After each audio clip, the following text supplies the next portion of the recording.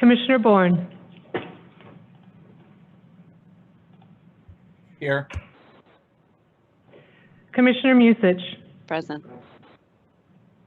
Commissioner Hassan. Commissioner Hassan. Can you hear me? I can, thank you. Here. Commissioner Severson. Present. Commissioner Meyer. Here. Commissioner French.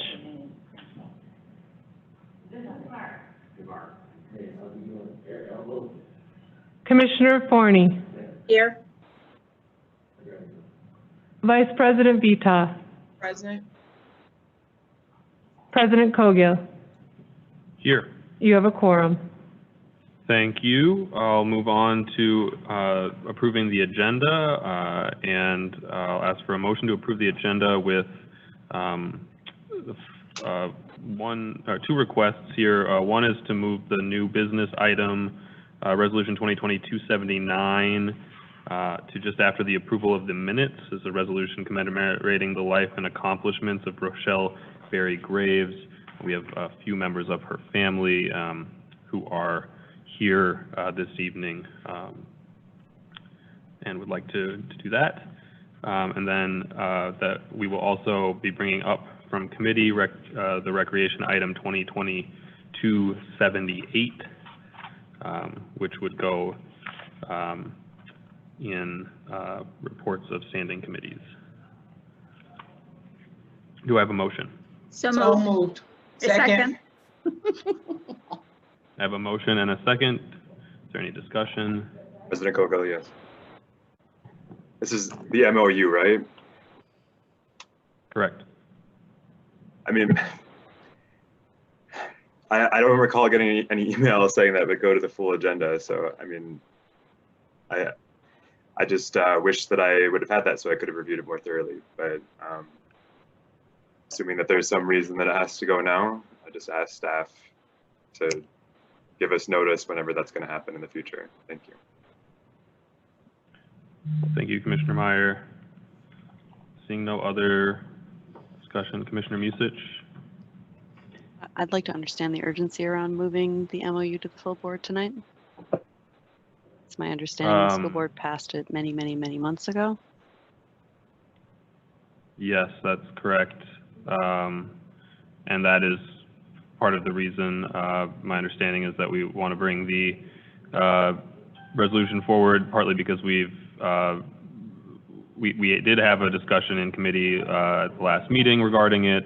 In addition, moving into the school year, the school board has been waiting on us and our action towards this, and in the interest of being good partners, we're hoping we can vote on it now. This new MOU doesn't actually provide any different guidance than the MOU that's currently in place. In fact, it provides less structure. So I don't understand the urgency.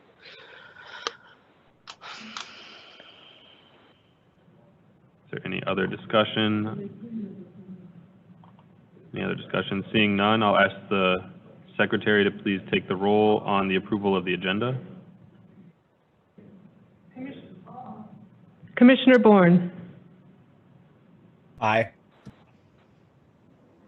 Commissioner Musich. No. Commissioner Hassan. Aye. Commissioner Severson.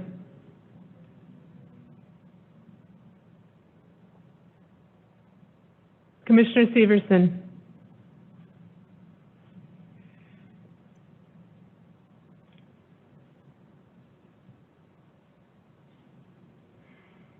Commissioner Meyer. Aye. Commissioner French. Aye. Commissioner Forney. Aye. Vice President Vita. Aye.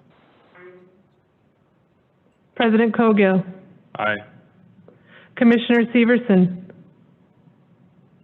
Tackle.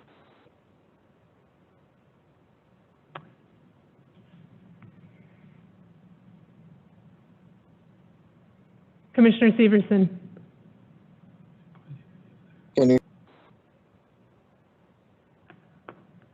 Can you hear me? Yep. Now. Hello? Yep. Yeah, we can hear you. I'm an I. I'm gonna leave the meeting and try to get back in because it says I'm in safe driving mode, so I don't know what I just did. So I'm gonna go back and log back in. Okay, thank you. You have 9 ayes. I don't, Oh, wait, The- sorry, the you have record 8 ayes, 1 nay. thank you. That carries. I'll ask now for a motion to approve the minutes of Wednesday, July 15th, 2020. Do I have a motion? So moved. Second. I have a motion and a second. Do I have any discussion on approving the minutes? Seeing none, I'll ask the secretary to please take the roll on approving the minutes from Wednesday, July 15th. Commissioner Bourne, Aye. Commissioner Musich, Aye. Commissioner Hassan, Aye. Commissioner Severson, Commissioner Meyer, Aye. Commissioner French, Aye. Commissioner Forney, Aye. Vice President Vita, Aye. President Cogill, Aye. Commissioner Severson. You have 8 ayes. Oh, I'm sorry, Commissioner aye. Severson. You have 9 ayes. Thank you. That carries. Moving on to our new business item, I'd ask for a motion on the resolution 2020-279. I'd like to move Resolution 220-279, a resolution commemorating the life and accomplishments of Rochelle Graves and honoring Commissioner Barry Graves' service to the Minneapolis Park and Recreation Board. The resolution has been moved. Is there a second? Second. The resolution has been moved and seconded. We have a variety of members of the family here this evening. Thank you for being here. And I guess before we get to having them speak, Commissioner Forney, would you like to read the entire resolution, or? I would be delighted. Thank you, President Cogill. Whereas on January 3rd, 1994, Rochelle Graves began her first term as a Minneapolis Park and Recreation Board at-large commissioner. Whereas Commissioner Barry Graves was subsequently elected to 2 additional 4-year terms and served as a Minneapolis Park and Recreation Board commissioner until January 1st, 2006. Whereas Commissioner Barry Graves was a graduate of the Minneapolis Central High School, where she was a varsity cheerleader, and Rochelle was also a graduate of the University of Minnesota. Whereas Rochelle Barry Graves led an active civic life and was deeply involved in her church, St. Peter's AME. Whereas Rochelle served as a Hennepin County probation officer for over 30 years and was active in her local union.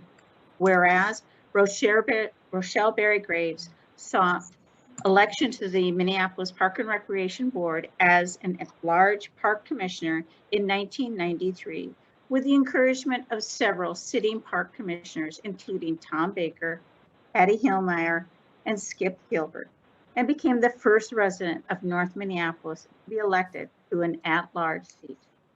Whereas, while serving on the park board, Commissioner Barry Graves was the leading advocate to fund the Learn to Earn Teen Teamworks program, a passionate promoter of young youth athletics, a strong supporter of an independent park police, and a protector of parkland who sought to preserve strong relationships with schools and libraries.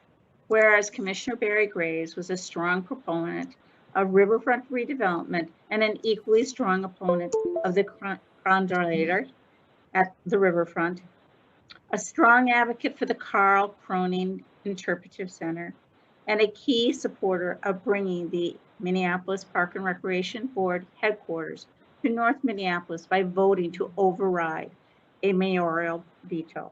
Whereas Commissioner Barry Graves had an amazing voice and shared that voice at annual park board meetings with powerful songs. Whereas Commissioner Barry Graves passed away on July 26, 2020. Whereas Commissioner Barry Graves led a life that is worthy of emulation and recognition, as she made a substantial contribution to the Minneapolis Park and Recreation Board to promote our goals and objectives.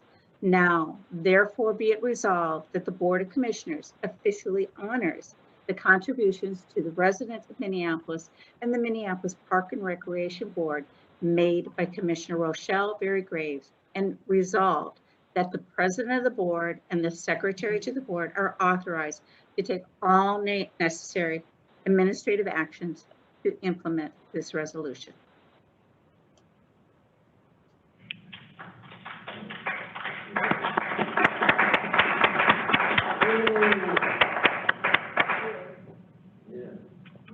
Thank you, Commissioner Forney, for reading that. I'm going to invite Mark Graves up if you'd like to come up and speak a few words. Please do.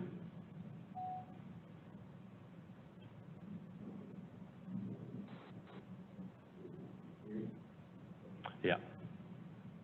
And if I could say, if you just step a little bit back so that folks can hear you. We've had some trouble when people are too close to the mic that the folks online can't hear. So that's perfect. Thank you. Right? You can, yeah, exactly. Yeah. Thank you very much for this honor. You know, it means a lot to our family.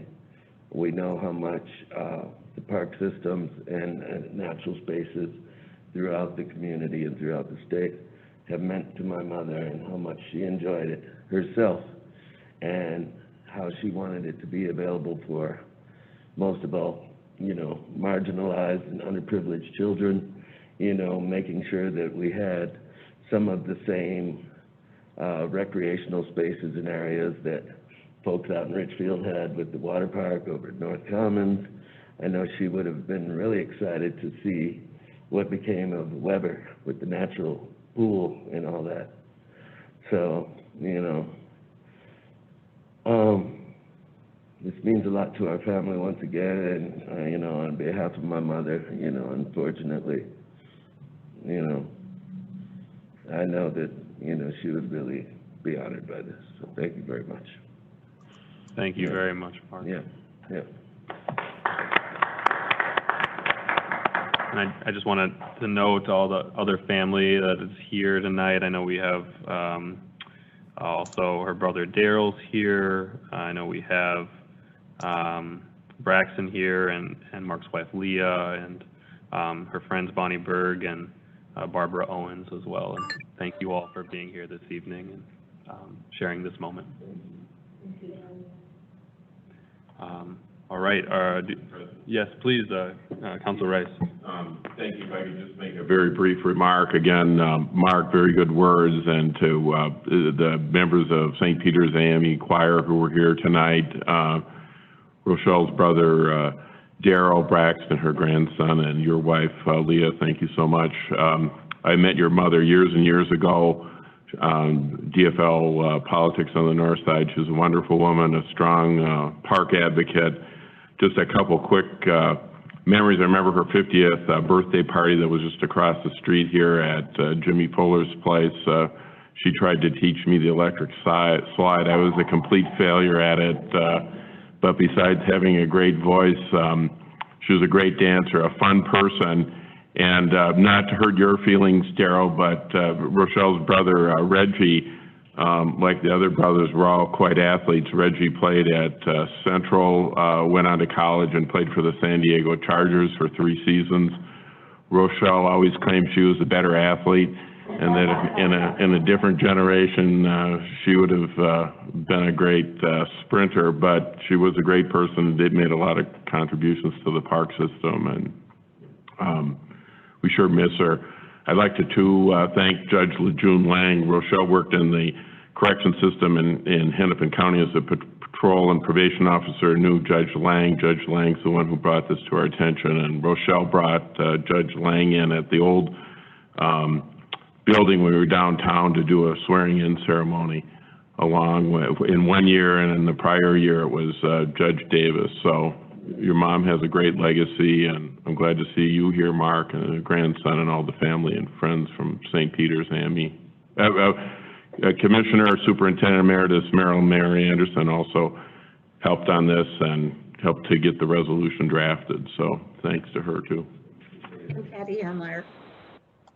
And Patty Hillmeyer and Commissioner Forney and Commissioner Olson, Commissioner Irwin. Thank you, Commissioner Forney. A number of people helped contribute to this resolution. Can I speak for 30 seconds? Yes, sir. I'm not the best speaker.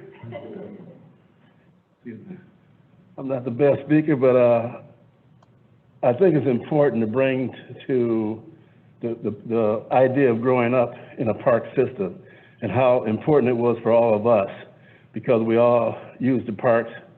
We played baseball, definitely played football, and even, you know, at Central we ran on the tracks.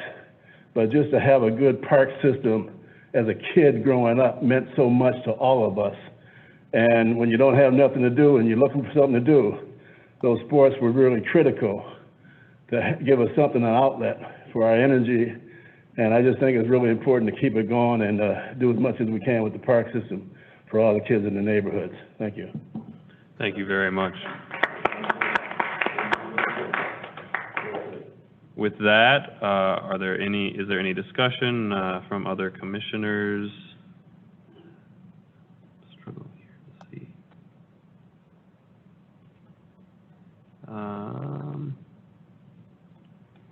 Seeing none,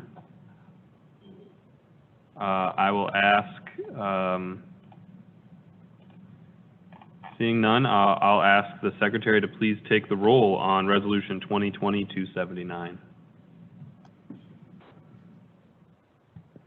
Commissioner Bourne, Aye. Commissioner Musich, Aye. Commissioner Severson, Aye. Commissioner Meyer, Aye. Commissioner Hassan, Aye. Commissioner French, Aye. Commissioner Forney, Aye. Vice President Vita, Aye. President Cogill. Aye. You have 9 ayes. The resolution carries.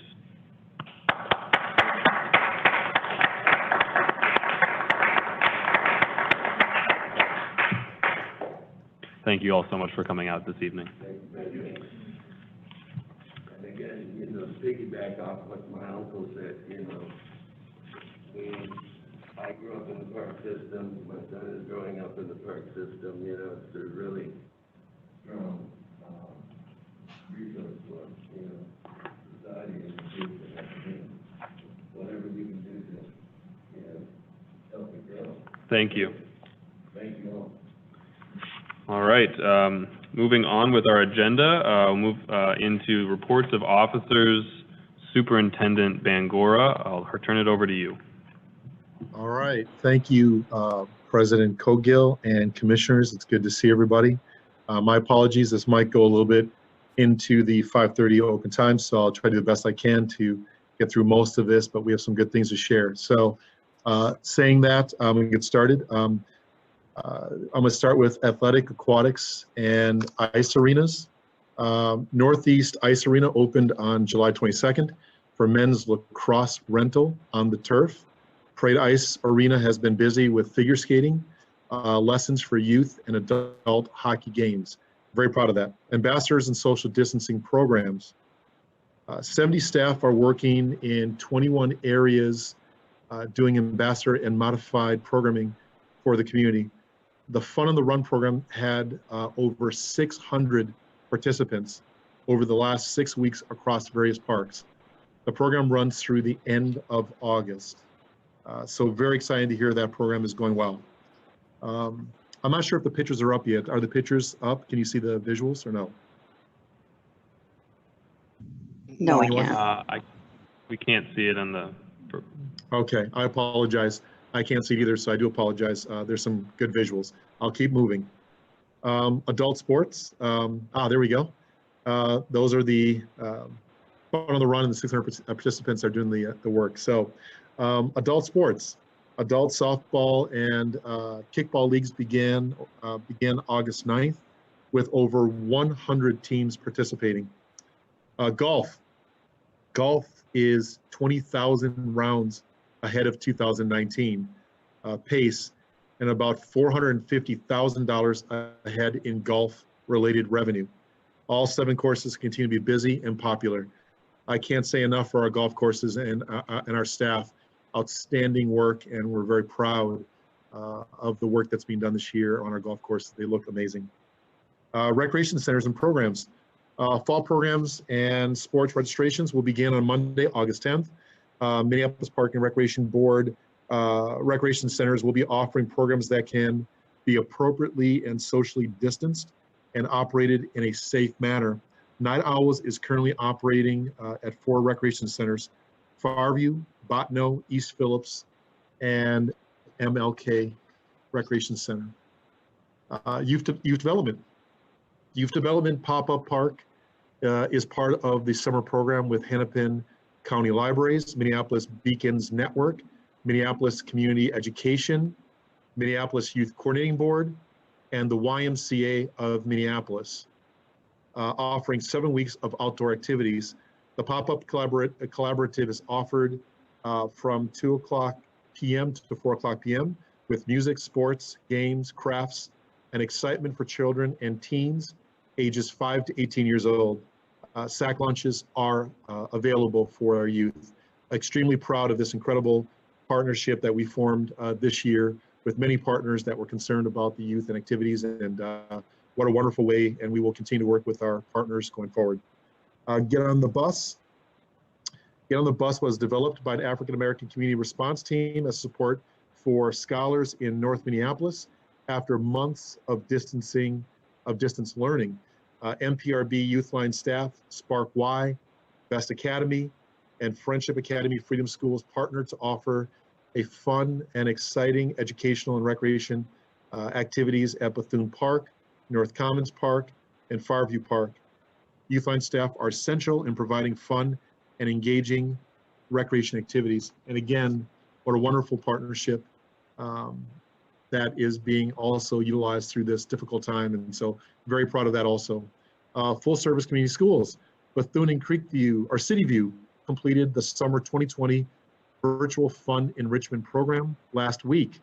Students concluded the week with a virtual party with treats dropped off by staff. And every time I see that picture of that young kid in the box over there, I love that photo. It's pretty cool. He's a robot, I believe. Forestry staff assisted the Marcy Holmes neighborhood with an outreach effort to encourage the watering of boulevard trees. Yard signs like the one seen here have been strategically placed near young trees that would benefit from extra watering. And now we'll go into maintenance and asset management. How much time do I have? I think we're good. Maintenance staff continue to prepare the park system for visitors while continuing to navigate social distancing guidelines. The plumbing shop recently activated 12 drinking fountains in our regional parks. Communications and customer service staff provided the signage reminding patrons of COVID-19 guidelines for active fountains. In addition, the trade staff have been working to deploy plexiglass screening at our recreation centers to aid in staff safety. The asset management team also took part in the staff training to help guide staff through risks associated with encampments. This training picture below was at Creekview Park. In order to safeguard our park tree assets, asset management staff will be maintaining the no-mow buffer around park trees in most areas. Aidan McQuarrie is shown in this photo weed whipping at Kenwood Park. Additionally, asset management staff is completing a condition survey of all aspects asphalt sport courts throughout the system. The new data, along with past survey data, will be used to develop a long-term maintenance program to improve our court systems system-wide. The photos of William Ransom completing the survey at Weber Park. The asset management team also completes playground inspections weekly during the most active times of the year and monthly during the winter months. Staff analyze this data to better understand the maintenance needs and amenities. So thank you for both gentlemen out there doing the work, and very proud of that. NPRB has purchased 2 new Toro 5900 mowers to replace the existing 8-year-old mower that had over 4,200 hours. 4,200 hours is equivalent to approximately 252,000 vehicle miles. The Toro 5900 mower plays an integral part in mowing NPRB parks and has large fields and that have large fields and open areas. The mower has 2 side decks and 1 front deck, which can mow up to 16 foot of swath in 1 pass. So very excited about that. Next, environmental management. So the new Ninja Trail and Nature Play Space opening soon at North Mississippi Regional Park. And there's a picture of it there. It's almost time to come out and play and have a lava, oh, this is a little play on words, a lava at the park. It's supposed to have a lava, but it says lava at the park. The ground being lava. So anyways, sorry, I tried. Tree trunks and stumps, boulders, wood chips, and play equipment are in place. 330 pollinator plants have been installed along with tree and shrubs. And this project was funded through the People for Parks, the Disney via NRPA, and a Hennepin County equipment grant. We plan to open in a few weeks once the ground cover is established. So exciting about that. So wonderful, wonderful activity, and glad to see that that's getting done. So planning, construction at Holmes Park. Construction at Holmes Park began the week of July 19th for a new playground. The playground should be completed yet this fall. The playground will include a play area for kids ages 2 through 5 years and a play area for kids 5 to 12 years of age. Music play, a freestanding climber, and many other new items. Watch for more information as late August approaches. Bassett Creek Playground Project update. The playground project at Bassett Creek Park near Morgan Avenue North is currently underway. The construction will take a little over 2 months to complete and will result in a new nature-inspired play area, picnic facilities, bee lawn, sidewalk repairs, and other new conveniences. The Lucy Line Regional Trail running adjacent to the play area will remain open for the duration of the project. Commissioner, our President Cogill, I believe it's 5:30. Should I stop here at this point? Okay. That would be great. Thank you, Superintendent, for the updates, and we will resume after our open time as well as our 2 time certain public hearings for 5:45 and 6 p.m. But at this time, it is 5:30, and that is our time for open time to hear from the public. Thank you all who came out this evening. We do have at least 10 speakers signed up at this point, and we will go through them in order. As I mentioned, there are 2 time certain public hearings, so we will have to stop the open time to go into those public hearings, and then we'll come back to open time and make sure that everybody has an opportunity to speak. So at open time, we are allocating 1 minute to each speaker, and you can speak on any subject. We just don't tolerate any harassing or discriminatory comments or any comments on pending litigation. It is our opportunity as commissioners to hear from you, so we do not respond or debate in any way. We're here to listen. And I ask, due to the fact that all other commissioners are online, to be cognizant of where you are in relation to the microphone. When folks are too close to the microphone, commissioners online can't hear what you're saying. So if you just step back about 2 to 3 feet from the mic, that we found is best in terms of just the audio quality for those who are remote. And then the last thing that I'll ask is, I know that there are other folks outside. Due to COVID, we're trying to move people through and make sure that folks are safe. So once you're done speaking, if you could please exit out the door to my stage left here, that would be much appreciated, so we can get other folks in and make sure that this is a safe space for everyone. So with that, I will move into open time, and our first speaker is Kader Roble. Kader, if you'd like to come forward, state your name.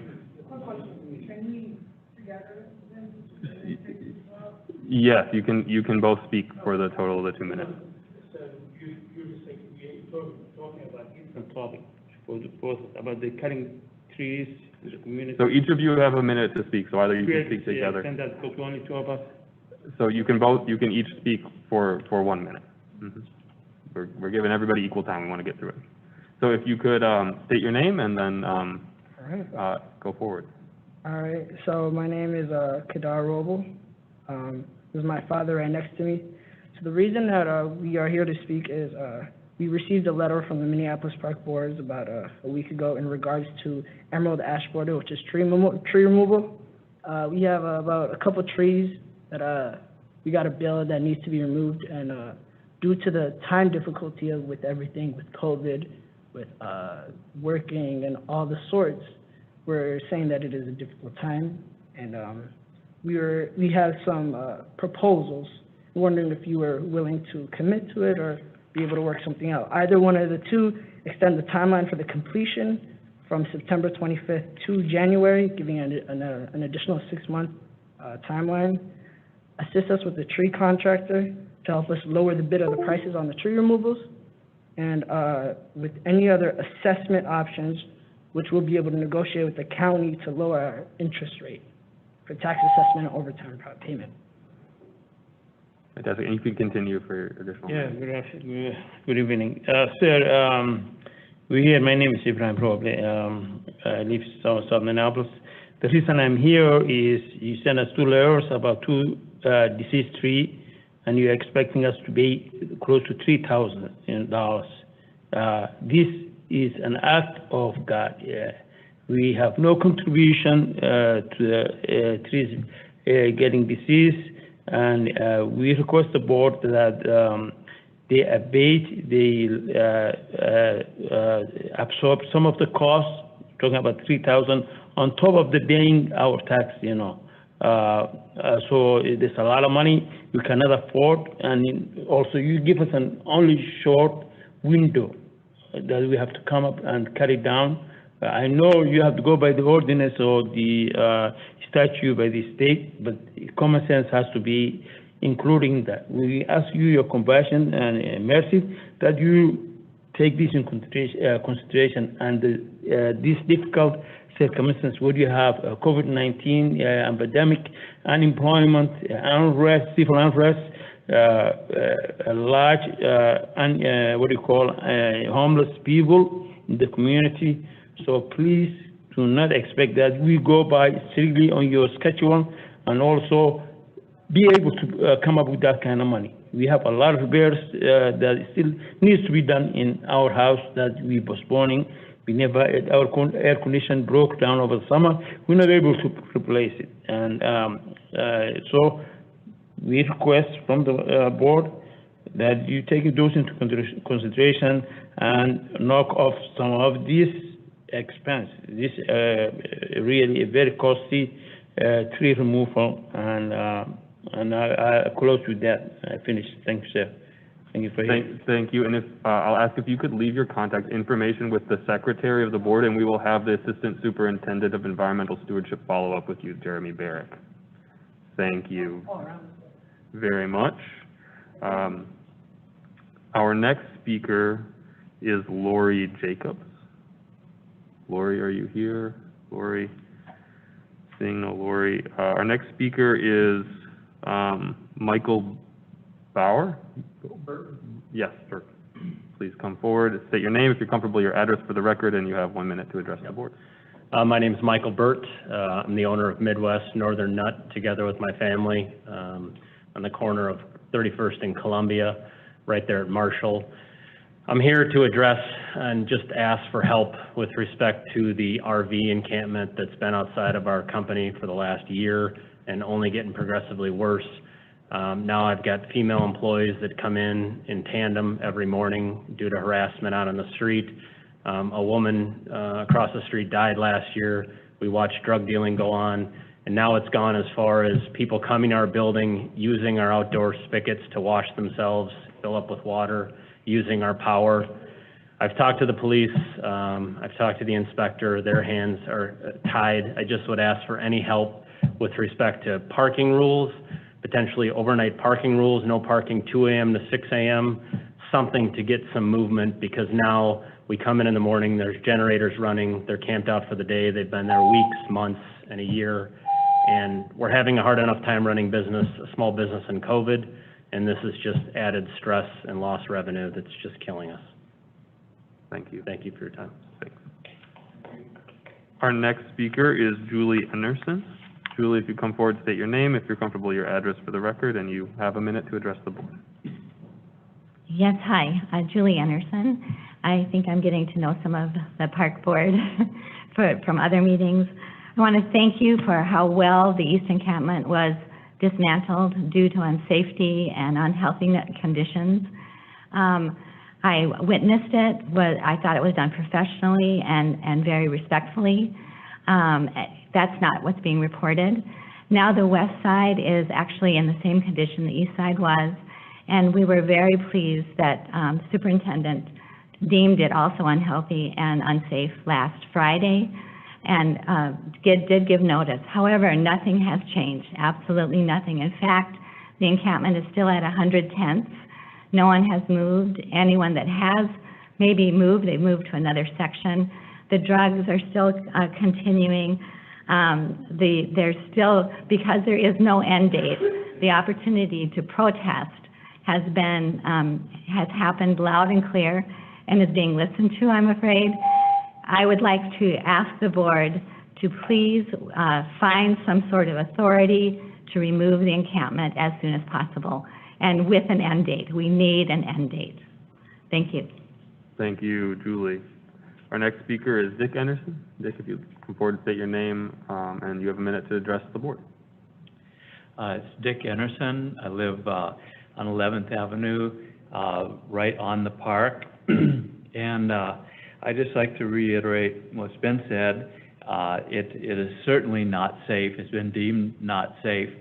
The drug usage is continuing. We pick up heroin needles right at our garage, so they're right around us.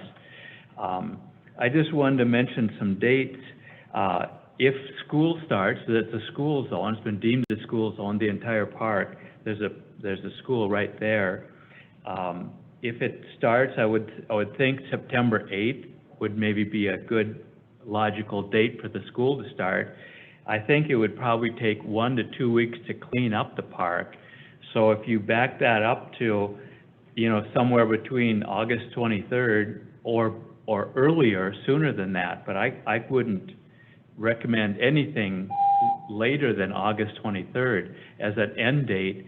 And I know that it's difficult if there's public relations or public opinion, might be hard.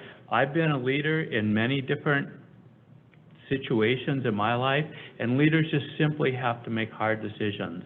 And so I would encourage you to enforce these regulations and set an end date and require them to move out. Thank you very much. Thank you, Mr. Anderson. Thank you. Our next speaker is Chris McLean. Chris, if you come forward, state your name, and if you're comfortable, your address for the record, and you have a minute to address the board. Okay. My name is Chris McLean, and we live on 11th Avenue on the south side of the park. And what I loved was hearing you guys talk about toros and taking care of trees.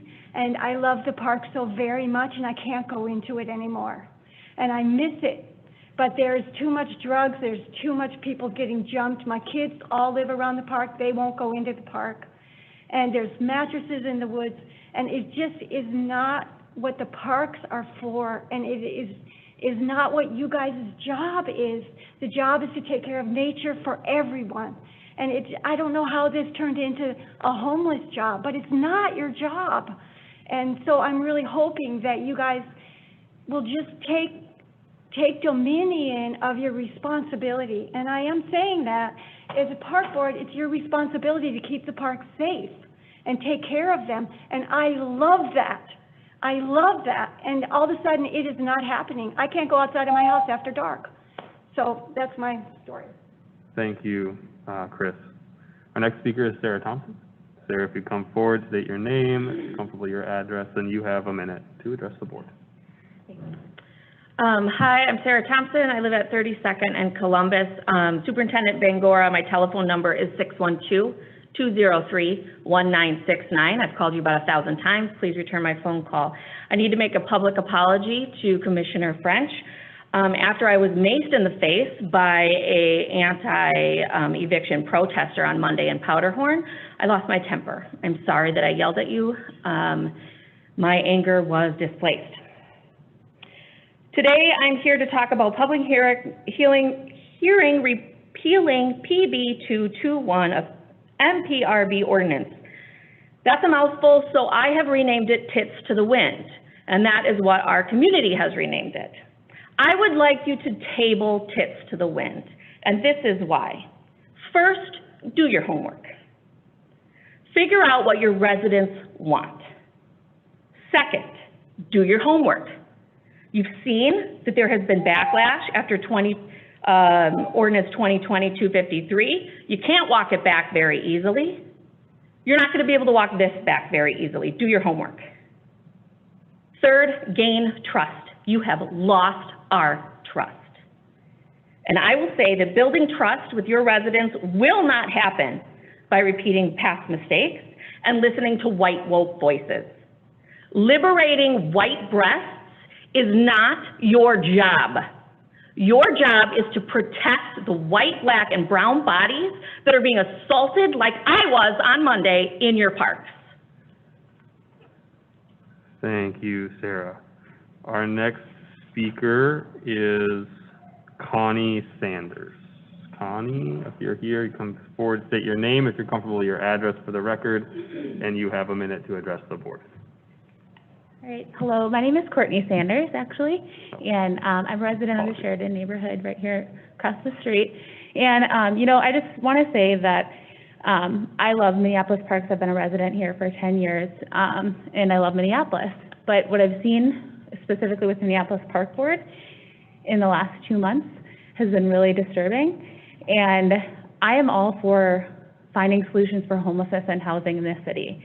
The Park Board's job is not homelessness and housing. When an emergency happens in your parks, you call on yourself to act like a leader, and you contact emergency services like the Red Cross. You contact the appropriate homelessness and housing agencies to intervene and to find appropriate solutions for citizens experiencing homelessness in this city.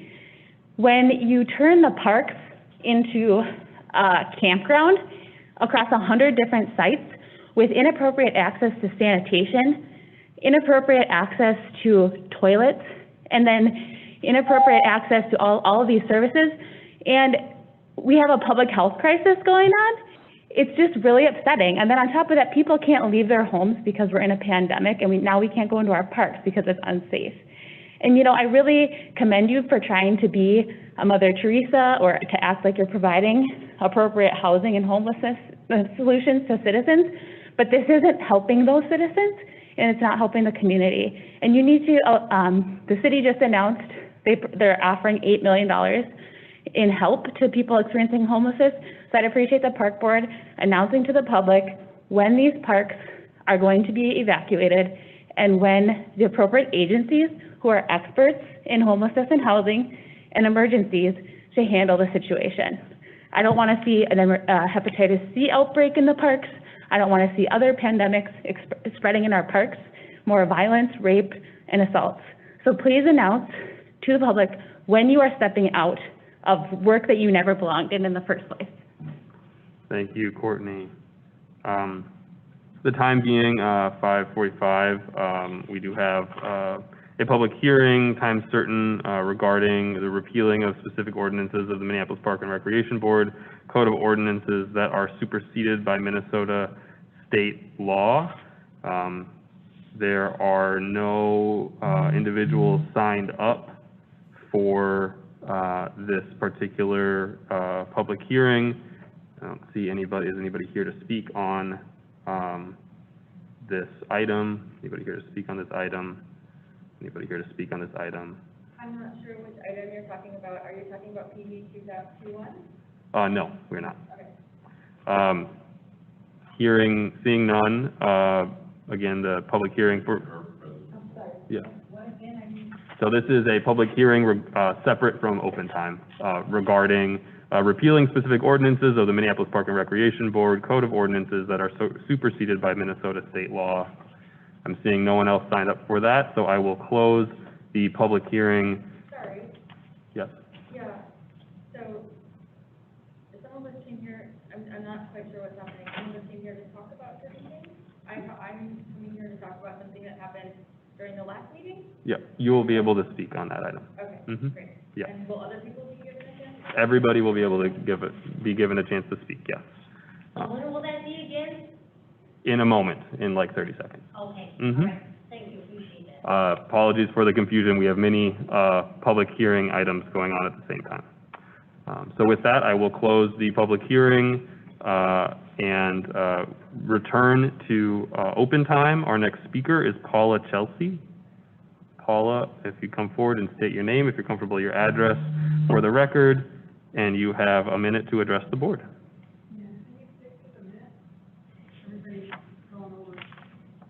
My name is Paula Chesley, and I live in East Isle, so Mr. Cowgill, you are my commissioner. On July 10th, I was cited for being topless with female breasts at Twin Lake, part of Theodore Worth Park. After this, I wrote to Commissioners Cowgill, French, and Forney, and I did not receive a reply. On July 15th, I spoke about my citation at the Parks Board meeting. After I spoke, a man from the audience yelled, "Put your shirt on," at me. No Parks Commissioner reacted in any way to this harassment. I have no problem with someone disagreeing with me, but I do have a problem if they're not respectful. If this man has an issue with female toplessness, he can do what I did, put his name down and speak when given the opportunity. I emailed Commissioners Cowgill and Mayer about this harassment and proposed that you implement a protocol for harassment at meetings, and I did not hear back. So what does it take to be able to speak at a Parks Board meeting, like I am doing now? It means having awareness of the meeting time and place. It means having time and flexibility in your schedule to be able to come. It means having a command of English to the point where you won't feel embarrassed or self-conscious about your language skills. It means overcoming fears of public speaking. It means being willing to mention publicly that you received a citation. And in this case, it means being willing to talk publicly about your breasts to a panel of public officials, most of whom are men, and for all your good intentions, will never understand to live what it's like with the constant sexualization of a female body. I mention this to raise awareness that the bar for speaking at these meetings is already incredibly high.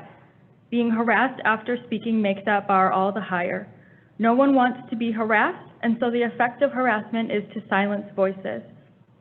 Helena and I are likely to be the only ones this evening speaking about female toplessness, but I can tell you there are many more people who would if the bar weren't so high. I repeat the questions I proposed in my email. Do you have a protocol in place for harassment at meetings? If not, I urge you to get one. If you do, I ask that you reflect on why you were unwilling or unable to execute it that evening and to do better next time. For the person who harassed me at the July 15th meeting, I think something like "that's not tolerated here" would have sufficed. In these trying times, tensions are high, and people are likely to be less civil than they otherwise would be. We need to show forgiveness, but also to show early on that harassment will not be tolerated. Thank you, Paula. Our next speaker is Wells Emerson. Wells, are you here? Wells? Wells? And again, I would ask folks to, once you've spoken, if you could exit to the stage left, that would be appreciated so we can have additional people come in to speak. Our next speaker, if Wells is not here, George Edwards. George here? No.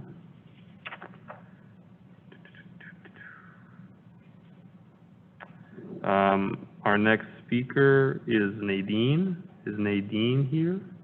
Nadine, if you come forward, state your name, and if you're comfortable, your address for the record. You have a minute to address the board. Yes, my name is Nadine Little. I've been homeless since March 24th of this year, and everybody says there's a resolution for us homelessness. Everybody keeps putting us here and there. That's not going to solve it, because we're always going to be here homeless unless somebody does something about it. I live in a tent in Kenwood Park. It wasn't my choice to live there. It wasn't my choice to be homeless like I am now. What's the resolution for that? There's money out there that can give us homeless people homes, houses, everything.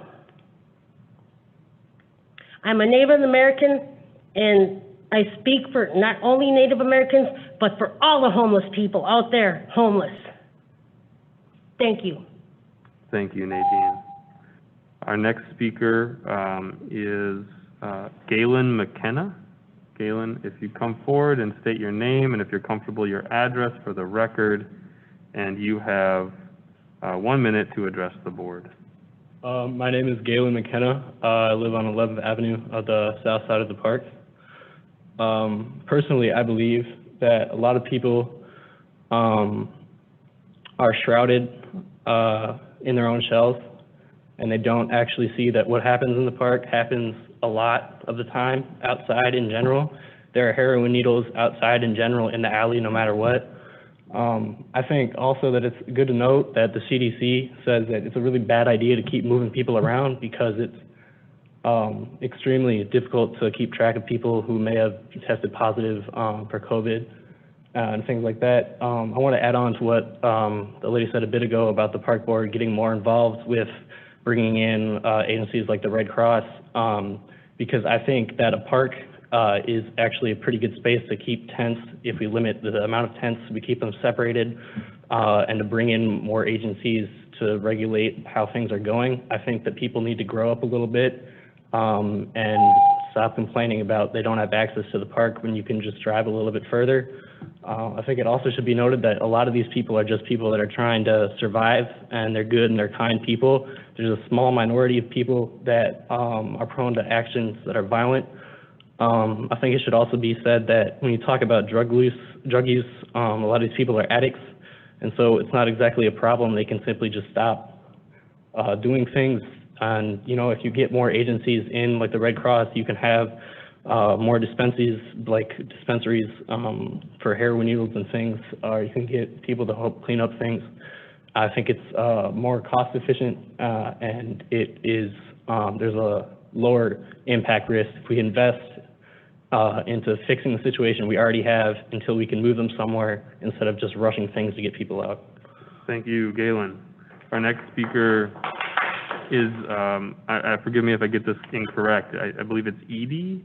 Edie, if you come forward, state your name, if you're comfortable, your address for the record, and you have a minute to address the board. Yep, hi, my name's Edie Karras. I'm 3117 11th Avenue, right on the corner, the north west corner of the park. I just want to speak to some of the things that I've witnessed and some of the things that I've heard. I work from home, so I'm home all the time, basically, and I hear a lot of stuff that goes on in the park from my third floor window.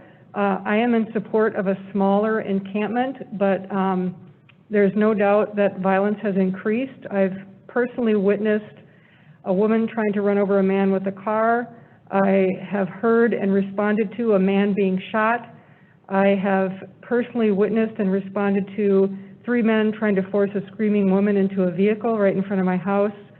I have heard about a man being hit in the head with a rock, a boy being beaten senseless by a group of young men, possibly, several sexual assaults that I've heard about but have not witnessed. It's not safe. It's not safe for the residents, whether the residents are committing crimes or people are preying on the residents in the encampments. If the encampment is going to stay there, then it needs support. That's all. Thank you, Edie. Our next speaker is Jennifer Quam. Jennifer, if you come forward, state your name, if you're comfortable, your address for the record, and you have 1 minute to address the board. Thank you. My name is Jennifer. I live on 11th Street in Powderhorn Park. 16 years. I'm a mother, I'm a homeowner, and I'm a Powderhorn neighbor. I'm here representing many neighbors who can't be here tonight due to COVID risk, immune issues. They're still working or couldn't get their kids covered. I just received a notice of transition again, talking about 65 tents in our park. My neighbor John does a count every day.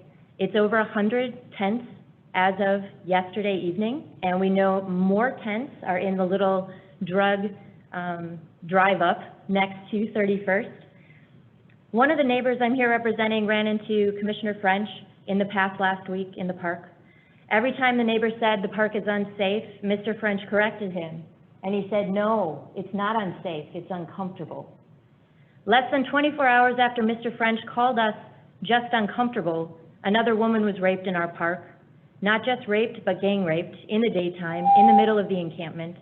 And no, Mr. French, you may be uncomfortable with the tough decisions that the park board has to make here around the Powderhorn encampment, but the unhoused and housed neighbors of Powderhorn are unsafe. Mad dads will no longer patrol at night, citing grave risk to children and women in the encampment. Park board commissioners, you may feel uncomfortable taking action in Powderhorn, but mad dads and the unhoused and housed neighbors of Powderhorn, we are unsafe.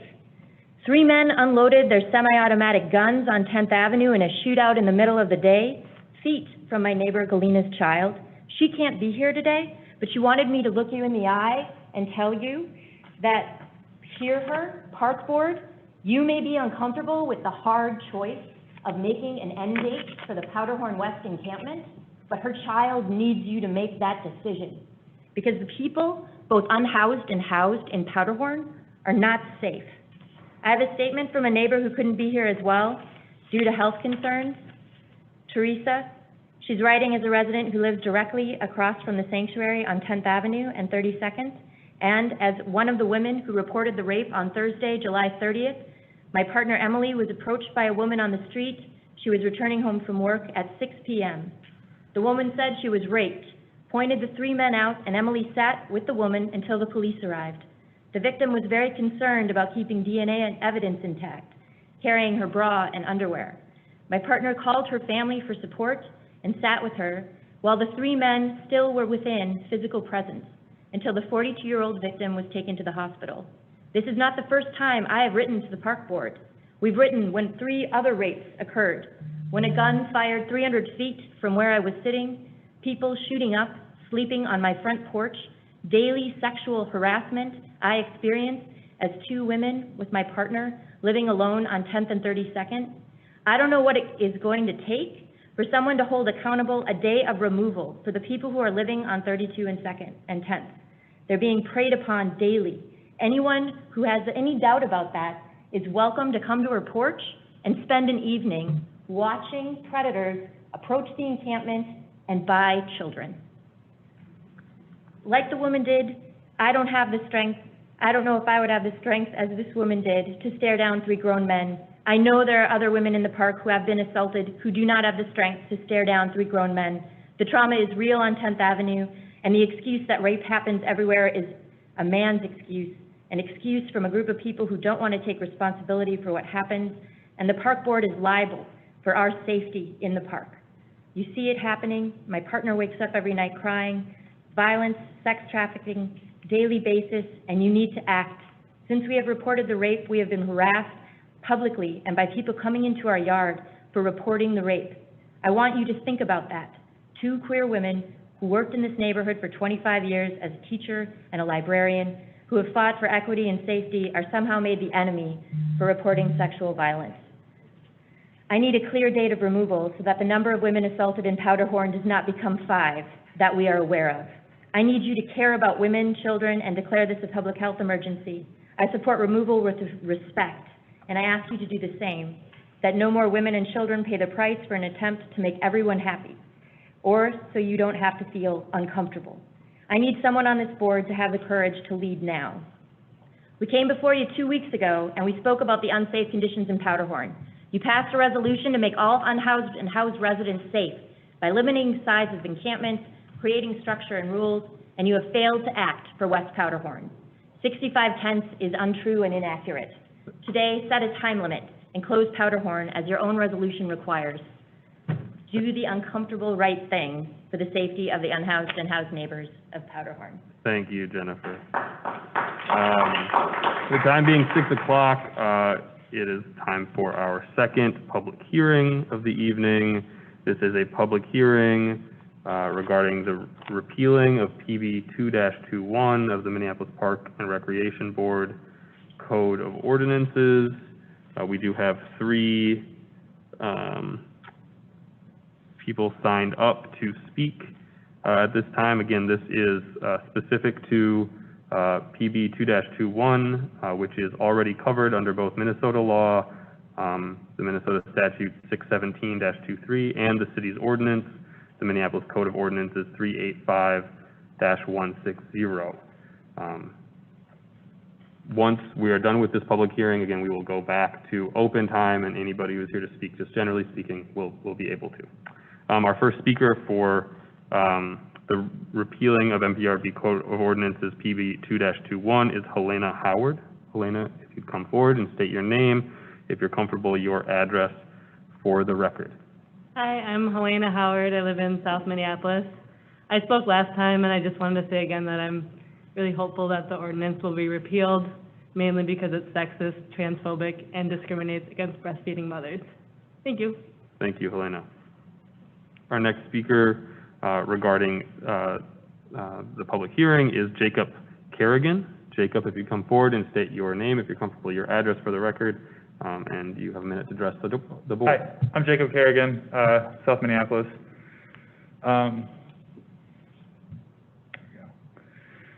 Removing PB 2-21 is only one small step in the massive change needed to shift the sexist culture upheld by our society. The Park Board has the power and agency to cultivate a park system of equity, and this is one part of that process. As the Park Board moves to eliminate this ordinance, it is on the Park Board and citizens, especially those opposed to naked bodies in public, to stop categorizing naked bodies with sex. Naked bodies are normal and healthy. What's unhealthy is associating these bodies with sex. It is perpetuating a culture that lacks discernment, that lumps naked bodies under one umbrella category of sex and lewdness. Furthermore, the sexist objectification behind this archaic ordinance perpetuates both a patriarchal and rape culture, one that treats women and trans bodies as objects to be hidden, shamed, ridiculed, catcalled, and/or solicited. I would not like to just see this one ordinance removed, but also hear from the Park Board public consideration and acknowledgement of the harm caused in our culture by upholding this ordinance until now, and the steps you will take to help heal and transform our city and culture from this ordinance. Thank you. Thank you, Jacob. Our next speaker is Lori Jacobs. Lori, if you come forward, state your name, if you're comfortable, your address for the record, and you have a minute to address the board. Hi, I'm Lori Jacobs, and I want to speak about PB 221. I ask that you not repeal it. It is a statute in Minnesota that nudity is considered showing of female breasts, and we need to just keep that intact. I represent hundreds of Minneapolis families that couldn't be here because they're caring for their children at home and can't come because of the COVID restrictions and didn't want to expose them to COVID restrictions here.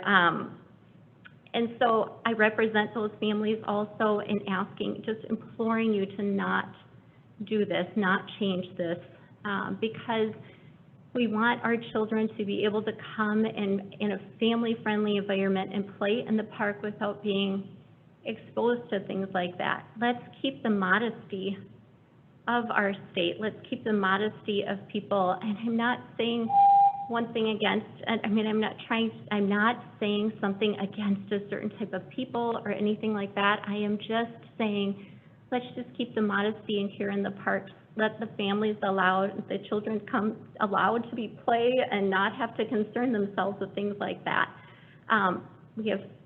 let's just keep it a family-friendly environment and encourage parks to still be for that purpose.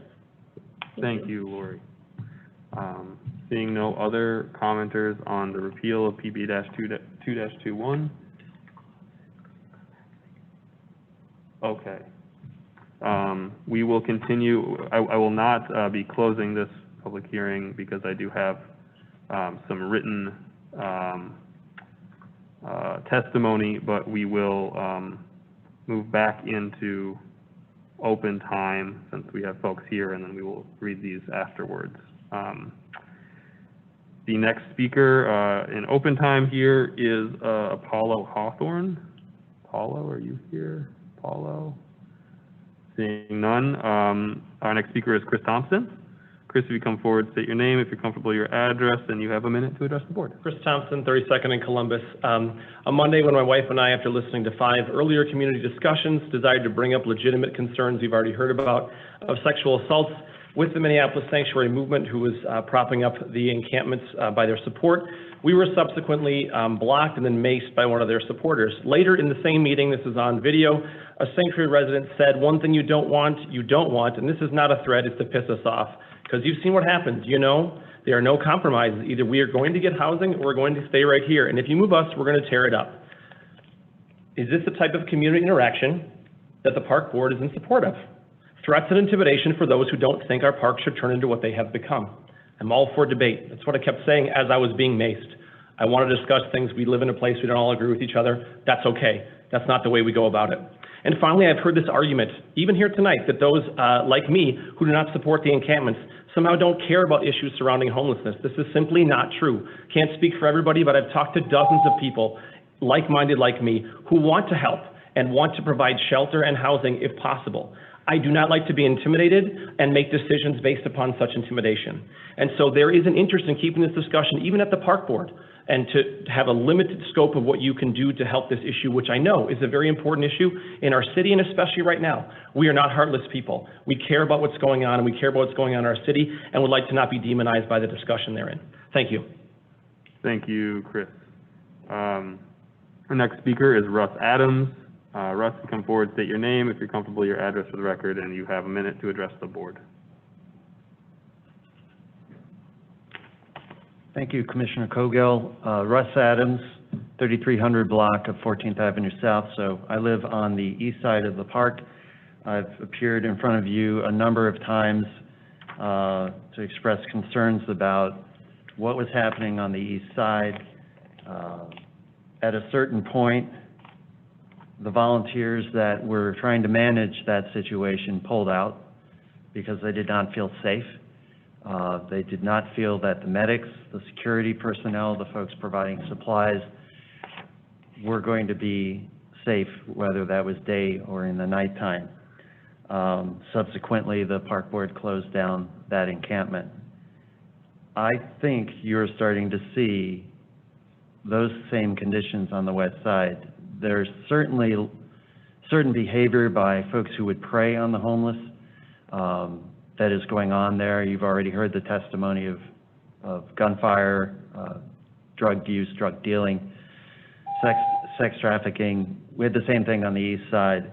That is not to say that the residents who are trying to seek shelter in a tent are all responsible for that. If anything, and I think most folks would agree, the encampment becomes a magnet for those who would prey on folks who are experiencing homelessness. That is a very predictable result of the large encampments that have been at Powderhorn. It is not necessarily the result in the smaller encampments that have been popping up in other parks. So I just want you to think about what the housed and unhoused residents on the west side of Powderhorn are dealing with today and tonight. Mad Dads, which just about everybody can agree provides a positive influence on any situation, particularly those that are highly charged, has pulled out as of last night from the west side. They do not feel that their volunteers, their staff, are safe under the conditions right now on the west side. Something needs to be done about that.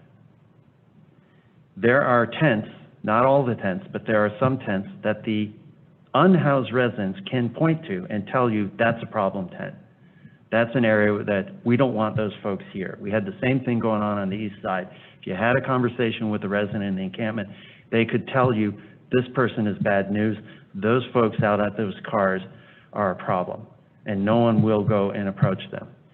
If the park patrol or Mad Dads or any other entity that you want to pull up doesn't feel safe to approach those folks, you have a problem. It's a problem that spills out of the park and into the surrounding areas, but it is particularly dangerous for folks in the tents. And something has to be done about that. If you have to shrink down that encampment, you need to shrink down that encampment. If you need to help folks move to a safer, better place, then you need to consider that. One last thing. I know Brackett Park is a very successful encampment. It is designed for families, for children and women, and it is protected by snow fencing. And from what I know, it's very well managed. It's almost the model that you want moving forward with your permitting process and your resolution as it's written with rules. Brackett Park is in a school zone, apparently, and therefore in violation and probably can't get a permit. I think you need to think about times when you need to waive that requirement and that exception, particularly if the schools are not in session. And then if they aren't going to be in session, waive it. Because that park, from what everything I've heard, is well managed and well designed and is a safe place for folks. It is okay for you to waiver. Don't be locked in on technocratic details. Try to use some discretion if you can. So I know there are speakers here who want to tell you that about Brackett. I think sometimes you got to make some exceptions. That might be the one, and there may be others. But in Powderhorn, we have a problem. We've had a problem for weeks. And if Mad Dads or AIM Patrol or any of these other entities do not feel like they can come in and handle it, that problem has to be solved by the park board. Thank you. Thank you, Russ. Our next speaker is Frank Yellow. Frank, if you're here, could come forward, state your name, and if you're comfortable, your address for the record, and you have a minute to address the board. Yeah. Frank Yellow, Southside Minneapolis. Transitional in my home situation. Now, I can speak to Brackett's success. I've helped them build some of that. I've been a part of Sanctuary at Powderhorn from the beginning. And I also helped set up the east side. I wasn't able to be as integral for a time at the sanctuary sites, but I was able to deliver them and connect them with resources and other people, like-minded folks. Now, I do have a solution that is available to us almost immediately if we want to go forward with it. Under the new trailer park ordinance laws, we can build a tiny house community at low cost, and we can house people immediately from being outside in the elements. Also with that, I would like to adopt and adapt other forms of mental health care and treatment for substance abuse. I do believe that there is a model available to improve upon what Brackett has done, and I have built or have people available with me to help us in this dream, this attainable reality. Thank you, Frank. Thanks for hearing me. Our next speaker is Caspian Worth Petrie. Caspian, if you come forward and state your name, if you're comfortable, your address for the record, and you have a minute to address the board. It's actually not Caspian, it's Samantha Priest-Denson, 2321 Pillsbury Avenue South. Okay. Yep. First of all, I'd like to say thank you for even taking on this issue of homelessness. I think it's abhorrent, it's disgusting and ridiculous that the Parks Board is the one that has stepped up to try and fix a systemic and institutional problem that didn't just pop up with Powderhorn. So I want to start with that. I'm one of the people who is helping to manage over at Brackett. Our permit was denied because of the school zone. So I followed up with some additional questions, and it sounds like it's a state statute that sets the rules around school zones. However, an encampment does not fit within the description of something that is not allowed to be in a school zone. I've checked and verified that. So with that being the case, I would like for there to be a variance for the Brackett site. As you've heard from a couple of people, it is professionally managed and organized. My consulting firm is working for free to provide the site mapping and some of the other things that were done. We have a completely volunteer force of people that are not being paid, from everything from cooking to resource navigation and management, getting people into housing, providing them with bus fare tokens, everything that you can think of. And it's a community effort. Everybody is pitching in and doing this because it is the right thing to do. There is no place else for people to go. They can't go under a bridge. They can't be on a public sidewalk. They can't be in any other public space. Some of the people that are eligible to be in another facility, like maybe it's a hotel or some other accommodation, it is equally unsafe. You can get raped and you can get harmed in a shelter just like you can in a park. The women that are choosing to be at Brackett are there because it is the place where they feel the most safe. They have security, they have food, they have access to everything they need, to include rides to medical appointments. This is not a long-term solution, and I'm not saying it is by any stretch of the imagination, but we are relying on government to meet us part of the way, to pick up the baton and figure out the next leg of the race. But for now, we have it locked down at least until winter time. We could do a winter encampment. I served in the military. I know how to put one together, but that is not ideal, as we know. So sometime between now and October 1st would be great to figure out what the next step is. I'm already working with other government partners to figure out what that might be. But in the meantime, we need for you to approve that variance, because otherwise you're going to come and you're going to bulldoze and you're going to traumatize a bunch of women and children who are already the most vulnerable that we have. That's trans women, that's other people that have disabilities. There's a lot of different people that are there, and they get enough out in the rest of the world just trying to navigate being in the bodies that they're in. And it's a culturally competent camp at that. So this is something that we need to think about, as the gentleman said, as we start thinking about not all camps are created equal perhaps, but they could be.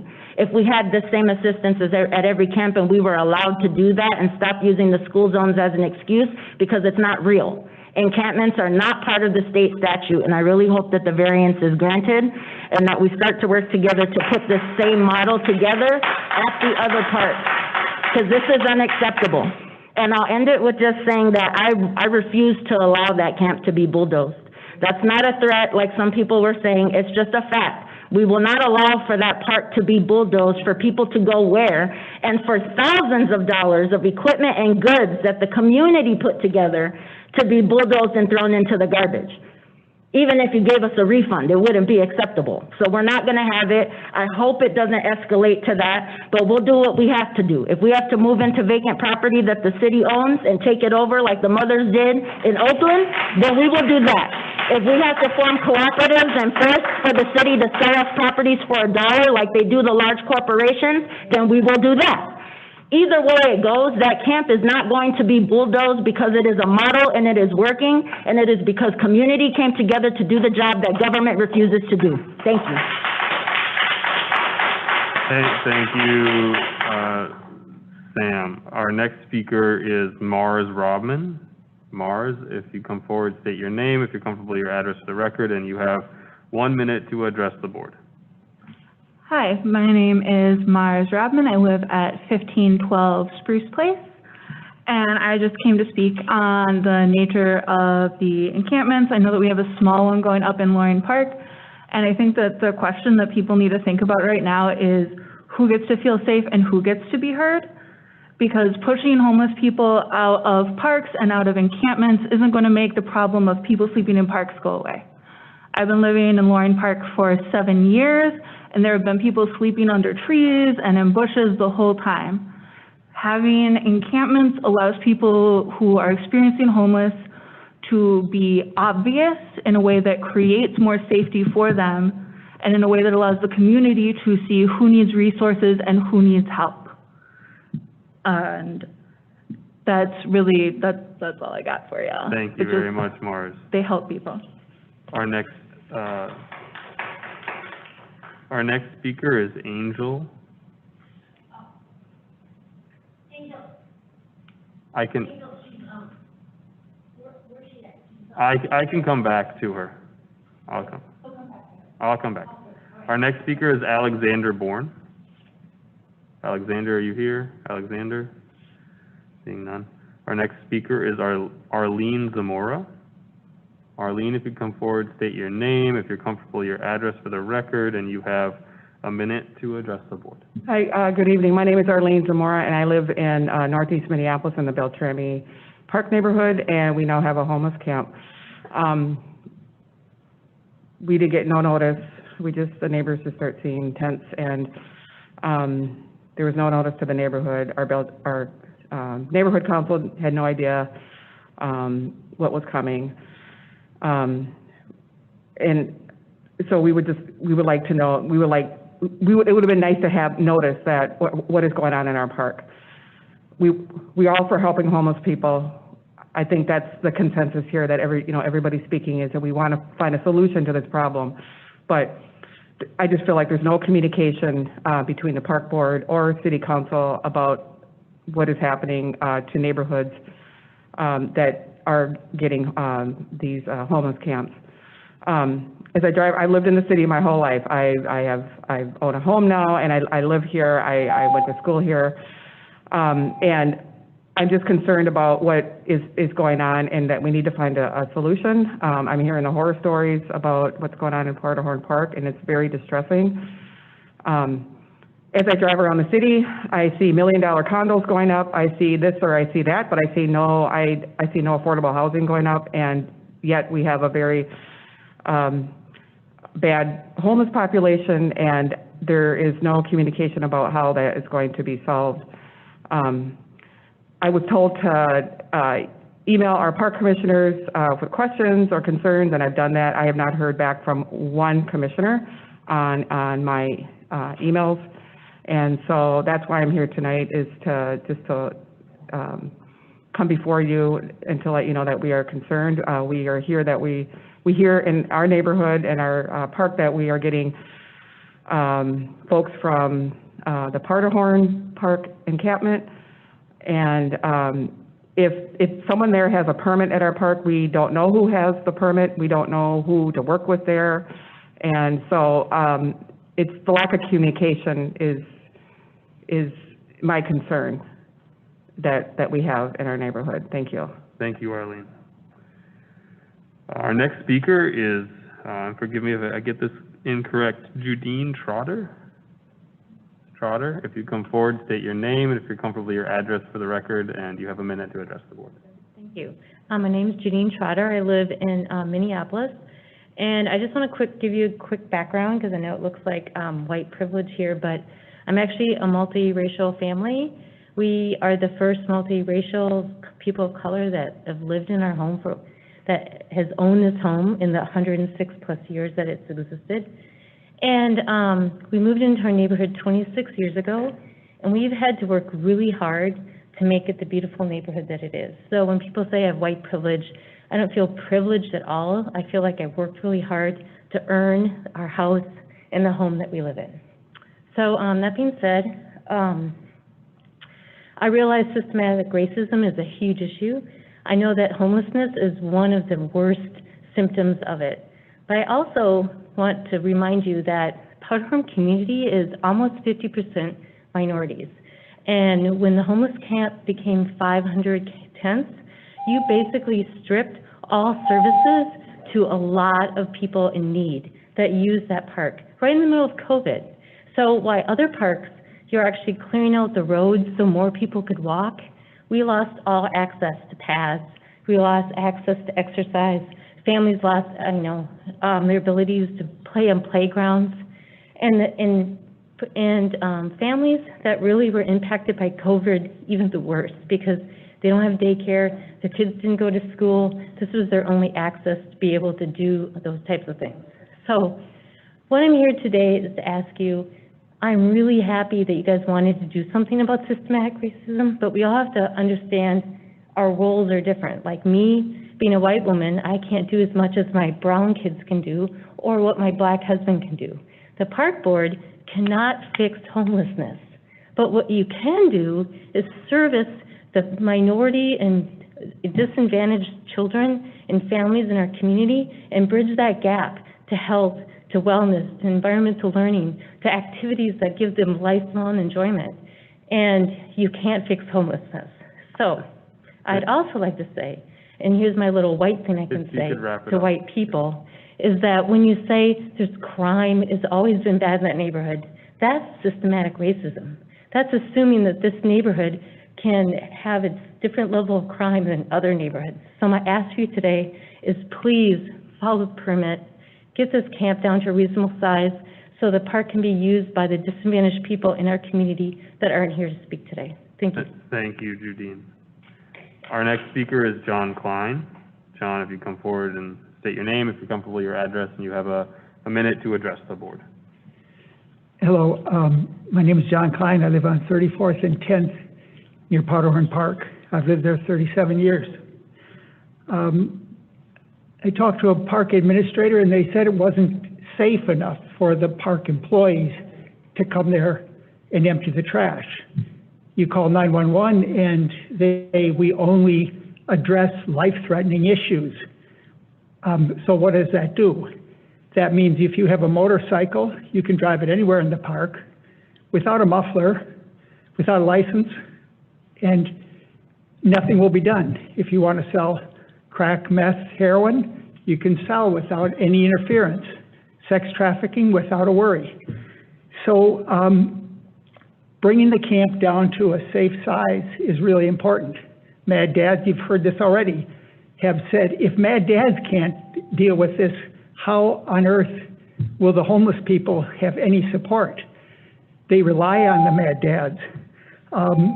The resolution is really important. I really hope you enforce it, and at 25 tenths, that might be manageable. Thank you. Thank you very much, John. Before we have a few more speakers here, I just remind folks who have spoken, if you could exit stage left, that would be helpful. So if anybody else isn't in here, they're able to get in. Our next speaker is, I believe, Carrie Livingston.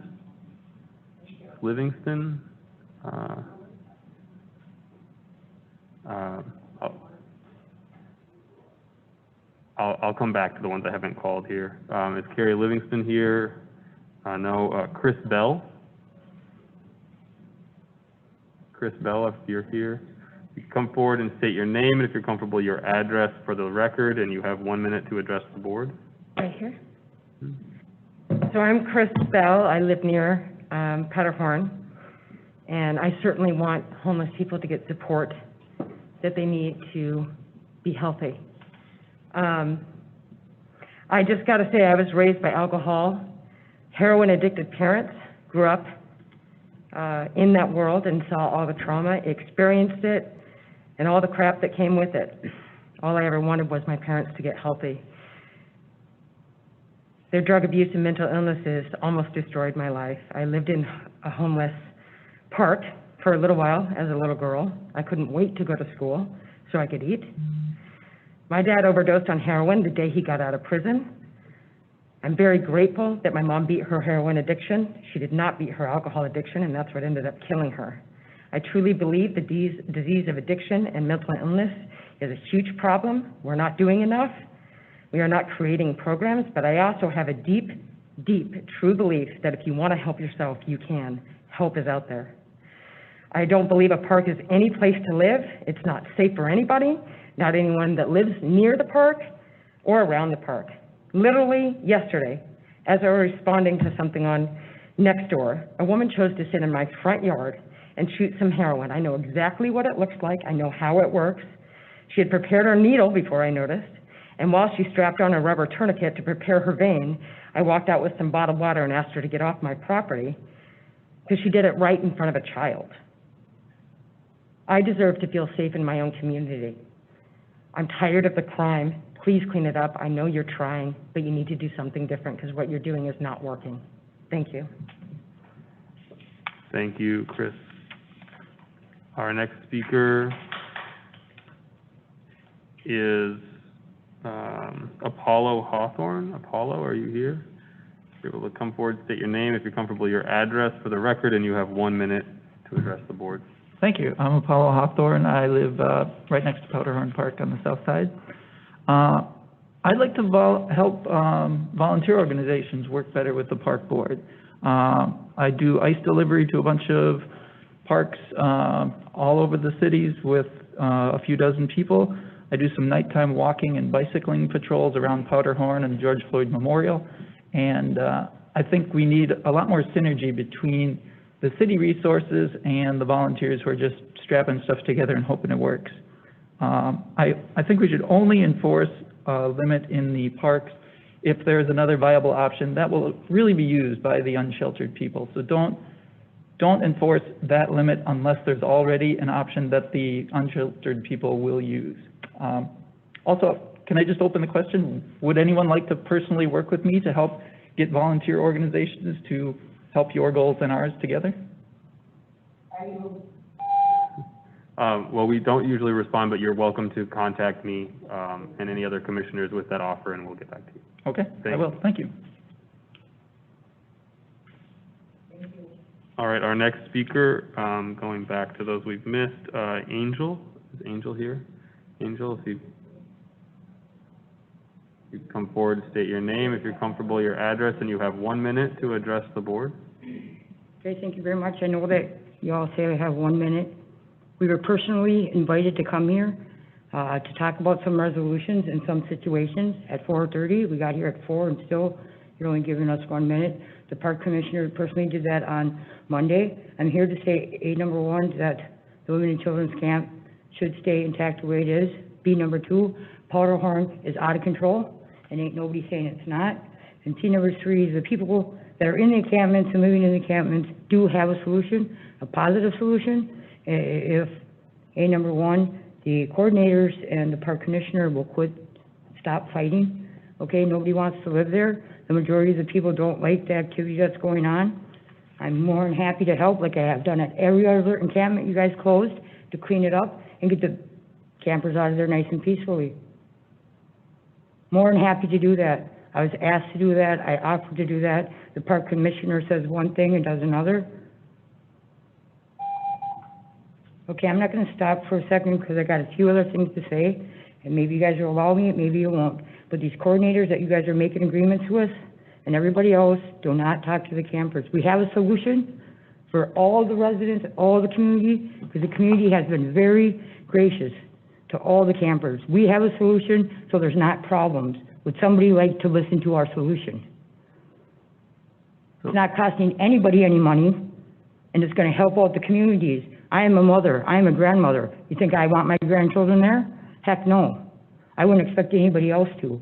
But somebody needs to listen to these campers, because it's not the way you guys are portraying things. Thank you, Angel. Our next speaker is Wells Emerson. Wells, if you come forward, state your name, if you're comfortable, your address for the record, and you have a minute to address the board. Hello, I'm Wells Emerson. I live on Bryn Mawr Meadow, Morgan Avenue South, Minneapolis. I'm here to talk about an encampment that's recently been created in the meadow.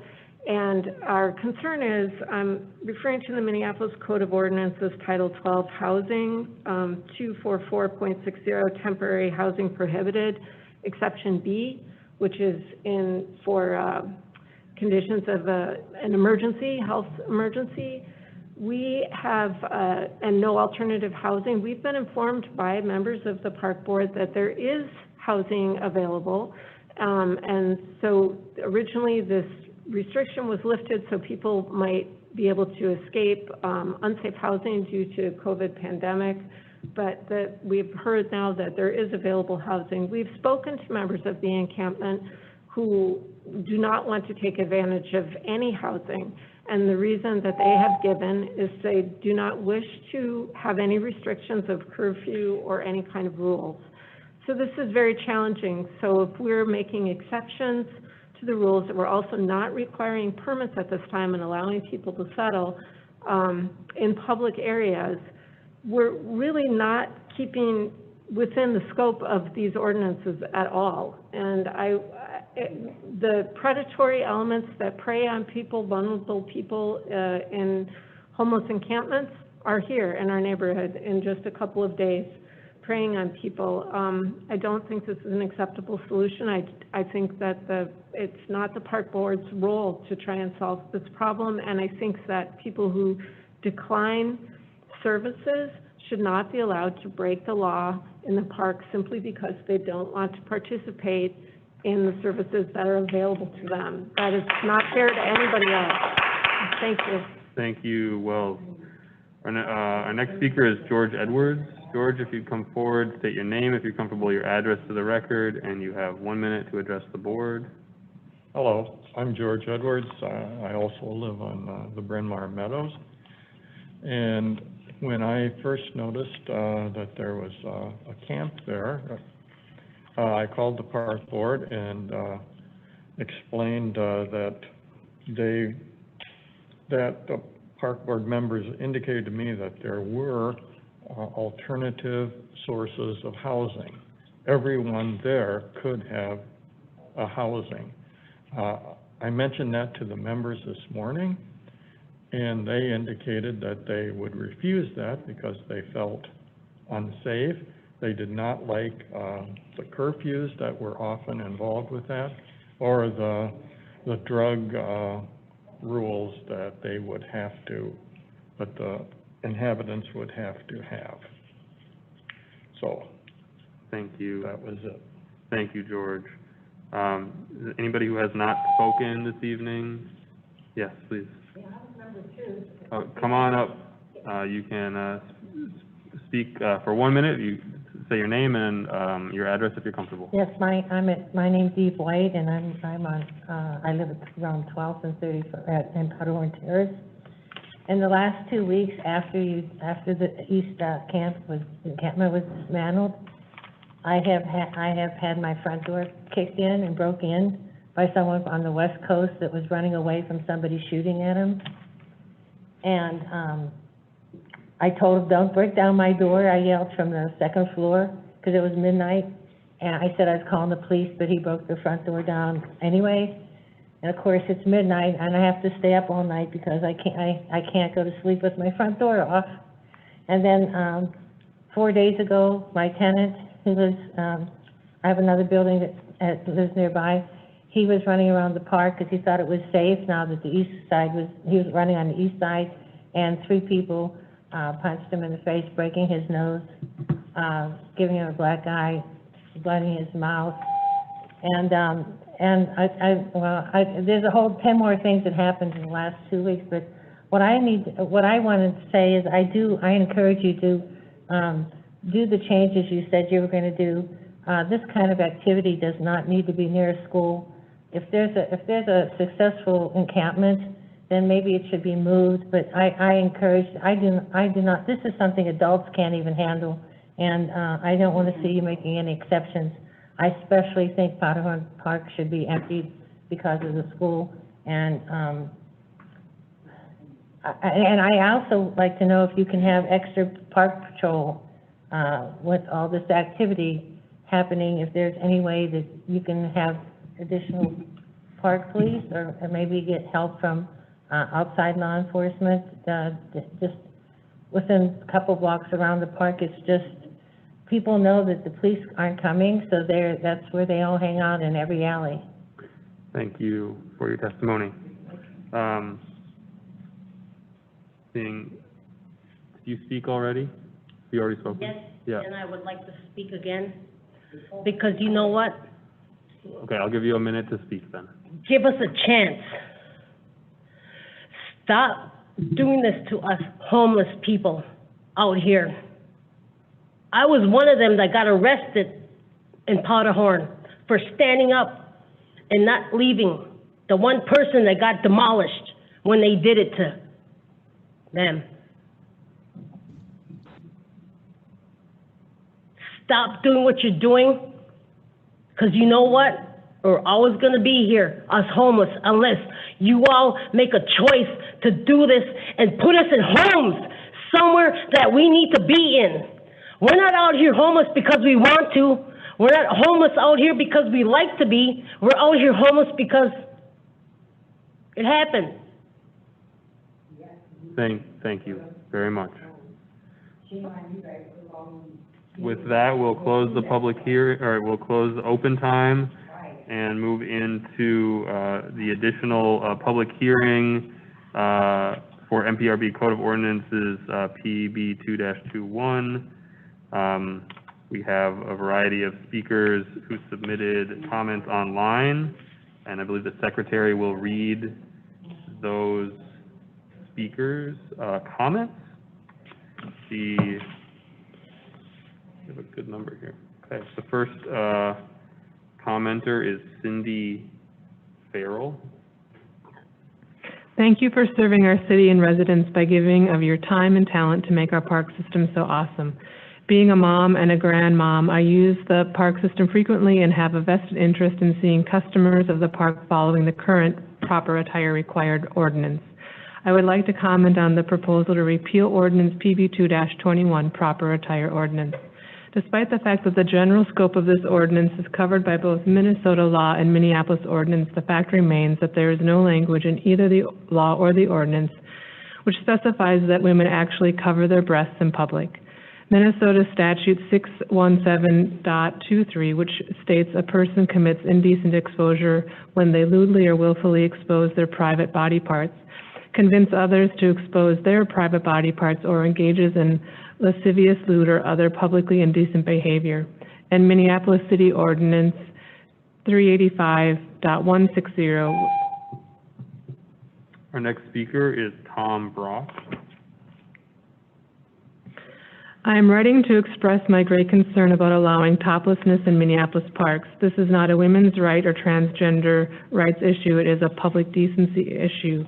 A mother taking her child to the park should not have to have her child exposed to naked breasts.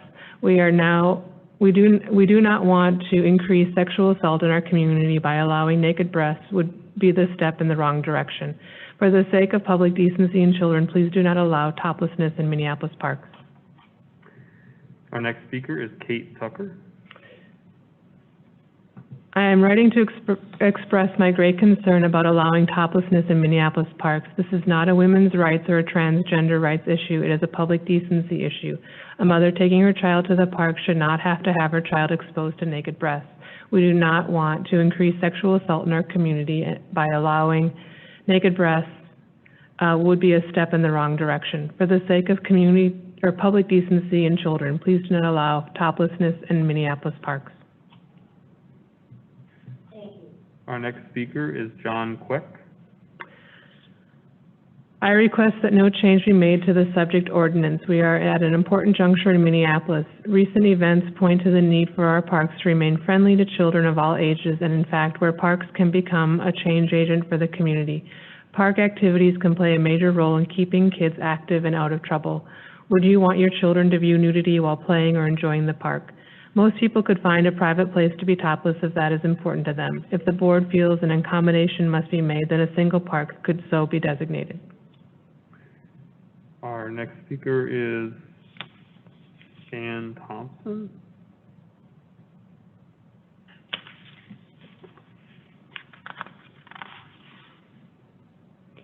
I oppose repealing this ordinance. Public parks are for all those living in Minneapolis, and I don't see how introducing a change to allow female breasts to be exposed enhances this ordinance, or that leaving it to stand as it is restrictive when all park users are considered.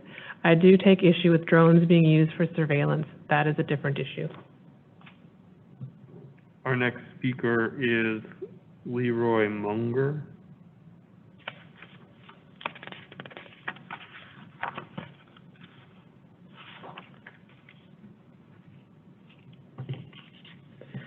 I am writing to express my great concern about allowing toplessness in Minneapolis parks. This is not a women's right or transgender rights issue. It is a public decency issue. A mother taking her child to the park should not have to have her child exposed to naked breasts. We do not want to increase sexual assault in our community, and allowing naked breasts would be a step in the wrong direction. For the sake of public decency and children, please do not allow toplessness in Minneapolis parks. Our next speaker is Richard and Mona Peterson.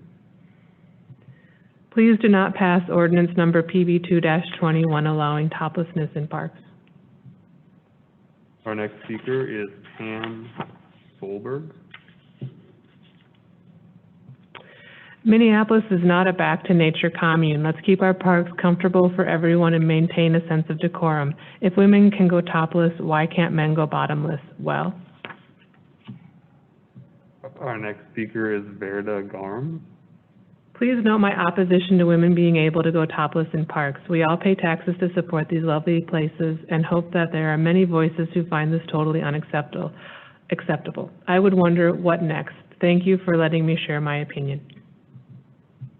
Our next speaker is Kathy Peterson.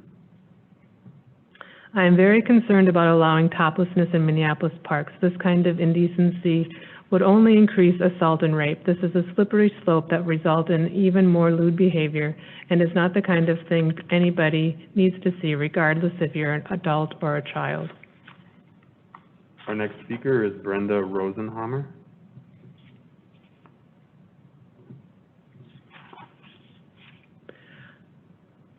I would like to put this email in the public record for the August 5th public park board meeting, comment meeting to discuss the passing of proposed ordinance to allow women, girls topless in the city of Minneapolis parks as a way of to encourage non-discrimination between the two genders. I couldn't disagree with the park board any more strongly. This is not the course of respecting women and girls. It is not the message we want to send children and families that want to use our parks. Passing such a proposal would support only one very small segment of the population, while disserving a majority of the population. I find it odd that men on the board are voting for, quote, non-discrimination between men and women in our parks. Changing the culture of the parks will absolutely diminish the use of Minneapolis parks, diminish the quality of life in Minneapolis, and create animosity when using tax dollars to keep them running. Minneapolis has lost its way. Our next speaker is Mary Bujold. I would like to express my opinion that I'm opposed to having no ordinance that identifies some type of covering that covers other individuals' genitalia. I do not want to be exposed transversely to walking in a public park where someone is allowed to simply walk naked around the park with absolutely no covering. I personally find that offensive and do not see why I should have to be exposed to someone who just decides they do not want to wear any clothing or cover in front of other people. While I agree that the current ordinance perhaps does not address how current events and activities are handled, I feel that an appropriate amendment to the ordinance would be better rather than a simple repeal. Most public places do not simply allow people to enter their premises with no clothing. Why should Minneapolis parks, which are to be for all people and a public space, be any different? I urge the park board to not just simply repeal the ordinance, but to rework the language of the ordinance to. Our next speaker is Crystalyn Oldenburg.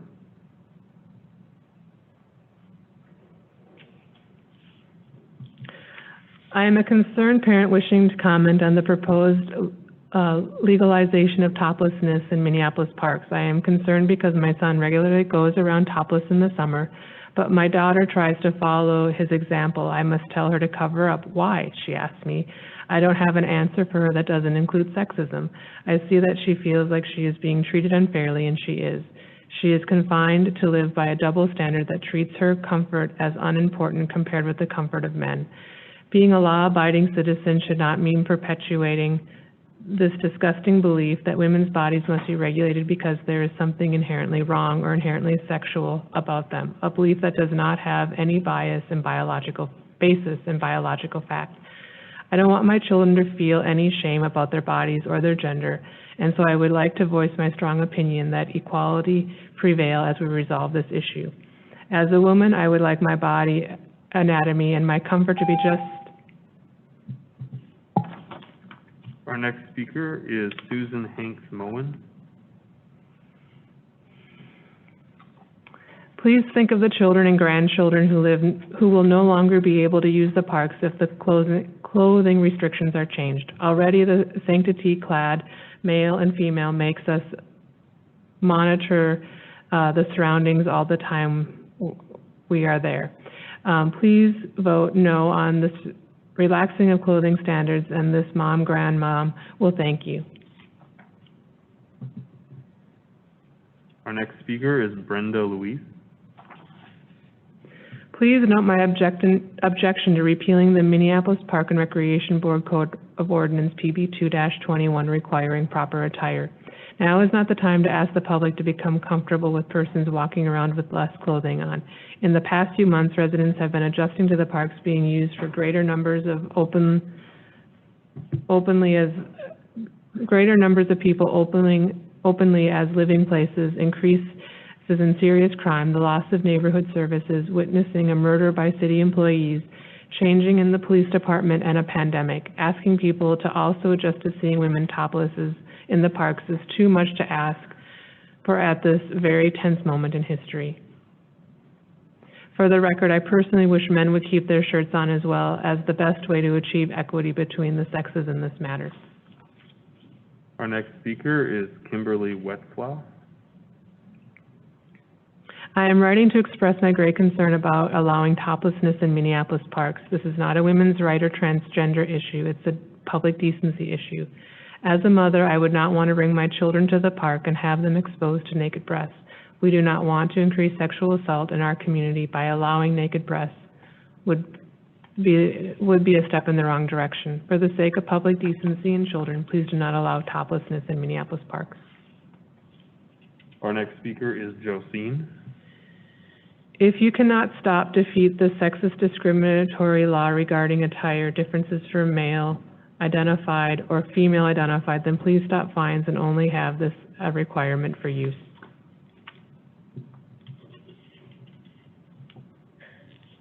Our next speaker is June. This is totally indecent that you are even considering removing the proper attire requirement code for parks. We, our husbands, and our sons and daughters do not need to see women's breasts in public spaces.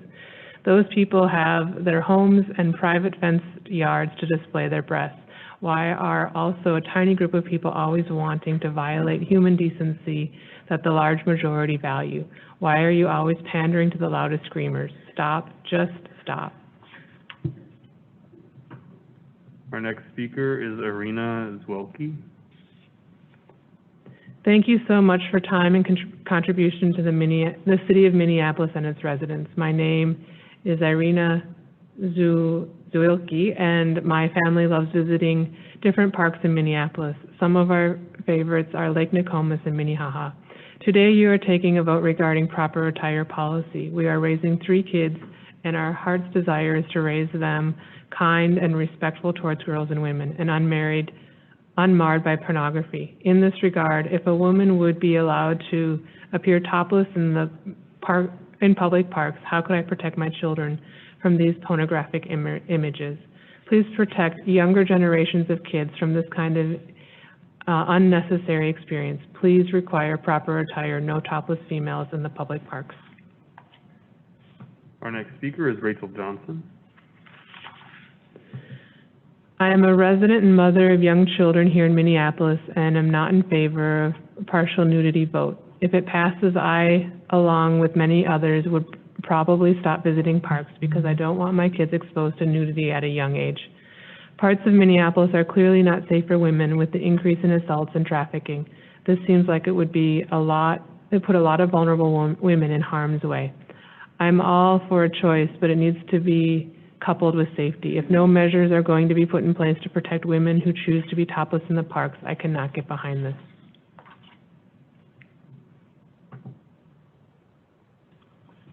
Our next speaker is Dorothy Wintz. I am against nudity in the parks. Here are some thought in form of questions that should be considered. Questions I have: how will MPRB ensure parents and young league directors that children will not be exposed to nudity in their park programs? How many parks are within school zones? Is this a violation of school zone ordinances. If it is truly discriminatory, could they designate one park instead of all for this behavior? What are the commissioners spending energy on this when they have a crisis of criminal behavior occurring in park encampments? Thank you for considering these. Our next speaker is Cynthia McGill.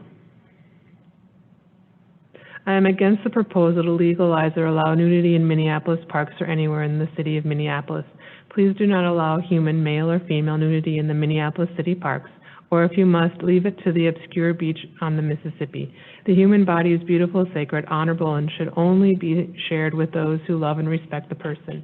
Without the foundation of love, respect, and the protection of the government laws, ordinances for human body, human beings have historically cheapened, objectified, abused, or profited from the human body, i.e. sex trafficking.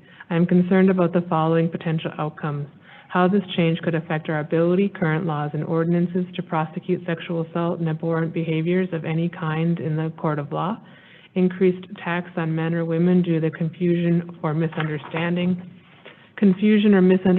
of littles, minors, and persons with diminished cognitive capacity, hygiene, shirt and shoes required at businesses for a public health reason. Our final speaker is Steve Schaefer. I have a recommendation for you. Go slow with respect to changing park policy, current ordinances around toplessness and nudity. First fact, current park commissioners have some serious work to repair trust and credibility with a large percentage of Minneapolis residents. Fact 2, female toplessness and nudity are not commonly accepted societal norms in our culture. Fact 3, changing park policy to allow female toplessness and nudity in our parks will further strain the relationship with many Minneapolis residents and have a negative impact on the community, especially with respect to youth programs and families. Slow down, take time, talk to Minneapolis residents, get their input, understand all the different perspectives and voices in our community, rebuild trust with your constituents. From there, the best way forward will be much more holistic, thoughtful, implementable, and ultimately successful. That is the end of all of the speakers for our public hearing on repealing PB 2-21 of the Minneapolis Park and Recreation Board Code of Ordinances. Moving on to consent business, I will ask for a motion to on resolution. Was the superintendent done with? I think we ended the superintendent's report. Is he finished? Thank you, Commissioner Bourne, for that reminder. Superintendent, do you have some additional items to go over? I do. Fantastic. Well, I'll turn it back over to you. Yeah, no, I appreciate it. Thank you, President Cogill, and thank you, Commissioner Bourne, for queuing me back in there. So I appreciate that. I'll leave off where I started here. I'm going to go back to, we were under Hiawatha Golf Course Area Master Plan. The draft Hiawatha Golf Course Area Master Plan is now available to review during the draft plan's 45-day comment period. So please check out, of course, www.minneapolisparks.org/Hiawatha Master Plan to view and comment on the document. Minnehaha Parkway Regional Trail Master Plan. Please check out the draft master plan for the Minnehaha Creek and surrounding parkland and trails in Minneapolis, and tell planning staff what you think about the plan. The public comment period for the Minnehaha Parkway Regional Trail Master Plan has been extended 2 weeks and will close on August 17th. Comments will be accepted primarily online due, of course, to the ongoing COVID-19 pandemic and the current closure of all MPRB recreation centers. The Curry Park Phase 1 improvements. Work is nearly 100% complete at Curry Park. A new basketball court opened a few weeks ago, and a new splash pad and restroom building are expected to open in late August. Our park enhancements include trail and lighting improvements, as well as soon-to-be designed public art mural. funded by the city of Minneapolis through Art in Public Places program. A few more. Falwell Park Phase 1 improvements. With the new tennis courts opening in early August, the Falwell Park improvements project is complete. Late in 2019, new playground equipment was installed near the recreation center, and in 2020, additional field lighting was added on the west side of the park. Additional improvements were made to the trails and trail lighting adjacent to the playground and west athletic field. And what you're picturing there is the new tennis courts, which I am literally going to own because I play tennis all the time. I'm going to be there on those courts. Those are amazing. So congratulations to that. That's really exciting. And it's good to see some really nice courts up. So Kenilworth Channel naturalization and shoreline stabilization. Staff are progressing on the project that will enhance the Kenilworth Channel between the Burnham Road Bridge and Cedar Lake. This project will naturalize and stabilize the channel shoreline and add valuable habitat to the area. The ecologically based bank solution will be designed with consideration for resiliency, public safety, and aquatic and habitat benefit. Construction is anticipated in late fall of 2021. Those interested in learning about the project are invited to a virtual information session on Thursday, August 20th from 4 o'clock to 5:30 p.m. Log-in information can be found on the project webpage. And again, the picture that's there in front of you. So I do have a couple more things here, hopefully. I'll be done soon here. I'm not sure if the next slide is up and ready to go, but I want to give you a quick update on the COVID-19, and then I will quickly turn over to Assistant Superintendent Cox to give a quick update, and then we will be done. So I'm not sure the slide is not up yet, so I apologize. I'll wait for, I know Jennifer is working, Deputy, or the Secretary Jennifer is working to get it up, so I do apologize. Technology, we have to kind of slow down a little bit. All right, thank you, Jennifer. President Cogill and Commissioners, so I want to thank you for the opportunity to provide a brief update on our response and really ongoing efforts related to COVID-19. I just have a few remarks, and then I will turn it over to Assistant Superintendent Cox, Tyrese Cox, and Jeremy Barrick to provide updates for the Recreation and Environmental Stewardship Division. Slide 2, please, or next slide.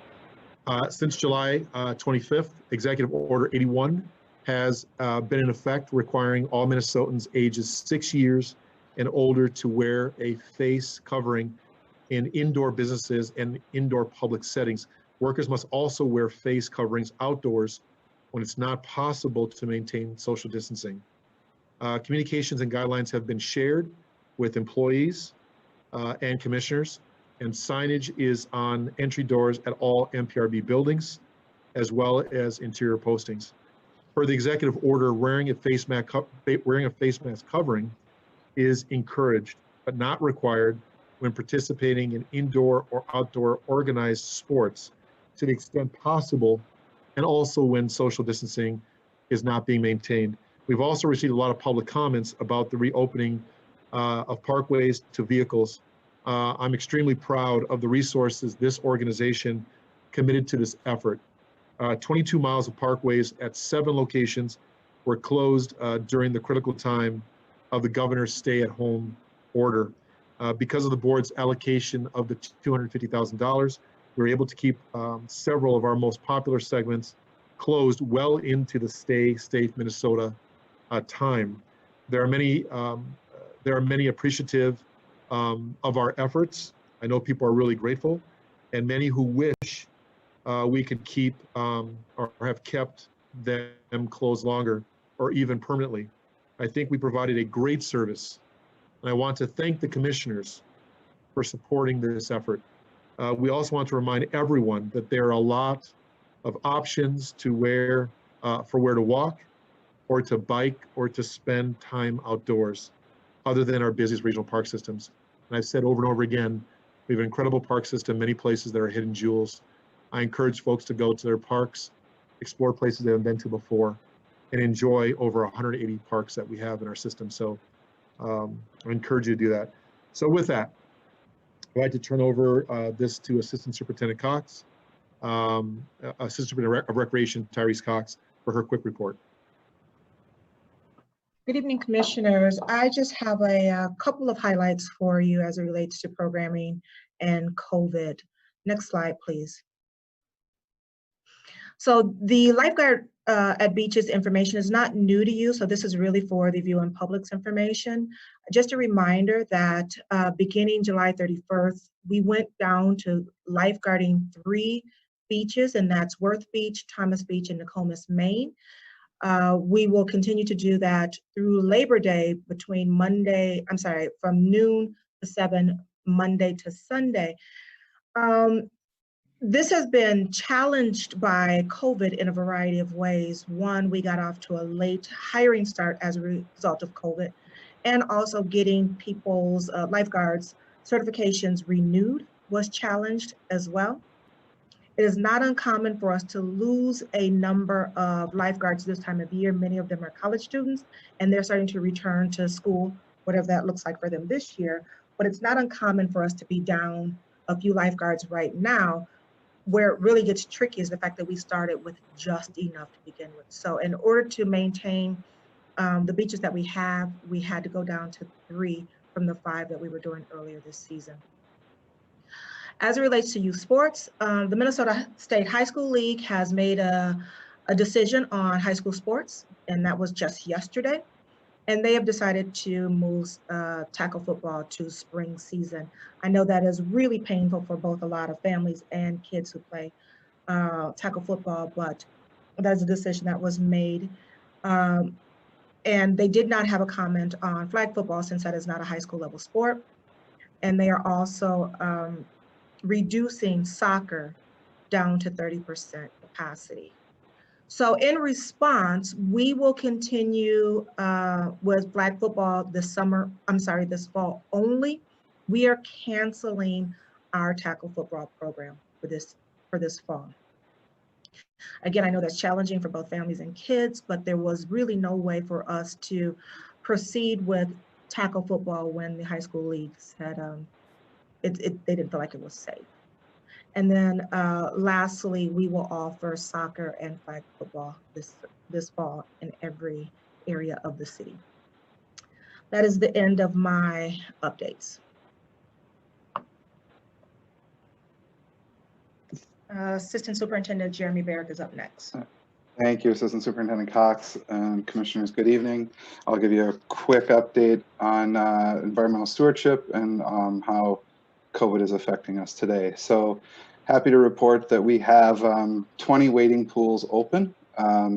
You'll recall that we shared that our intent was to open those 20 pools, and we were able to open 18 of those initially. And then we had 2 that we had trouble with, and we swapped those out. Or I think it would, and I can't remember the names off the top of my head here, I apologize. But we basically, we had 2 that had such extensive repairs that we couldn't get them going. So we found other nearby pools, and we've got all 20 up and running, and they can be tracked on the website every day. The public can see what's open for different, if there's chemical issues or if there's mechanical issues that pop up and we need a day or 2 to fix, there's a live report there. Go to the next slide, please. Drinking fountains. So this was a request that we heard a lot of, and the idea to open drinking fountains, and though the CDC had cautioned that they did say, you opening with a cleaning regime, which was pretty lofty for us to meet on our outdoor drinking fountains. So what we've done here is we've opened 12 fountains along the regional trail system, because that was where the majority of the requests were coming from runners and bikers who use these along the way. And what we've done to mitigate the cleaning concerns is that you'll notice a small sign on the fountain that encourages folks to use a water bottle and not their mouth, as that was The initial concern from the CDC was the proximity of the mouth and nose to the spigot and that community effect. In that they kind of, there's been some science to that that says, well, maybe it's not as bad as we thought. And so there's a bit of a mixed message there. And so we felt that encouraging folks to just use the bubbler as a bottle filler, and opening only 12 strategically throughout the system so that folks have access to water was a reasonable thing. Go to the next slide, please. And this is just our staffing, just so we've been tracking this weekly since the start, and you'll see there we're averaging around 80% in asset management, which is up. Our low point was in the 60s. Environmental management's around 90% attendance, and so that's pretty solid. And then forestry, about 70% on average. And so again, during the beginning of COVID, we saw lower numbers, much more like 60. They've climbed up a bit into the 70s, 80s, and 90s there. But we continue to carry on with the work, and we have folks showing up and staying healthy. And I think that is everything from environment. Yep. Thank you, Jeremy. I just want to say one thing, and I appreciate both Assistant Superintendent Cox and Assistant Superintendent Barrett. But I also want to just say quickly, President Cogill and Commissioners, I know that sometimes this particular was a lot of information. We share it, report of officers. I also want to just remind us all the time that in these most difficult, challenging times, as we are going through some really very unprecedented moments here within our park system, that the park, the staff, the organization is working hard every day. This incredible system that we have, and the work that we're doing not only in the rehabilitation and the capital projects, but the work that we do from programming to our staff. They're out there every day working hard for the community. So I hope that if you have a moment, I know that's a talking head sometimes, I'm delivering this information, but to take back and look at the information that we share and realize that the work that this amazing park system does, we do it every day, and we're working hard for the people and residents of Minneapolis, and we're responding to board directives, and I just want to make sure I shared that with you all. So thank you for your time. I know it took a little bit more here, but I really appreciate that, and I hope that this information we share makes you proud of this organization and what we do every day. Thank you. Thank you, Superintendent. We do have a question from Commissioner Severson. Thank you, President Cogill. I'd like to know if we're going to have football at all this year, and perhaps I guess it's not a school year, but in the spring, the State High School League has pushed football and volleyball back to the spring. Will we be doing the same thing at the park level? Commissioner Severson, that is an excellent question, and we have not thought about what that could look like. In order to do that, we'd have to displace another sport. And I'm not sure if, what that may look like, but we will continue to contemplate how to bring as many things to kids as we can without, trading one sport for the other. I think there's some unique ways to do it in which the State High School League is doing it, where we're having 4 seasons instead of 3. So I'd encourage the park board to do the same, where they're squeezing seasons in between each other and pushing baseball later to the summer. So I hope that we can offer the taxpaying citizens of Minneapolis the same opportunity. We will work towards that end.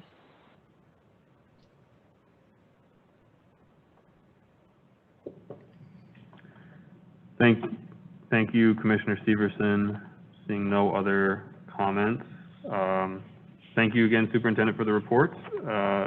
Greatly appreciated, and amazing to see how staff has adapted to an unprecedented summer of many challenges. Moving on with our agenda, I'll come back here now to our consent agenda. I'll ask for a motion for resolutions 2020-272 through 2020-276. Do I have a motion? So moved. Second. A motion and a second. Is there any discussion on the consent agenda? Commissioner Bourne. Thank you, President Cogill. I'd ask to remove 2020 or to pull 2020-272 for discussion. Commissioner Bourne has requested that Resolution 2020-2072 be pulled and considered separately for discussion. We will consider then the other resolutions and then return to 2020-272. So is there any discussion on the rest of the consent agenda? That's resolutions 2020-273 through resolution 2020-276. Any discussion? Any discussion?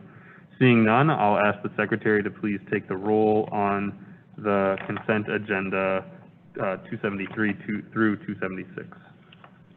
Commissioner Bourne. Aye. Commissioner Musich. Aye. Commissioner Severson. Aye. Commissioner Meyer. Aye.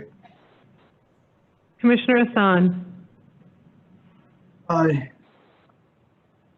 Commissioner French. Aye. Commissioner Forney.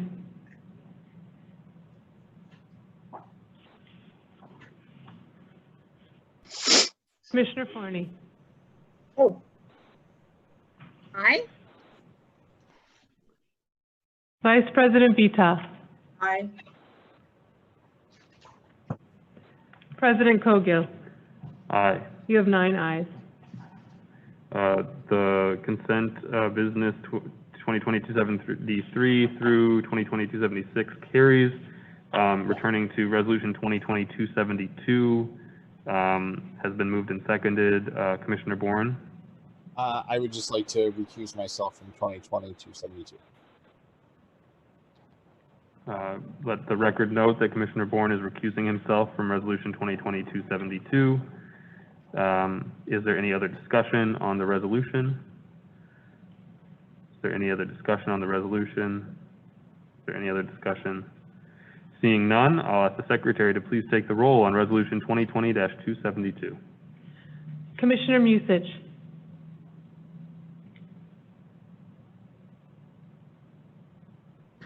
Aye.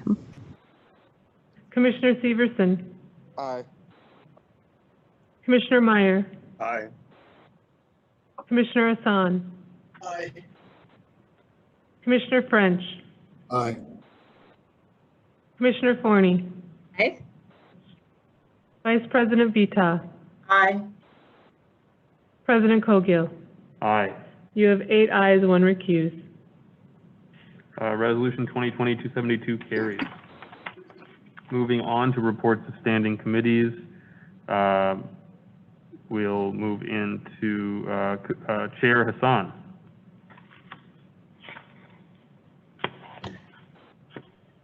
I move resolution amending section D.1 and D.2 of the Minneapolis Park and Recreation Board rules of the board to require commissioners when attending a virtual meeting of the board to turn on their cameras while speaking.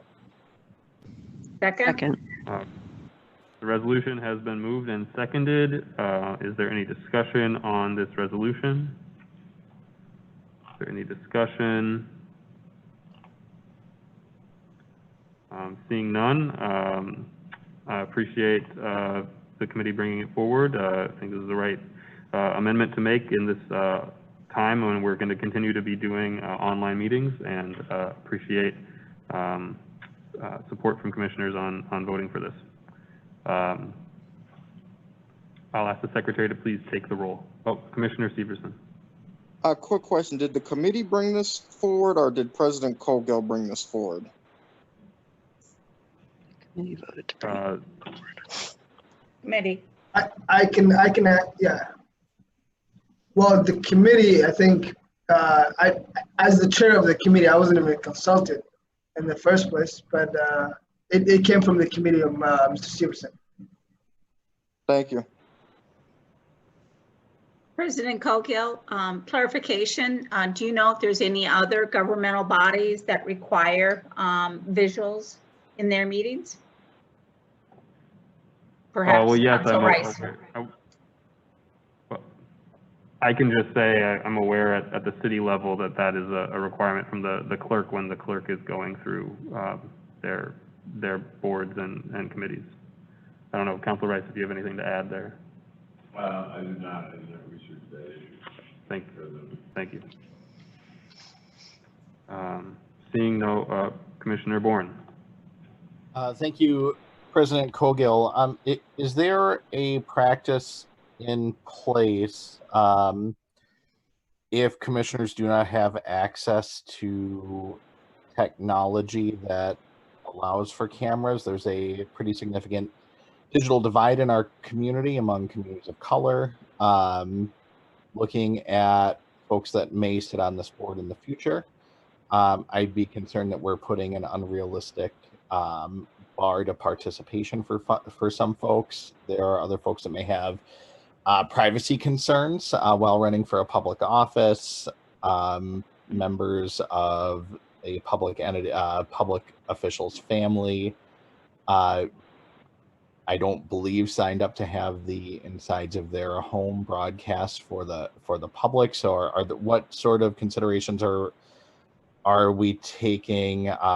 Hearing that the chair of the committee was not consulted on this, I haven't really seen a plan other than a rule. So I'm wondering about enforcement mechanisms.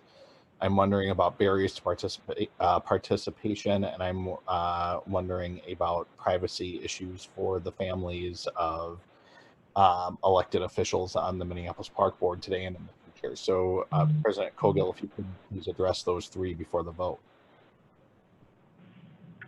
Thank you, Commissioner Bourne. Commissioner Bourne, did you want me to answer those questions personally?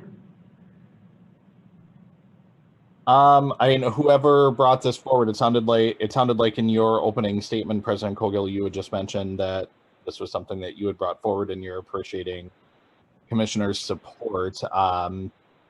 Before lending my support to that, I have some concerns. It sounds like you're asking for folks to vote on that. So if you're the best person to address those, that would be. President Cogill, I'd be happy to respond to that. I actually was the one who brought this up, knowing that transparency is incredibly important. All of us have been given computers when we were first elected, and as well cell phones. So there is full access by all commissioners. And as far as what other governmental agencies are doing, we are merely following in step with them. And like I say, transparency in this time is incredibly important. As all of us know, there was a legislator that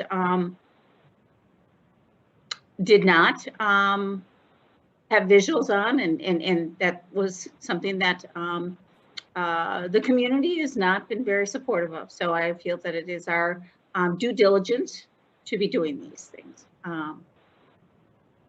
Thank you. And I would just say, first of all committee items are, the chair is consulted on each one of those committee items. There was no response to requests for consultation on that committee item. The chair is aware of it. In addition, I'll say that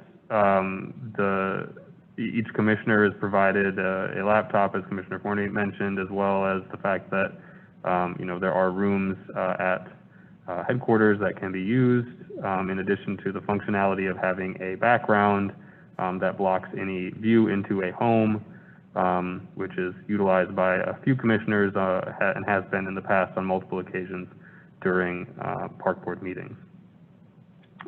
Commissioner Meyer, followed by Vice President Vita. Thank you. Most of the points that I was going to bring up were already made, but just expanding on the background option, if there are privacy concerns, Commissioner Musich might be able to help you with that, so you can display yourself, in the background of a peaceful mountaintop somewhere, like she did in some of her earlier meetings. So that's all. Thank you. Vice President Vita.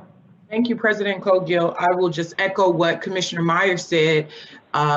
Commissioner Musich and Commissioner French did a great job at having a different variety of backgrounds. And I would also like to add, I was one of the commissioners who wanted to bring this forward for transparency reasons. I also want to note that agendas go out on Friday. So that's 4 full days before the actual board meeting. So I was aware that this was coming up because I, reviewed the agenda and asked my questions before Wednesday's meeting. Commissioner Severson, followed by Commissioner Bourne for the second time. Thank you, President Cogill. I'd like to make a note for the record that we are provided a laptop, but we are not provided internet. So that's specific to note. President Cogill, if you could answer this question, I was just looking at the city council rules. I must have missed this in their rules somewhere. Can you point to me where specifically this came up and this is the rule that they created? No, I can't point to a specific location. I just know that it is the practice. And I would also mention that, I have, as the president of the board, in the interest of transparency and consistency, been requesting commissioners to turn on their cameras for the majority of the time that we have been remote and have not gotten compliance, and believe that it behooves us to support adding this to our rules for the good of the public. All right, so you're saying it's not a rule, but more of a practice with the city, correct? I'm saying I don't know right now where that particular item is. I wouldn't be able to point it to you at this moment. All right, thank you. Commissioner Bourne. Thank you, President Cogill. I do just have one process question. Another commissioner had noted that agendas go out on Friday. Our board rules state that the committee chairs set the agendas that are released to the public. I'm hearing from Chair Hassan that that he did not release this agenda. So I'm just wondering how, I wasn't on this committee, so I wasn't at that last meeting, but I'm wondering how this agenda last meeting was released to the public if the chair did not approve it to be released to the public.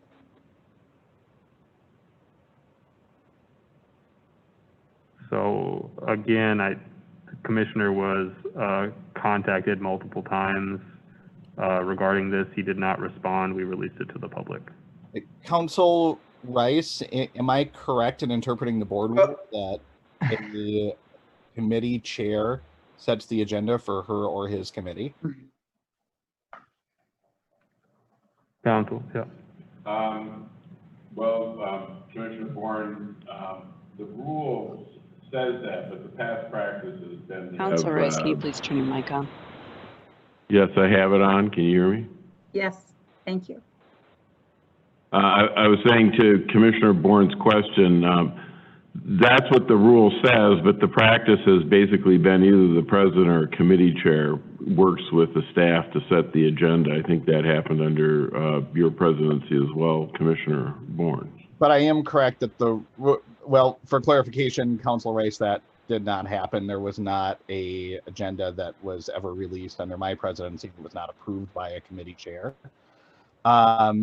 Staff certainly worked with committee chairs, but I would be amazed if there was an agenda that was released without the consent of a chair. If so, that seems like a pretty bad practice. And if we're talking about amending the rules of the board,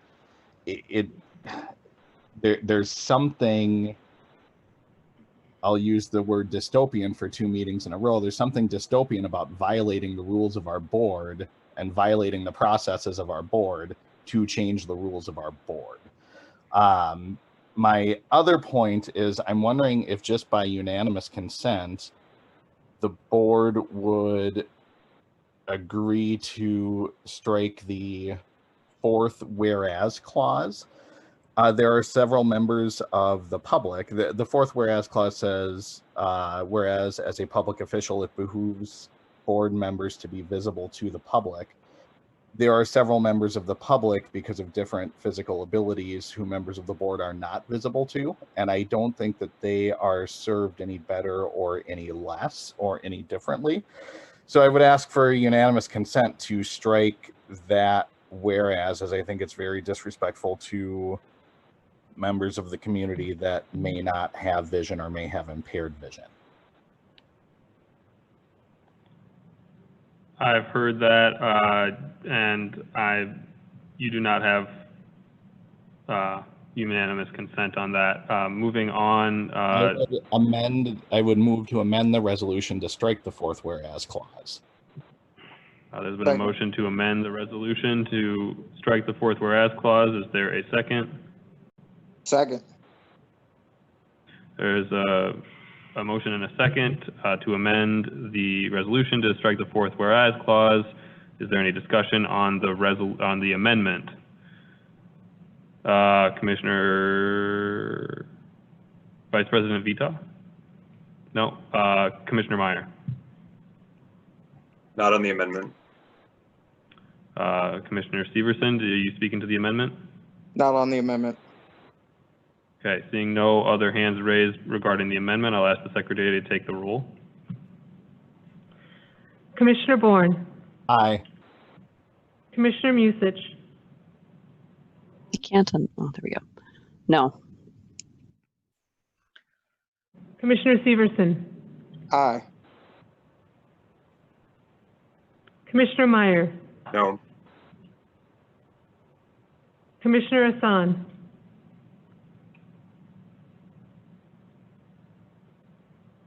Commissioner Hassan? Commissioner French? Aye. Commissioner Forney? No. Vice President Vita? No. President Kogel? No. Commissioner Hassan? You have 3 ayes, 5 nays, 1 absent.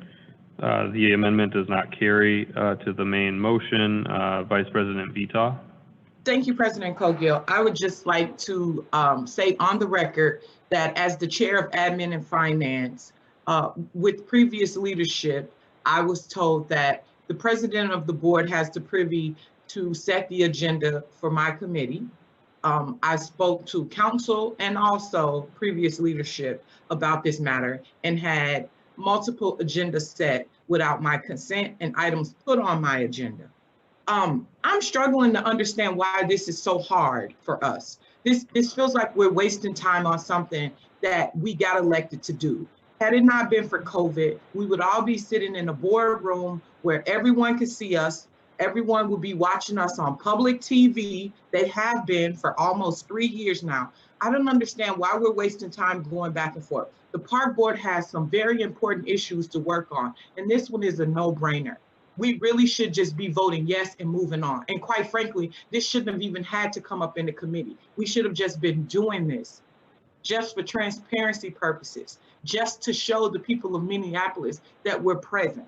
I don't understand what the problem is. And I'm just having a hard time like wrapping my brain around why this has become a 30-minute conversation. That's it. Thank you, Vice President. Commissioner Severson, followed by Hassan.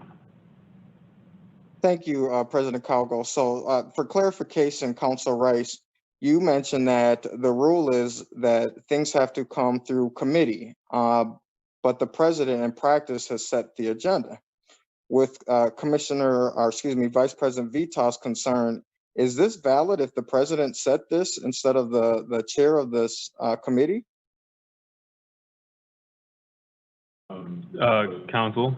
Yes, it is. As I indicated, the rules would indicate that the chair sets the agenda, but the practice has been that the president has, in the past, under a variety of circumstances, set the agenda. I mean, frequently the staff sets the agenda for a committee, but to get to your main question, a procedural question, whether it is or isn't, doesn't matter. The matter is before the board. The board has before it properly a decision to make on whether to amend its rules or not, irrespective of any procedural question.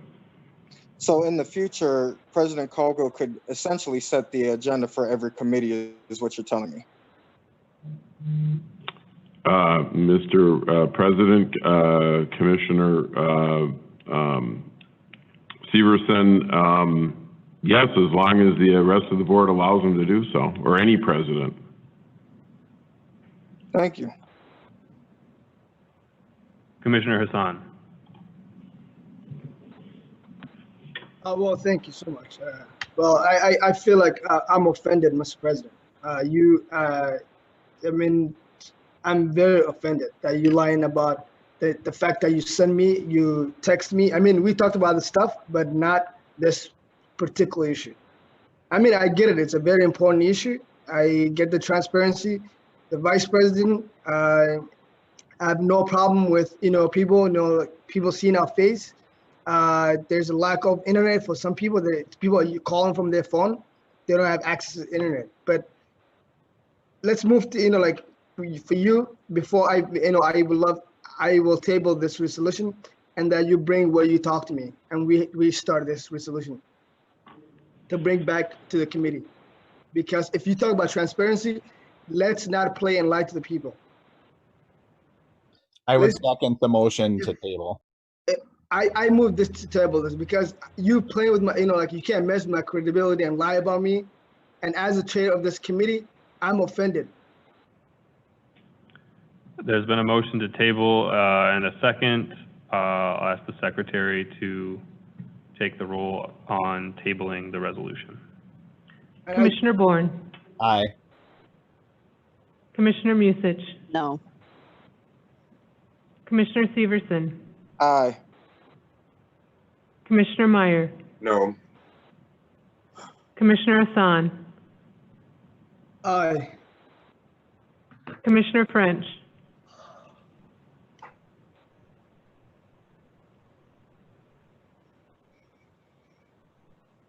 Commissioner French,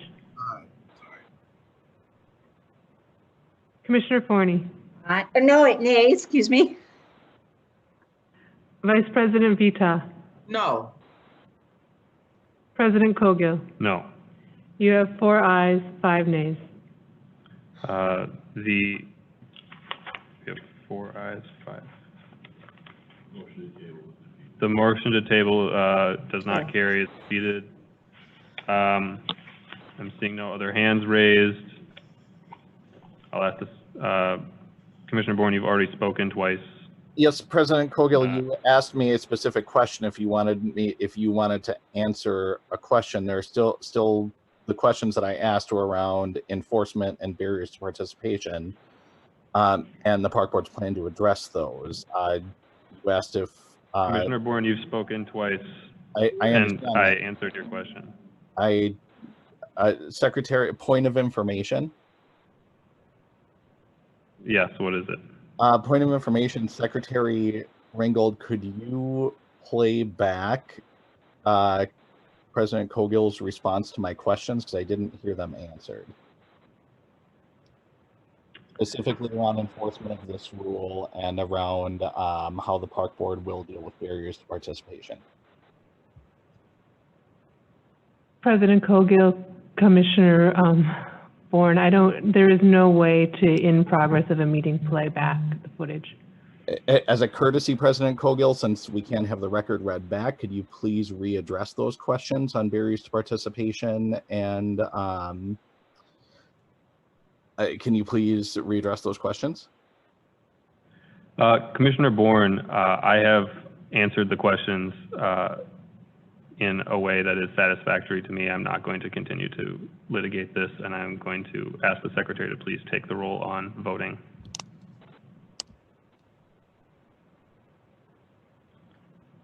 Commissioner Bourne, No.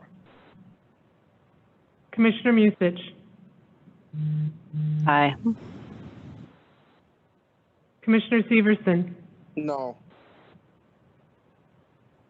Commissioner Meyer, Aye. Commissioner Hassan, No. Commissioner French, Staying. Commissioner Forney, Aye. Vice President Vita, Aye. President Cogill. Aye. You have 5 ayes, 3 nays, 1 abstain. The resolution 2020-268 carries. Moving on, Chair Forney. On behalf of the Admin and Finance Committee, I would like to move Resolution 2020-269, a resolution approving new lease agreement with Latowski LLC leasing commercial space at 1828 Marshall Street Northeast, units number 8, number 10, number 19, located within the Above the Falls Regional Park for a term of 1 year, effective September 1st, 2020. The resolution has been moved. Is there a second? Second. The resolution has been moved and seconded. Is there any discussion? Commissioner Severson. Thank you, President Cowgill. Is this a place where we could possibly house homeless families that are in our parks right now?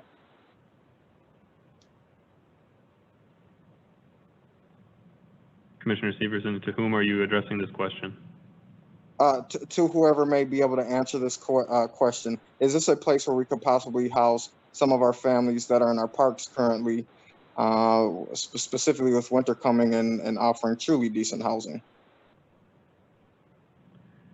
I'm not sure if Christine is there, but I don't believe that. I'd prefer to hear from staff, not another commissioner. Thank you. President Cowgill, this is Assistant Superintendent Schroeder, and I can respond to that. 1828 Marshall is a commercial building, and it is not reviewed by the City of Minneapolis for residential occupancy. Thank you. Commissioner Bourne, followed by Meyer. Thank you, President Cowgill. Are any of the locations where people are encamping in our parks, are those approved for residential occupancy? Assistant Superintendent Schroeder. President Cowgill and Commissioner Bourne, not for residential occupancy, but for the purposes of camping. I believe you passed a resolution allowing people to seek refuge in parks. And these properties are owned by the Minneapolis Park and Recreation Board. President Cowgill, Commissioner Bourne, they are owned by the Minneapolis Park and Recreation Board. They are not identified as parkland. They're not named parks. Thank you, Assistant Superintendent. Could we just have a really brief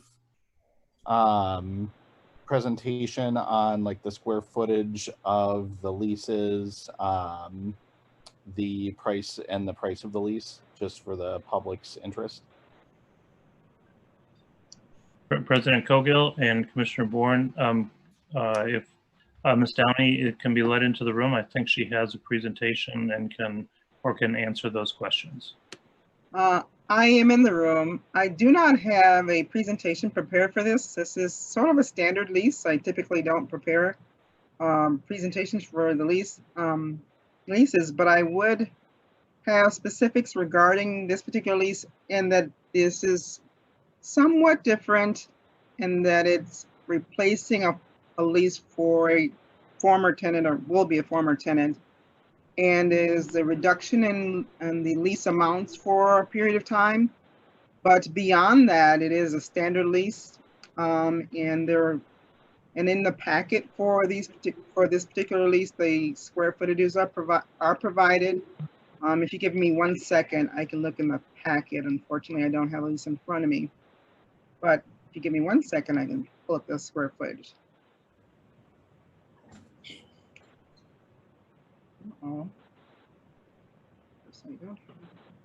Yes, so for units, I'm getting my screen to cooperate.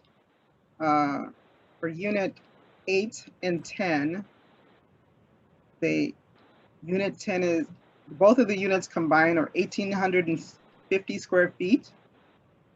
And then for the other unit, which is 19, give me 1 second, I can scroll down. That unit is 1,606 square feet. And I would just also note, and I was trying to get my mute button, I don't know, on Superintendent Schroeder did mention that these units are located in a commercial building. We are limited, just as any other place in the city of Minneapolis, by zoning, and also every residential unit has to be assigned as such. And we have to have that unit designated as such for a rental permit. So these are not units that are available for residential uses. They're both for commercial uses. It is a very long and prolonged process to get these units to be allowed to be occupied for residential uses. Ms. Downey, can you, oh, sorry, my camera. Ms. Downey, can you tell us what the total net for the leases are in this resolution? And can you talk a little bit about the lease applicant and the nature of the occupancy?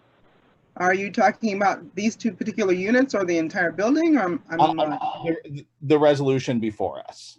Okay, for these two, okay, they're actually, the first unit is a combined unit 8 and 10. It's actually being used as one. And the other is unit 19. And as I stated, the square footage for both. So as I noted, there is a current tenant in there who's having difficulty as a result of the COVID-19 situation. The market of, as you might guess, is a fitness organization. It's called Northeast Fitness. Their lease began in 2018. It was owned by one LLC, was transferred to another, and it's with the second LLC. And I'm sorry, I can't remember the name of the second. I think it's Dust Showers. I'm sorry, I apologize. The names. The last one is the one that's before us now is for Latowski. And so it's a fitness center, not a large one. Obviously, it's not like LA Fitness. But as a result of the COVID-19 shutdown, she is a local woman. It's a woman-owned business. She is also local. I believe she lives in North Minneapolis. It's either north or northeast. And so as a result of that, she just could not sustain the business. So she's sold the business to, last month, to Latowski LLC. Dishinger LLC is the one who sold it to, has sold it to Latowski LLC. And as a result of that, Latowski LLC is before us now asking to lease and basically reformat the lease so that the next few months that the lease amounts would be reduced so that she could have a chance to hopefully have the Northeast Fitness Center fly. As you might guess, a fitness center in this environment with social distancing and with wearing masks is a little difficult. A lot of people are a little apprehensive in terms of going into a building to do fitness and otherwise. Is a little risky for most people to do, and she's bought the business from Dishinger and is trying to make the business fly. So that is what you have before you. Ms. Downey, yes. Just some very quick and simple questions about the near 4,000 square feet that we're considering in these resolutions. Yes. Is there a roof over all of those places that we're considering leasing? Well, most certainly. It's an interior space. It's a commercial building. Yes. Is there climate control, heat in the winter, air conditioning in the summer? I believe so. I believe there's air conditioning, but I'm certain there's heat. Is there running water? Yes. And we have and the resolution before us is to extend the lease for a health club that can't afford to pay their rent. Well, no, this particular LLC will be paying the rent. The former LLC could not. Okay, but it's a reduced rent over what the previous LLC was paying. Only for a period of a number of months. I believe it's 4 months that the rent would be reduced. So at least through winter. or at least well into winter, excuse me. Well, I think it's until December. So, and that's somewhat the beginning of winter, in my understanding. Okay. Thank you, Ms. Downey. I'm not, President Cogill, commissioners, I'm not sure I'm comfortable supporting this resolution. I think Commissioner Severson started hitting this on the head. We've been approached by a number of people. Some members of this board have advocated that other bodies of government take spaces that they have available to house some of our unhoused populations. This is a very, I think we'll generate less revenue in this lease than we will renting BIFs for another 20-person encampment. And here's an opportunity to provide dignity and shelter for folks. And if my understanding of the barriers to doing this, the park board just has to amend our encampment resolution. And we would be able to do this. And that's a much more dignified living situation for a minuscule loss of revenue to the Minneapolis Park Board. And it's well on our way to having a meaningful solution that's dignified for folks that aren't, that don't have the privilege of housing, and it is a dignified solution for other park users. And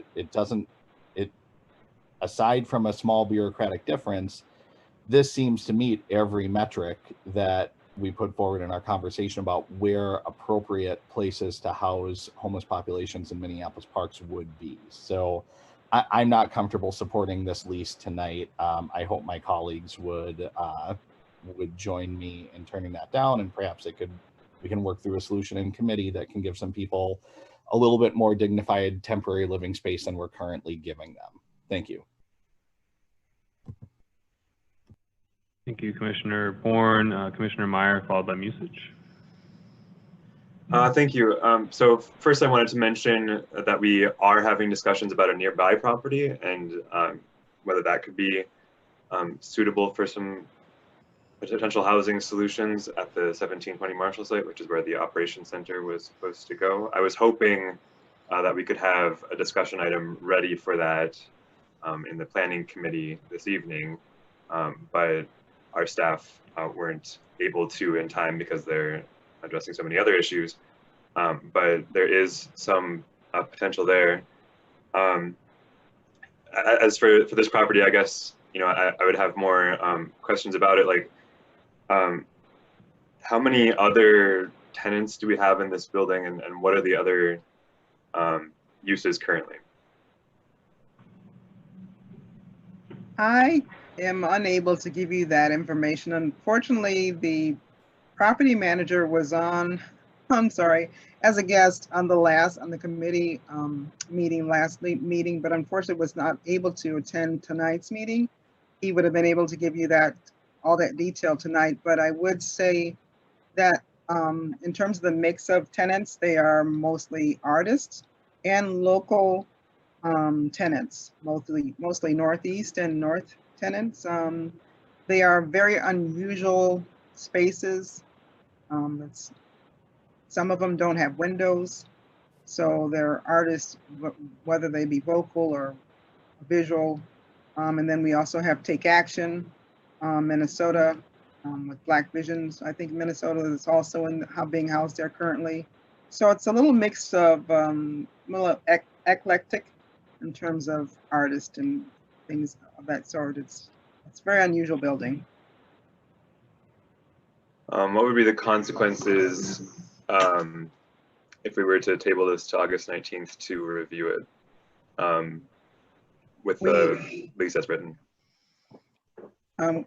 We do have, it's my understanding that the LLC has been sold to Latowski LLC already, and she's hoping to start in September. The lease would start in September 1st. So she's hoping to start the business then. Okay, they're both local women-owned, both women who own the LLCs, Dissinger and Latowski LLC, and they both live in either North or Northeast Minneapolis. So that they would have time if we decided that this lease was the right way to go. If we approved it at the August 19th meeting, that wouldn't disrupt their September plans. Is that correct?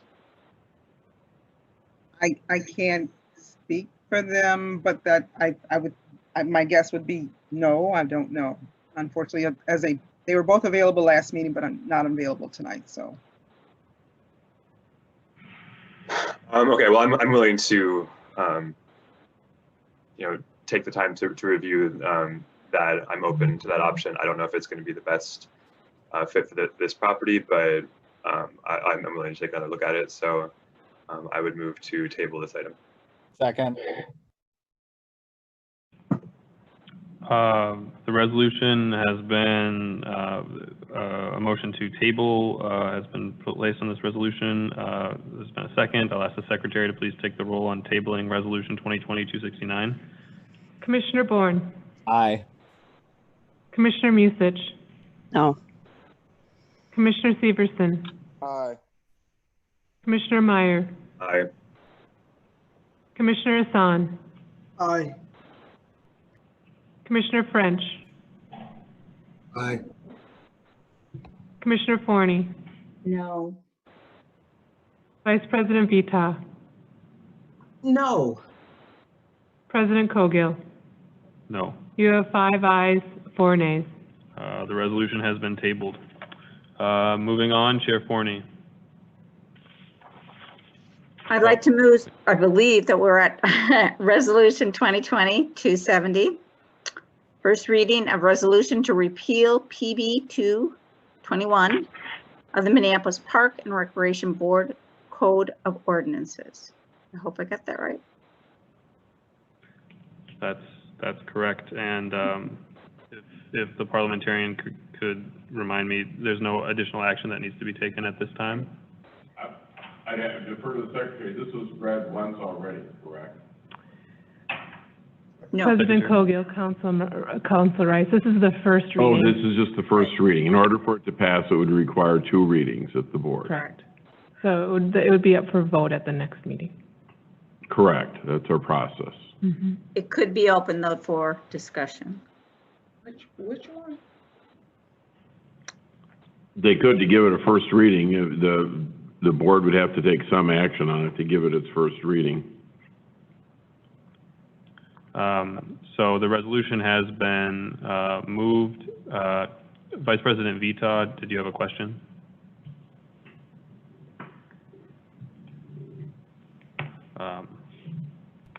Seeing none and seeing no other hands raised. Has there been a second for the first reading? A second?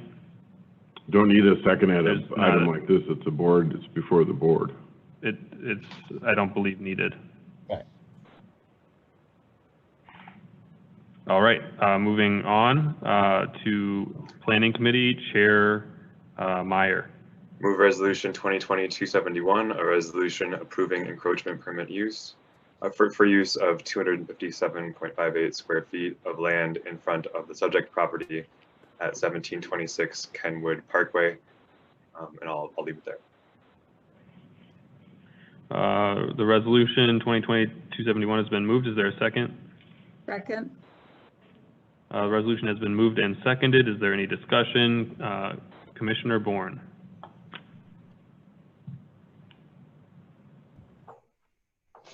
Thank you, President Cogill. Just looking for a presentation, some aerial maps of the impacted area of the encroachment, duration, et cetera, for the public's benefit. Thank you.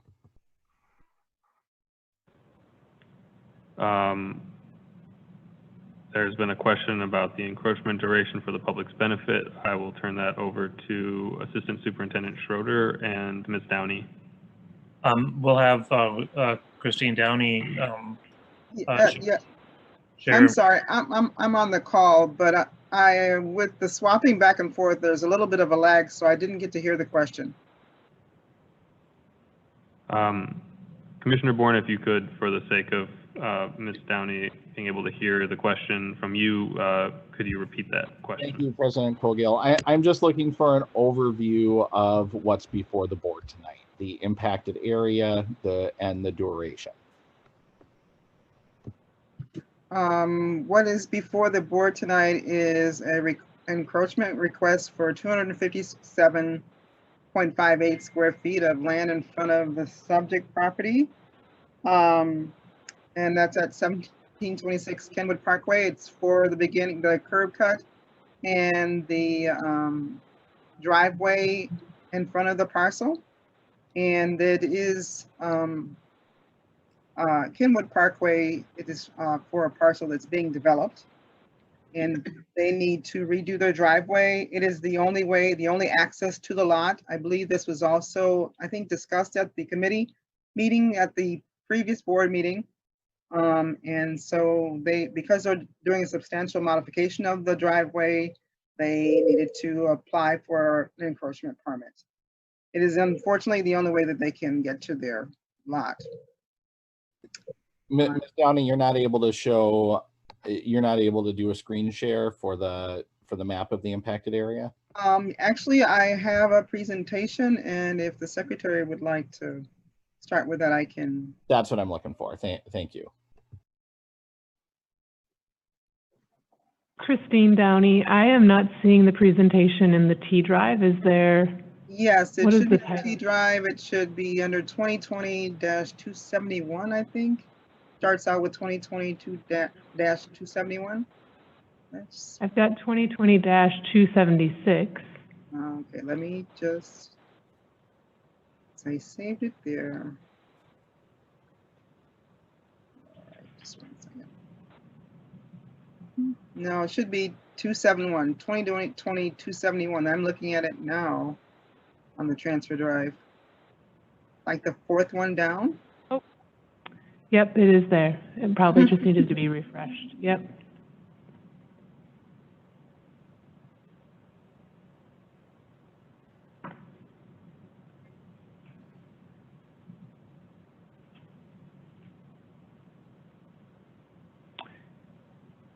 Commissioners, are you able to see it on your screen?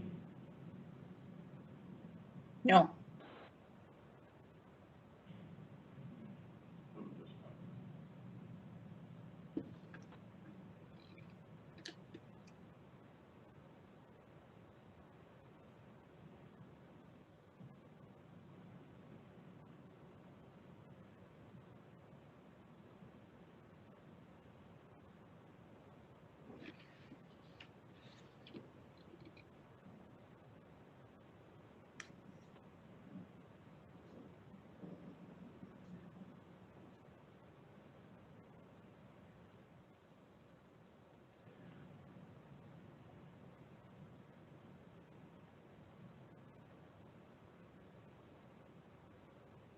Commissioners, are you able to see it now?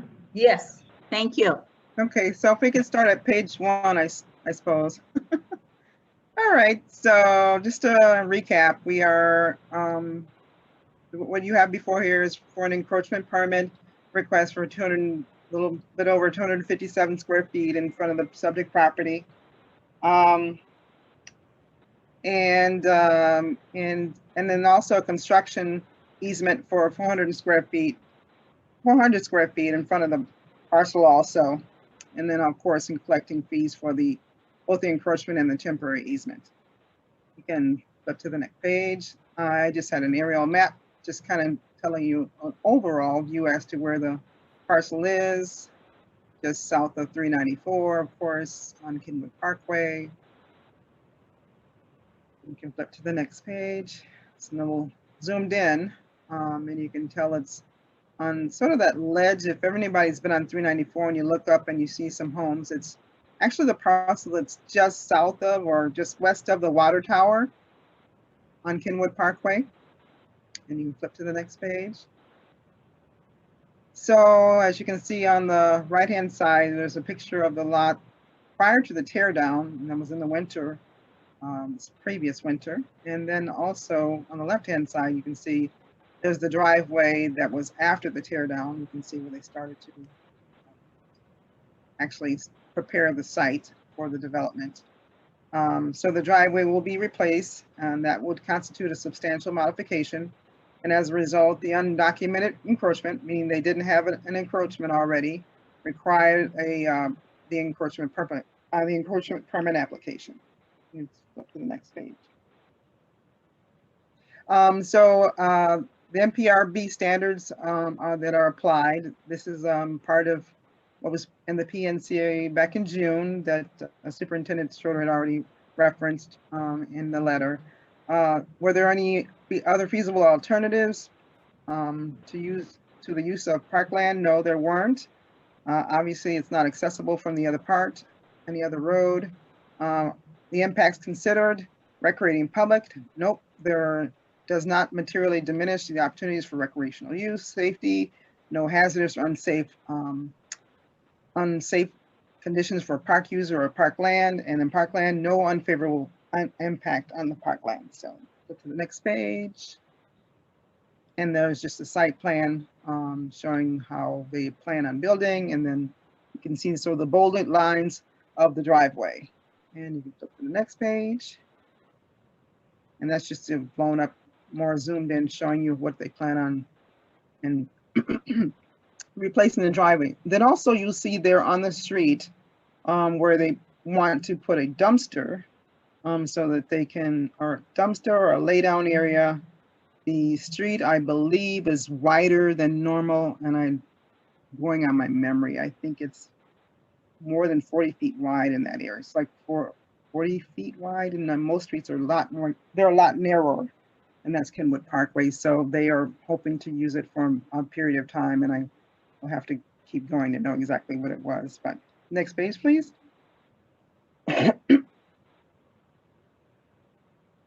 Is that the last one? I'm sorry. Oh, that's the end of that.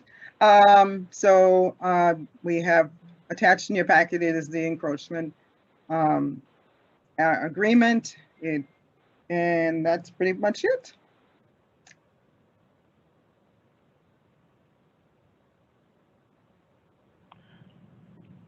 Thank you, Ms. Downey. Commissioner Bourne, I believe you still have time on your first allotted speak time. Thank you, President Cogill. Can you go back to the aerial map? I'm just looking for context, and this might be to Assistant Superintendent Schroeder. I think you had a further zoomed out version of that, but where is that little red dot in relation to the encampment at Kenwood Park?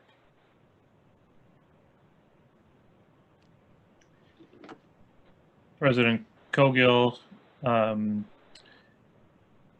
Commissioner Bourne, the encampment is in the park and not at the red dot. Right, I was asking where in relation. So where you're hovering your cursor right now is where the encampment is. It'd be in the northerly portion of Kenwood Park. Okay, thank you. I'm not entirely sure how I feel about this resolution. When I brought this up at our last meeting, that we're making driveways for some of the most affluent homes in the community and giving people the ability to encroach on public land. But when people have no place better to go than under the shade of a tree at Kenwood Park, the sky is falling. And so I understand our resolution, and I'm sorry, I understand our policies around encroachments for driveways. I'm having a hard time with this one, though. Thank you.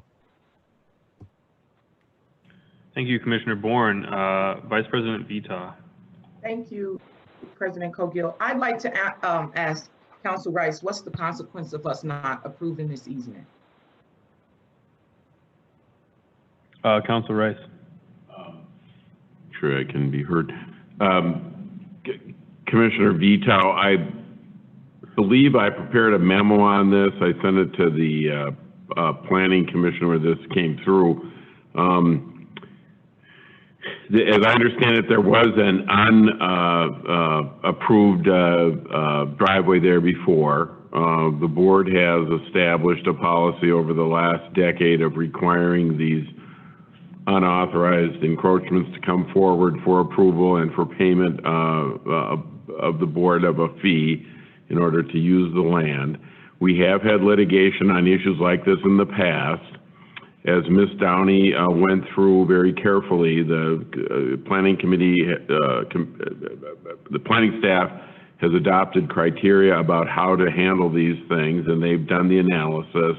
If a person owns property, under the law in Minnesota, they're allowed to get access across public property to get to their property. If you don't do it, if a public body does not allow a property owner to cross their property to get access for it, there's a issue called inverse condemnation, which means the government would be unconstitutionally taking their property. We had a lawsuit a few years back along Dean Parkway involving a very similar issue. Ultimately, the board did grant an easement. You have some control over what it looks like, how big it is. It's not unlimited access. It's not as much access as you want. But our planning commission staff has carefully looked at this, worked with the property owner, shaped the access so it's not bigger than it needs to be. But in essence, under the takings clause of the Constitution, property owner has a right to have access to their property. The staff report that's before you basically makes the case for the property owner that if the board denies the permit, the board's likely going to get sued and would very likely lose the lawsuit. Thank you. In other words, a court would likely, in my opinion, award access to the property owner, and there's a risk that they could award greater access than's already been outlined here. You know, a wider easement. This is 2 units, as I understand, on the property. As if there was a tear down, it's right next to the old water tower, and because of the property, they've actually put 2 units on the property, and someone could come along like and say they want 2 driveways, one on either side. I recommend the board approve this. I think it's appropriate under your past policies, and to not do so would risk the board to litigation with, I see no real basis to argue why the permission was not granted. Thank you, Council Rice. That's it for me, President Cogill. Thank you, Vice President Vita. Commissioner Meyer. Thank you. I'll just reiterate what I said in committee, which is that, you know, I really don't want to support this. If I could be persuaded that we might be able to prevail in court on it, I would be happy to vote against it. But, you know, reading through the memo that Council Rice sent us on this, I feel that we are compelled to, and that we probably would not prevail in court. So I will be reluctantly voting for this. Thank you, Commissioner Meyer. Is there any other discussion? Is there any other discussion? Is there any other discussion? Seeing none, I'll ask the Secretary to take the roll.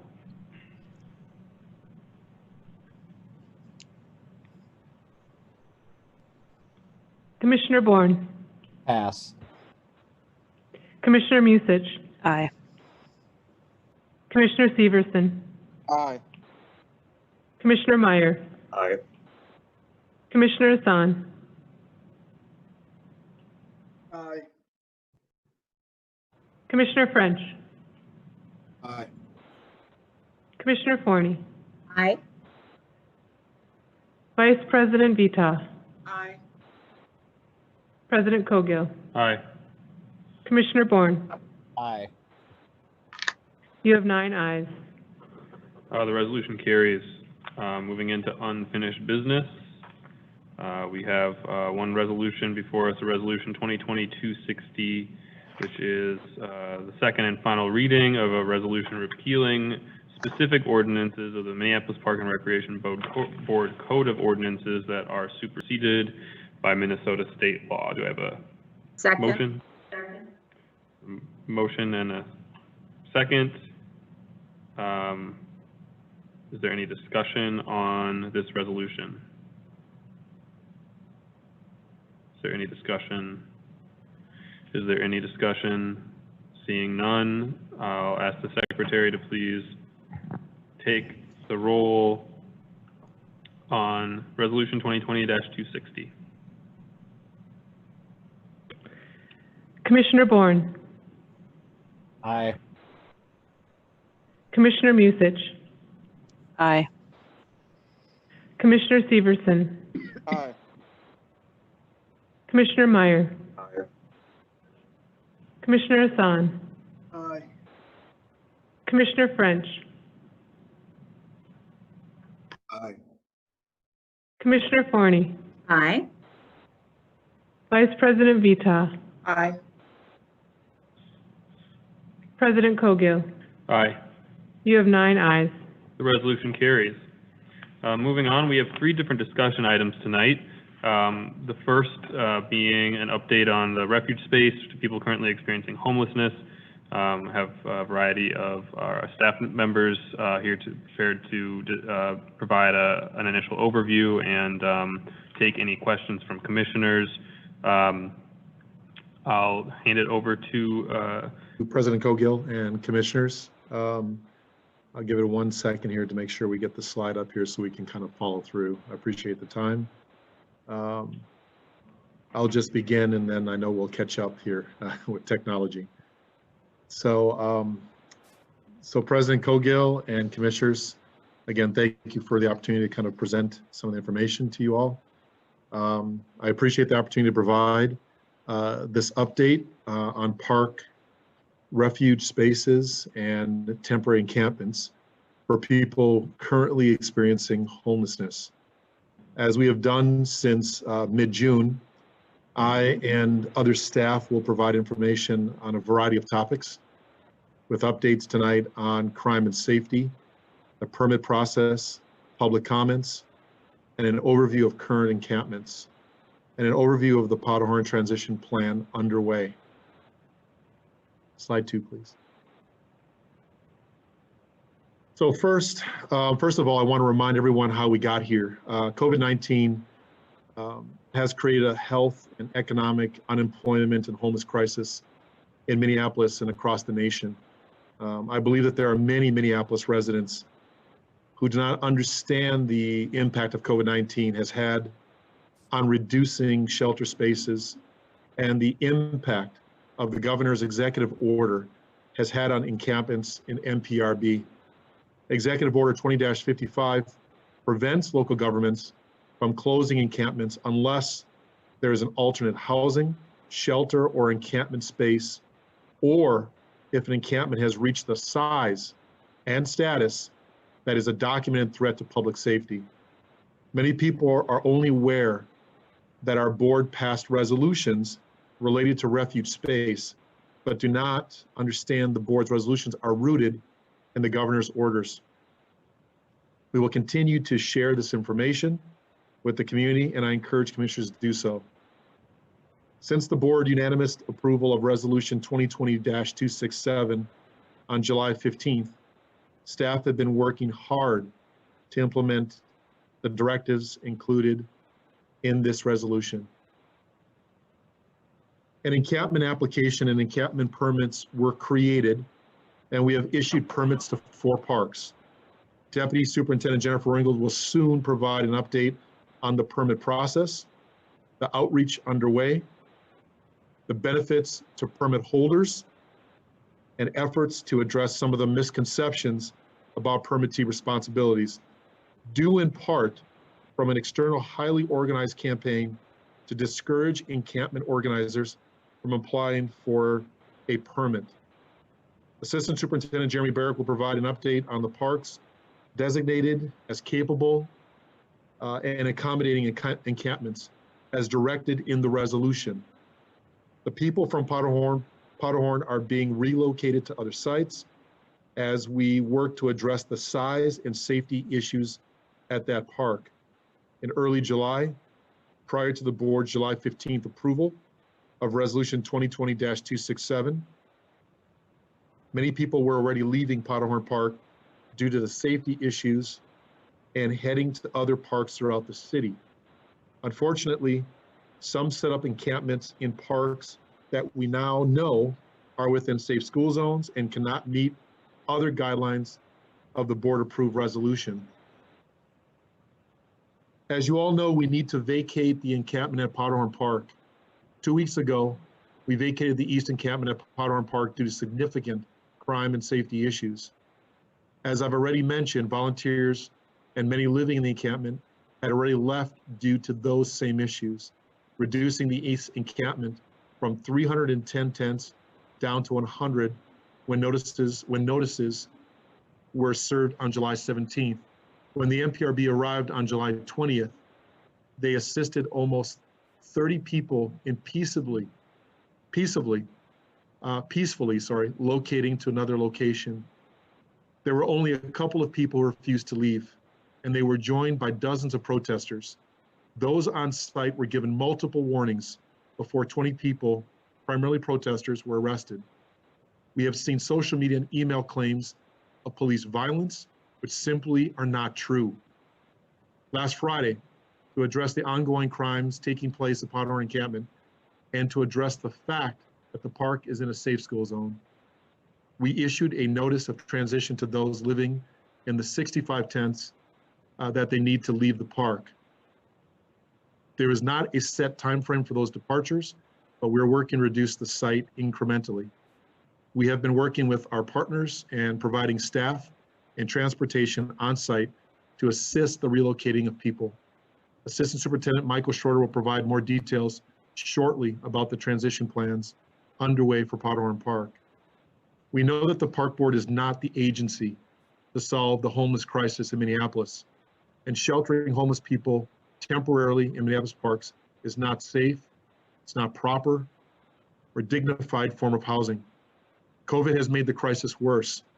We have been asking for assistance from our city, county, and state partners who are the experts in providing services, shelter, and housing to people experiencing homelessness.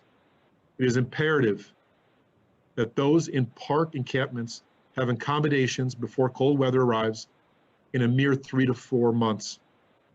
In the meantime, we are continuing to implement Resolution 2020 that reduce the number of parks to 20 and the number of tents per park to no more than 25 per encampment. I need the board's support for the directives in the resolution. This is a challenging situation and an unprecedented role for our organization. And we put staff in an extremely difficult position when we don't support the work we are being asked for them to do. With that, I'd like to turn this over to Park Police Chief Jason Mahato for the crime safety report.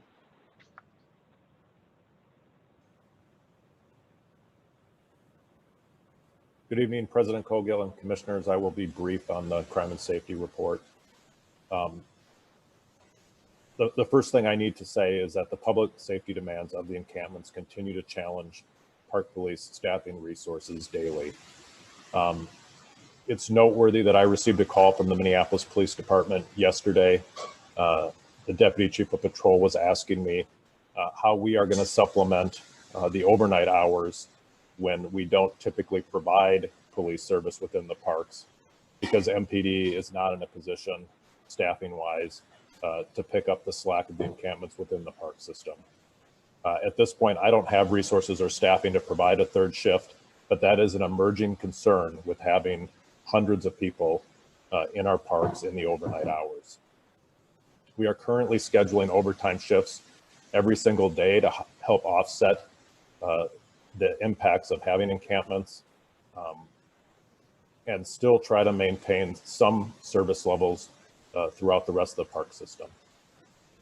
As Superintendent Van Gora mentioned, we did demobilize the East Encampment at Powderhorn Park back on July 20th, and we have seen a sharp decrease in serious incidents, obviously at the East Encampment, which is no longer within the park, but within the park in general. That being said, incidents at Powderhorn still outpace every other encampment in the park system. I will also mention that PV Park continues to be a concern due to serious assaults.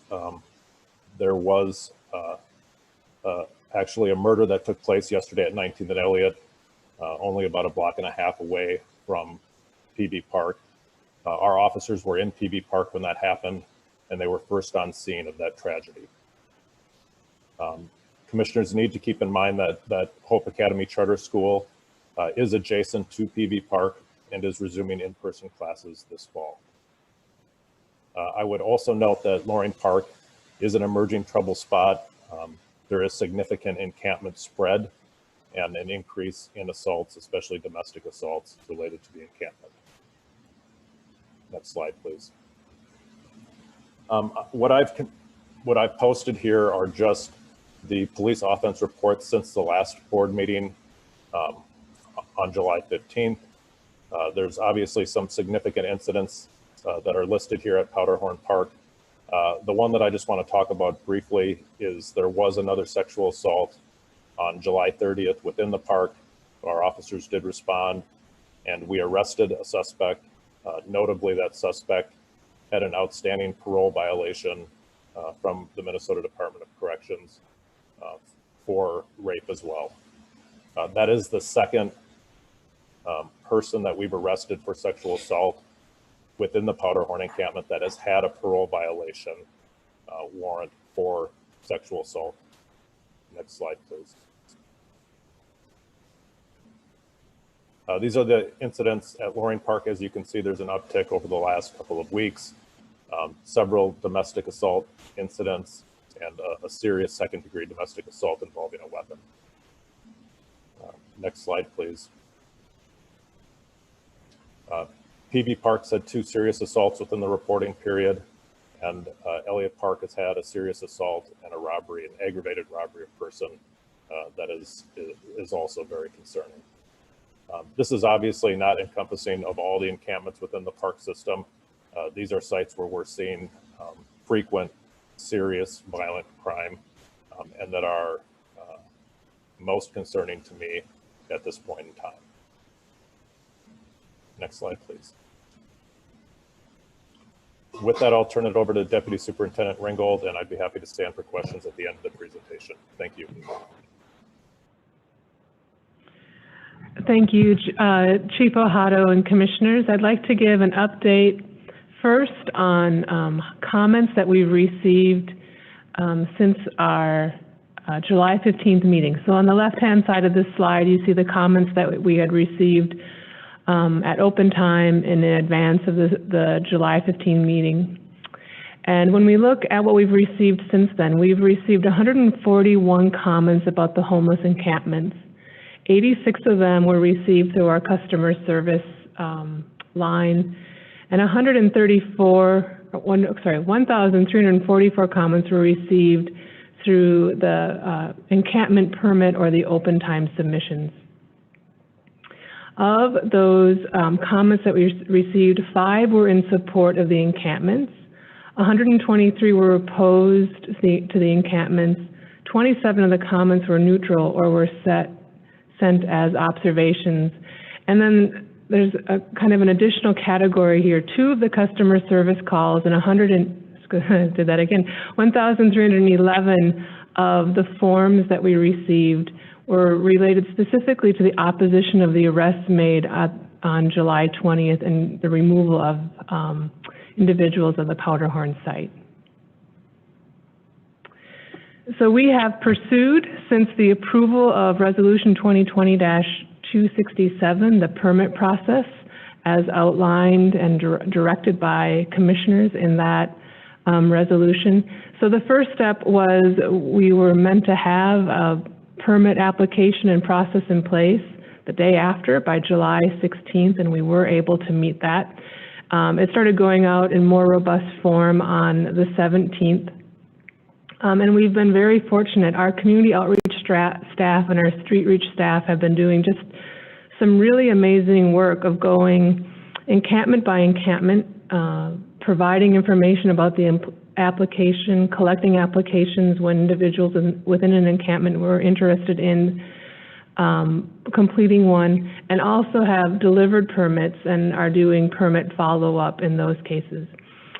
Throughout their visits to encampments, they started getting a lot of questions about liability, questions about who pays for damage, questions about entrapment, and many of the potential applicants, typically on maybe a second visit, had indicated that they had been visited by another group, explaining to them a series of concerns about issuing or being an applicant for a permit. We have since put together an FAQ for applicants so that we can help address some of the questions.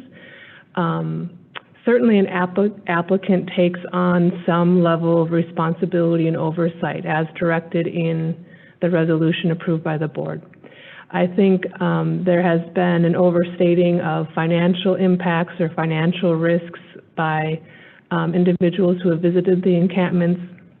And so as part of what we have laid out in the FAQ is that individuals are not financially responsible for addressing any and every damage that could possibly occur in an encampment. They are responsible for something that they would do.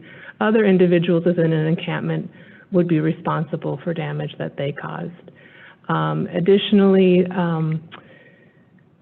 potential applicants have been very concerned about what it means to leave a site as it is and to help us clean up at the end. And we've tried to provide guidance on that, that again, this is not resodding a space or completely revamping things, but making sure items are picked up, removed, and ready to go at the end. So we've been working to address questions. It is certainly a responsibility to be an encampment permit holder. There's no doubt in that, and it's a request that we have made that those individuals provide oversight. They help communicate key messages to the individuals within a permitted site, and that they are becoming kind of a conduit between the encampment occupants and the Minneapolis Park Board. So there is certainly some level of responsibility, but we're trying to address the concerns as they arise. We have received, 8 applications, and we have issued for 4 permits. We have 1 request for variance. You heard that earlier tonight. Came up in the open time comments, and then there are an additional 3 that are under review. The current temporary permit, encampment permits are at Lake Harriet, William Berry, right along Richfield Road. You'll see that one probably referred as either William Berry or Bede-Macoska. It's kind of being shown intermittently with both names because it's basically right along Richfield Road is the approved site. The mall is another approved permit, and then Marshall Terrace. These 2 of them, the William Berry and the mall, are a single applicant. Marshall Terrace is an individual who is at that encampment, and Lake Harriet is also an individual who is at that encampment. The William Berry and the mall both provide some opportunity for the permit holder to be able to do some outreach, to be able to bring additional folks into that area, especially the William Berry one. It will be a brand new site that allows for that permit holder to work to bring new individuals into that area. Here is a map to help you get a visual of where those sites are. You can see Marshall Terrace. The mall site is approximately here. That's in Uptown. There is, this is sitting right on Bede-Macoska, but the site is actually right along the edge between basically the trolley line and Richfield Road. And then Lake Harriet, and the site is actually by the trolley station in Lake Harriet. And with that, I will turn it over to Assistant Superintendent of Environmental Stewardship, Jeremy Barrick. Thank you, Deputy Superintendent Ringgold, and good evening again, Commissioners. A real quick overview of the operations with encampments. Go to the next slide, please. So it's been approximately 57 days since Powderhorn, and which began on June 9th. We've currently got about 38 known encampments on MPRB property with an estimated 413 tents. And I know it's came up in open time on the counts, the tent counts, and I just want to emphasize we do use estimates, and it is a fairly fluid situation where people can come for the night and go in the morning, and so it's an estimate. And so we've observed up to 55 parks that have had encampments. New locations to note since the last time we met on June 15th. Loring, Logan, Lake Nokomis, Elliott, Matthews, Beltrami, and Booma Island have come to be. The largest encampment remains to be Powderhorn West, which we estimate again at 55 tents, but we heard some testimony tonight that's contrary to that. So the east side has been deconcentrated since we last met and remains tent free. The west side received notice of transition on Monday, August 3rd, and we have seen a slight reduction in the number of tents as we've provided transportation, or our partners have provided transportation. There are 4 parks that Deputy Ringgold just went over, and then we have 12 parks that we've been identified as designated to be capable of accommodating encampments per the resolution. So we continue to work and communicate with the site volunteers, getting the basic amenities to the encampments, biffs, hand washing stations, trash, etc. And we are relying on partners with the city of Minneapolis, the county, for some of those. Staff concerns, I know it's been asked initially, morale and how this is affecting staff. And so we do, unfortunately we have had one employee has been physically assaulted at Logan. We've had several incidents of people trying to take over the equipment or jumping on equipment and refusing to get off. The staff have been verbally harassed. They've had things thrown at them. It's oftentimes an unwelcoming environment.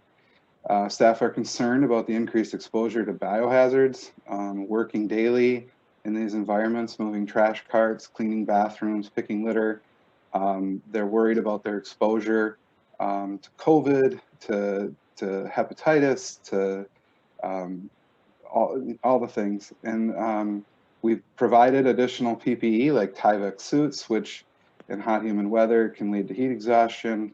So we've seen some of that where folks have had to be in a Tyvek suit for an extended period of time and come out exhausted and need more time off in the afternoon. And then all of this just adding up to mental health and trauma. We're hearing a lot more from folks that,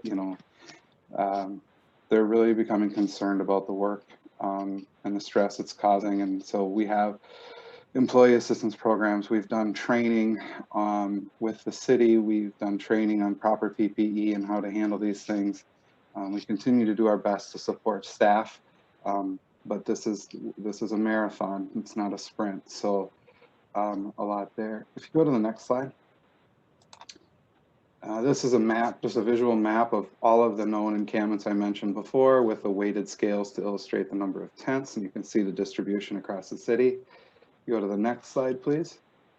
Kind of add some of these up. So I mentioned the permitted, I mentioned the designated, that's that middle map in pink. If you put the two together, you can kind of see the distribution again. And if we go to the next slide, you get a sense of the whole entire picture here, where the dark circles are the known encampments, the blue squares are the currently permitted sites, and the fuchsia circles are designated as capable. And so you can see the rundown on the side there of the names of the permitted and designated capable.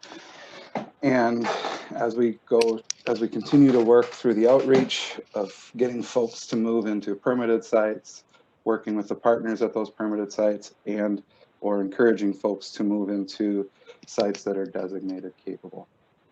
Go to the next slide. I believe I'm turning this over to Assistant Superintendent Schroeder. Thank you, Assistant Superintendent Barrick. If we could just go to the next slide, I will be reviewing briefly the Powderhorn Park transition. To guide us through this, we've established a goal of depopulating encampments in Powderhorn Park to align with the resolution that was passed at the last board meeting, but also looking at the executive order and commissioner's directions prohibiting encampments in safe school zones, and Powderhorn Park is clearly within a safe school zone. Conceptually, the idea is that we would encourage a transition. We'll use supportive partners for the incremental removal of the encampments at Powderhorn Park, and importantly, only engage Park Police to support others' work, or when it has been demonstrated through repeated instances of engagement that other methods are not going to accomplish the goal of fully depopulating the park of the encampments. It's easier to see how this works in the next slide, where we mark out a transition period.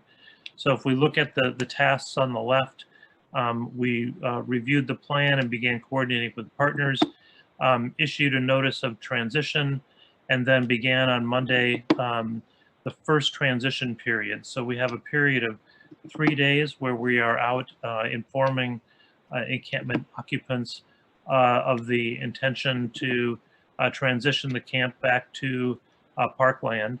We leave a day between that in the instance that we need to get into the park and clean up any remaining objects or left behind objects after that first transition period. And then we begin that process again with a second transition period, and actually have yet a third transition period of a shorter duration, so that when we look at how this unfolds, it's a very layered process of trying to encourage people to move. We've been working with Hennepin County staff, Mad Dads, and AICDC. I believe on the first day, in addition to the Hennepin County staff, we had 5 members of Mad Dads and 7 AICDC members out there delivering materials related to the transition. We're hopeful that this process of gradually transitioning Powderhorn back to a park, fully to a park, will work, but we recognize that at some point, if it's not successful, that we do need to move to a process of vacation. And we note there in the dark boxes at the bottom of the schedule that we would issue a notice to vacate at some point and actually work to remove the encampment only after trying this kind of 3 series of transitional operations to encourage people to move. It's been noted that we have had a slight reduction in the population. We know that at least one of the people who moved out moved back in the next day, so it's really hard to track exactly what's going on. As we work through each of these periods, the park board is providing transportation, as is, I believe, AICDC, so that we can move folks to other and safer locations. And at this point, as we look at the list that Assistant Superintendent Barrick described, if we go to the next slide, we had, when we started this, 1 location that we would be helping folks relocate to, with an effort that they would have a safer, more comfortable place to stay in a park, and that park is BF Nelson Park. As we continue to look at a depopulation of Powderhorn, we may find ourselves adding additional refuge sites to this list. And with that, I will turn it back to Superintendent Bangura to lead us through questions.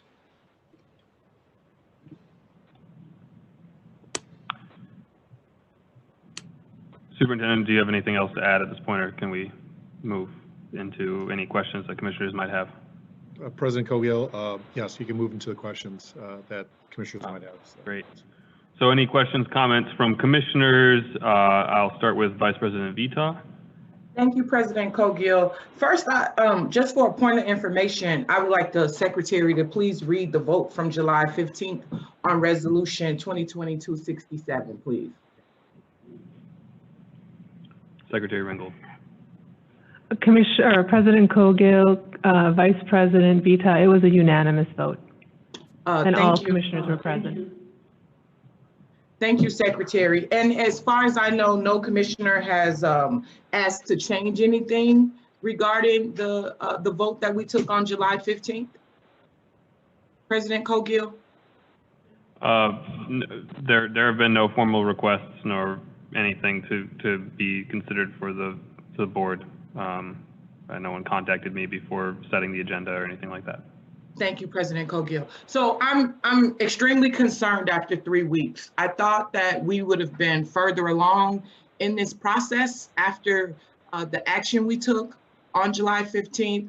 I'm also concerned that the superintendent just said he needs the support of the board when the board voted unanimously for this resolution to change change the size of encampments down to 25 tents or less, that any encampment needed a permit, and that staff would identify 20 sites. It's very concerning to me because I'm receiving calls all day long regarding Lauren Park, Logan Park, PV Park, Powderhorn Park, Kenwood Park, Elliott Park, and Jordan Park. There are PV, Powderhorn, Kenwood, and Elliott are not safe. They are unhealthy. There is continued violence going on. Not only did we vote to lower the number of encampments and tents in one space, but we also voted to give the superintendent discretion to decide on when those things occurred. Unhealthy, not safe. I mean, on top of COVID, we have so many other things going on in these parks. I am just not understanding why these particular parks, the four I named, PV, Powderhorn, Kenwood, and Elliott, why haven't they just been served a vacate notice and we've moved in and done what we needed to do? Can someone answer this for me? This is just, I thought we would be further along in 3 weeks. Superintendent? President Cogill and Vice President Vito, I understand your concern. We are working through that. We are at the point where, when we went through this process, we were asked specifically even around Powderhorn Park West to take a different approach to Powderhorn, which we are doing. We also were very clear that as we were working through our permits, we were working through the permit process to get folks into locations and to get permits for those locations and to look at those designated sites that also existed within our parks.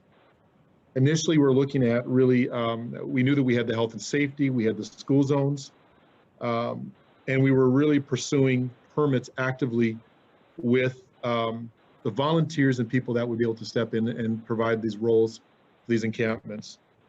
We are clear of the concerns of those parks that you mentioned. I am very clear about those, and we are taking action on those areas, and we're moving towards that. There's no question. We had to be very strategic about how we got here, and we had to work through the different concerns that we had around a lot of the encampments, specifically the permit encampments and the designated ones that we had in front of us. And we had to take our time to get there because we had to develop not only an encampment plan, but a transition to be able to work towards a very clear movement for folks that were unsheltered in our parks. The parks that you mentioned, specifically Loring, Kenwood, PV, Elliott, we understand the concerns around those. I've been very clear about the safety and being able to move forward with those. What we're careful about not doing is announcing openly to the public directly right away what we're doing, but in front of us, we are responding to those, and we are working with the encampment, with the permits, and we are looking also at the school zones and the different locations throughout the city. And again, we are addressing those concerns. Superintendent, I'm just not sure of what addressing those concerns means here, because the parks I named, I did not see on the list for permits. So they're not, there's nothing we can do. There's no permit. We all voted that you need a permit to have an encampment there.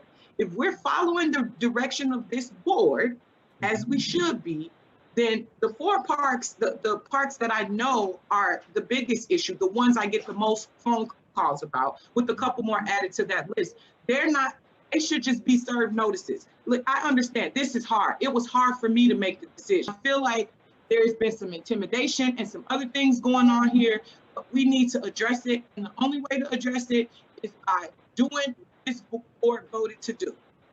25 or less tents, sites are to have permits.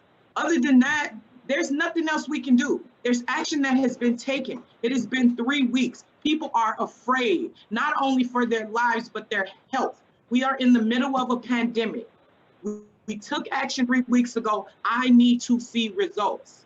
I am so, I can't believe how little has been done in 3 weeks' time. I really expected us to be further along in this process, not still getting woke up out of my sleep about Powderhorn. I know it's not easy. I know it's going to be hard.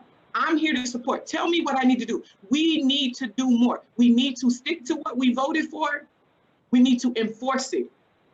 We voted for it. It was unanimous. The secretary read it. It's unanimous. We all did. Unless somebody brings something forward different that we can vote on and make changes, this is what we should be doing right now, Superintendent. Thank you, Vice President. Our next speaker is Commissioner Musich. Did the superintendent have any recommendations of additional action that the board could be taking to help support staff? I don't want to start asking my questions if he had something he wanted to say. Superintendent, did you have anything you wanted to say? President Cogill, Commissioner Musich, I am clear from Vice President Vitale. I am clear about the direction. I am moving forward on the direction. No, there is, I'm clear. The support that we need from this board, which we had a 9-0 unanimous vote, I'm clear about. There has been, I'm clear about that, Commissioner Musich. Okay. Thank you, Superintendent Bangura. Thank you, President Cogill, for allowing me time to speak. I have a couple of questions for a number of different people. I'll start with Chief Ohato.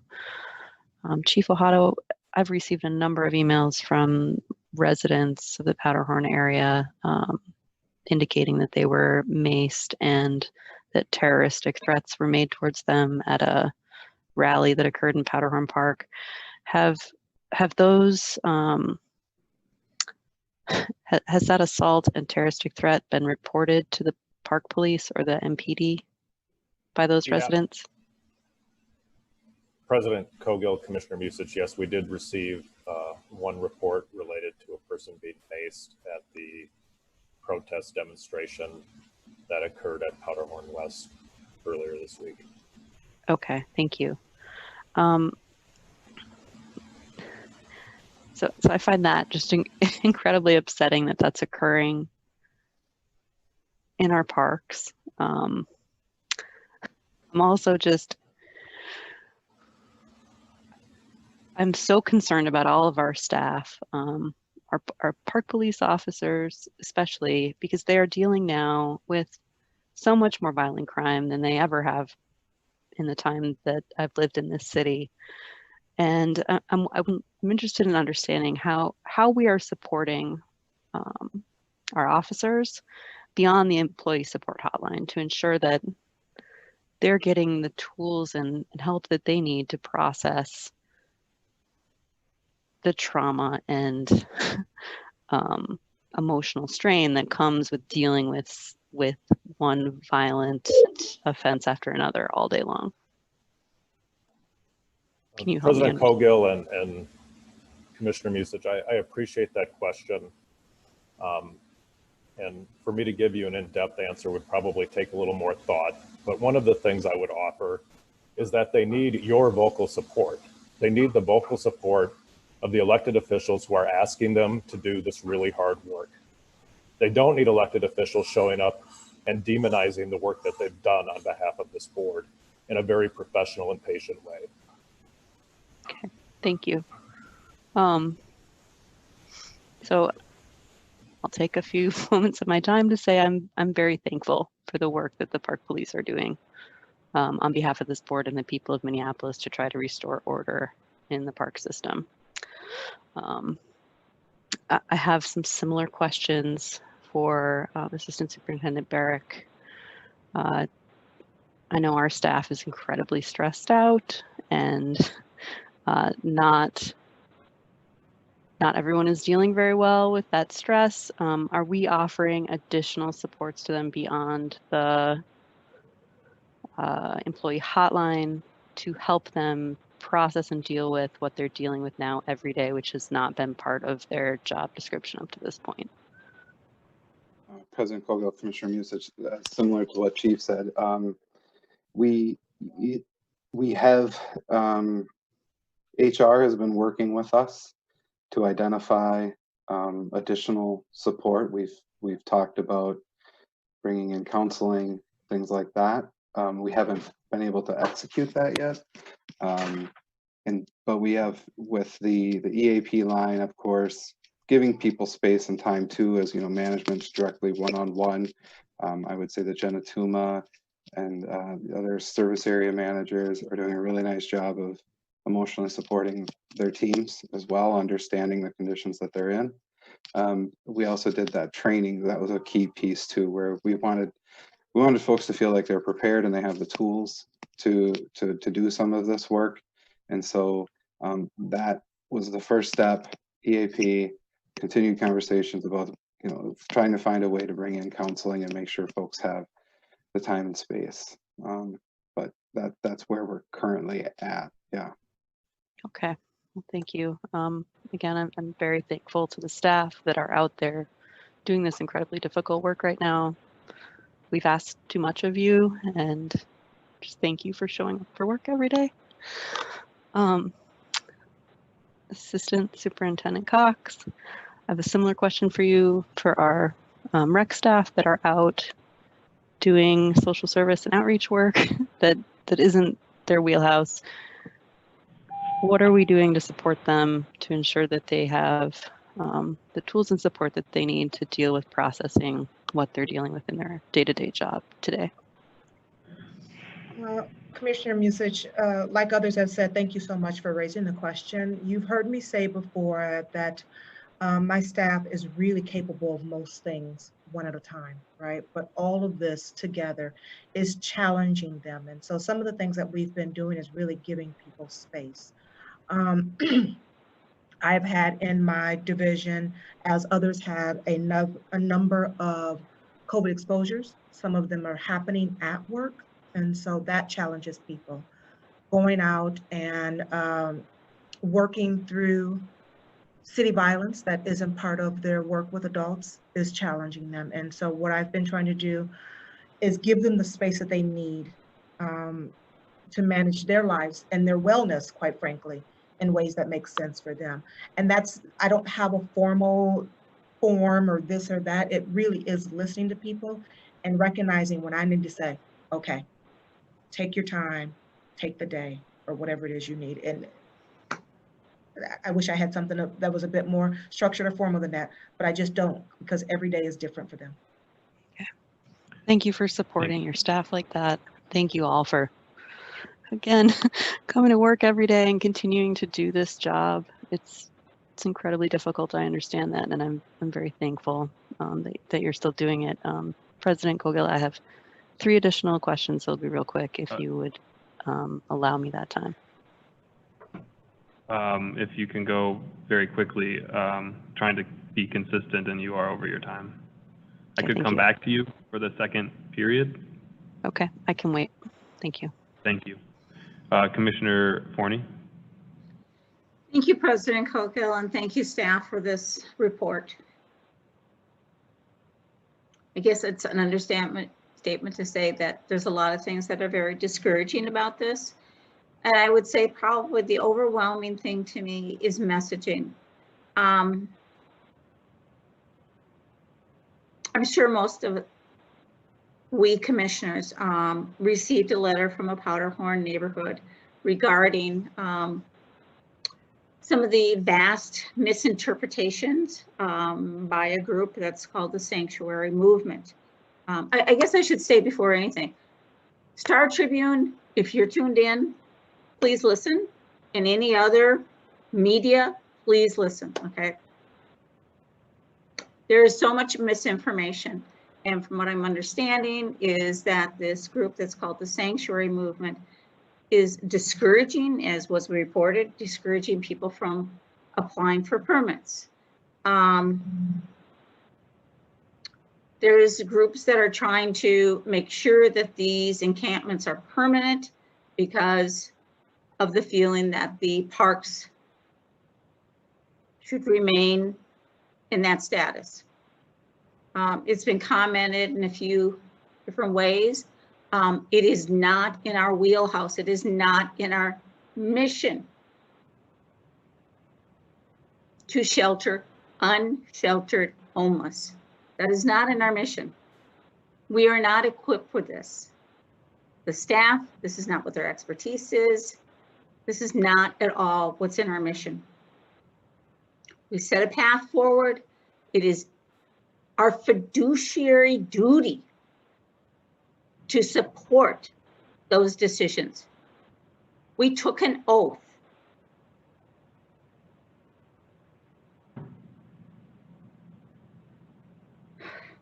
I'm sorry, but it's just so horrible to hear what's happening on the ground. I have tried very hard to witness as many as I can as the encampments, to converse with people, socially distance, be my age. But to hear that there is a concerted effort to block when we are trying to really assist people is so demoralizing for our staff, for our community, for each and every one of us. So please, who is ever listening out there, please, would you message out there that we have a very, very definitive way on how people can apply to have encampments, get the hygiene, facilities, etc. Please message that out. And the liability is really quite minimal in spite of what is being messaged out there. I cannot thank enough our staff for all that you have done in being so nimble in addressing something that none of you ever signed on for. Thank you. Thank you, Commissioner Forney. Commissioner Severson. Thank you, President Cogill. For the record, it's a very interesting conversation. Secretary Ringel, could you read the vote on June 17th? I believe the date was, who voted to have encampments in our parks?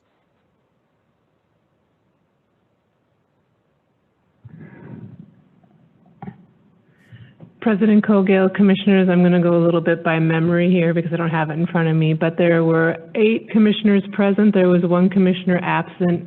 There were 2 commissioners who voted against the resolution. It was Commissioner Severson and Commissioner Musich. All other commissioners voted for it. Thank you. I appreciate that.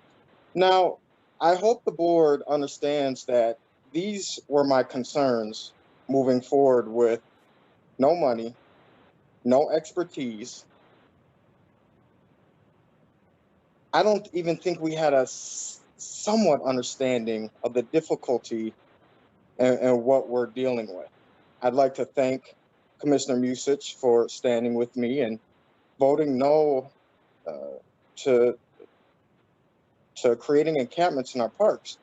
Now, it doesn't mean that we don't love or respect our homeless community. It just means that we have to find the best avenues to support people that have needs. With that, I have a question to a few questions about the safety concerns. I'd like to kind of bounce back and forth between President Cogill and Superintendent Bangura, but I'll still start with Superintendent Bangura. If our police were defunded and we didn't have Minneapolis police or Minneapolis Park police, who would investigate the rape cases that unfortunately occurred in some of our parks? President Cogill, Commissioner Severson, the question you're asking is, if we, I just want to repeat the question, if we defund the police, if the police were defunded and the park police were defunded, who would investigate the rape cases that unfortunately have taken place?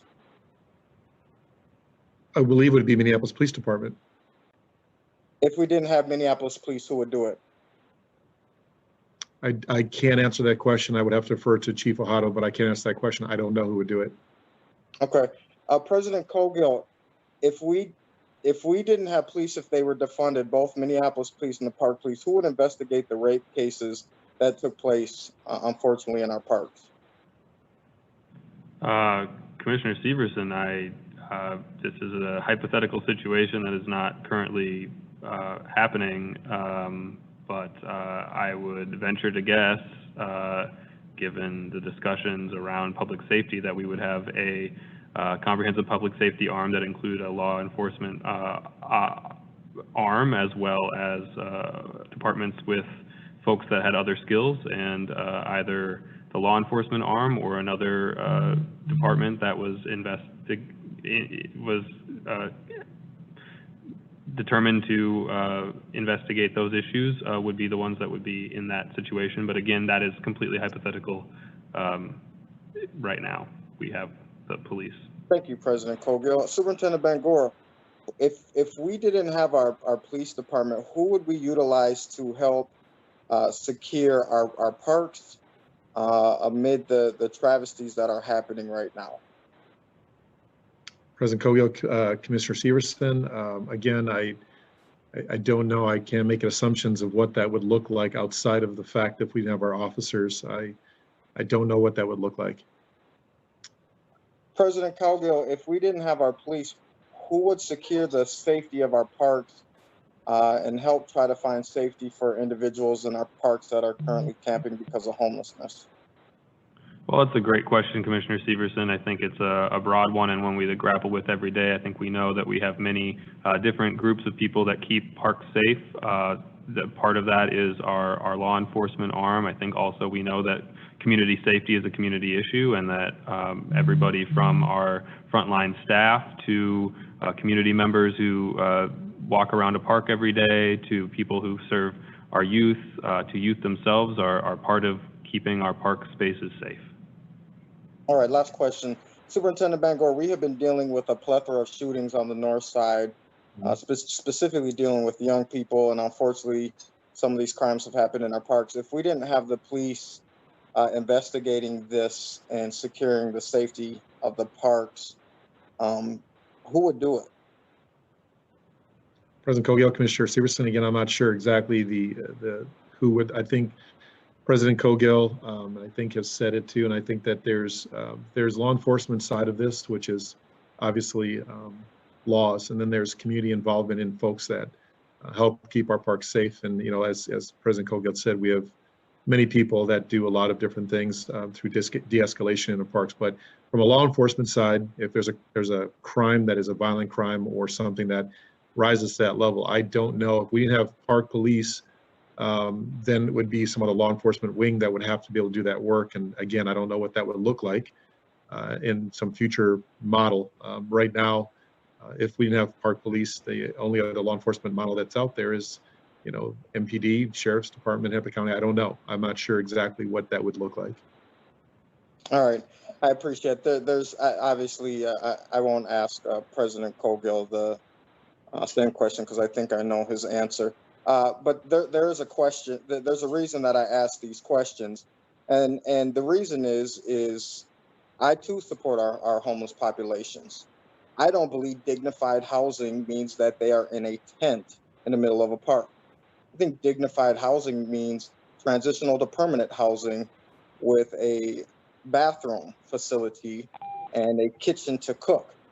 I also believe that this is a way that we need to start having the conversations about what policing truly means and what they mean for our community and the need for them. That's why I asked these questions this evening. I appreciate you allowing me to speak, President Cogill. Thank you, Commissioner Severson. Commissioner Musich for the second time. Thank you, President Cogill. Could we please see the slide that shows the map with the various encampments and their status that was shown earlier? And then Assistant Superintendent Barrick, I'm hoping you can help me understand what some of the markings on that map mean. And I'm also wondering if that map is available on the website somewhere. So it says on here, like there's SW. Are those directions? Oh, no. President Colgill, Commissioner Musich. Yeah, that's the service areas. So southwest is SW, northeast is NE, northeast, southeast, which is the Northeast University area. That's okay. So those are the service areas. And then what is the designation of full next to some of these? President Colgill, Commissioner Musich, good question. Sorry, I didn't cover that. Full indicates that has about 25 tents right now. Okay. Yep. And when it says Nokomis, depending on location, what does that mean? President Colgill, Commissioner Musich, that means depending on where the encampment would be located. So Nokomis as a whole is not, how do I say this? There are parts of Nokomis that are designated capable of supporting, and there are other places that would not be within that park. So like, for example, the areas that are flooding all the time, those are not appropriate for an encampment. Or like the areas immediately adjacent to a playground, not appropriate for an encampment. President Colgill, Commissioner Musich, you hit it right on the head. It's the area, the low-lying areas that are prone to flooding. Okay, so like most of the park. I've asked a number of times, and I'm going to ask again. I'd really appreciate if commissioners could be updated on a regular basis on the status and the issues related to encampments, particularly the district commissioners. I'm getting questions every day. People want to know what's going on, and all I can tell them is I haven't received an update. And I would really appreciate if we could get regular updates on encampments. Yeah, I don't need them for every park in the city, but I would really like, especially my district and Powderhorn, because I represent up to the block before Powderhorn. So a lot of people that live right by there are my constituents. I'm also wondering if we've identified what the recourse is for neighborhoods if they do not support permitted encampment in their park, because I've got a lot of residents that are asking, can I just stop paying my property taxes? Is there a petition process to petition the board to revoke that permit? A lot of folks just they're not interested because right now they're seeing prostitution, they're seeing open air drug markets occurring in their park system, and they want to understand what their recourse is to say to us, nope, the decision you made is not something our community can support. So is there something in that regard that I can tell them?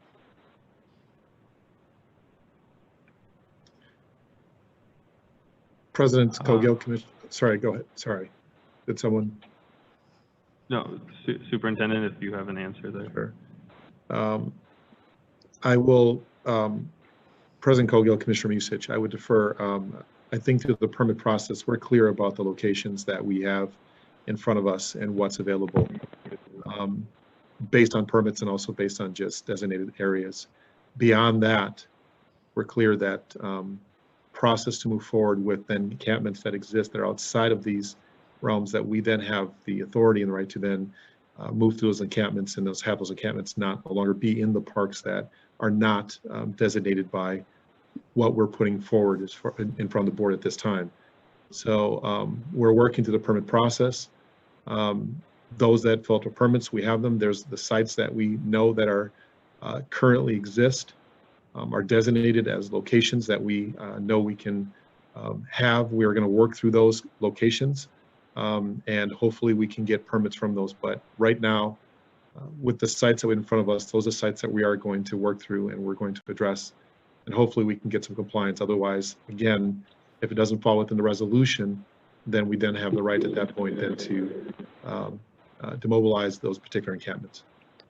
And I understand that. What I'm asking is residents want to know what they can do to stop the park board from allowing an encampment in their park. So I don't know if Secretary Ringgold maybe has an additional clarification she can provide. President Colgill, Commissioner Musich, I think what you're actually identifying is probably one of the most difficult parts of trying to remove encampments from the system. Because if we're not giving folks alternative locations, if they're not willing to move to alternative locations, and we remove an encampment from a particular space, the individuals will move to a new location. And when we're at 35 sites across the system, we simply don't have the resources to be tracking each of those spaces every single day.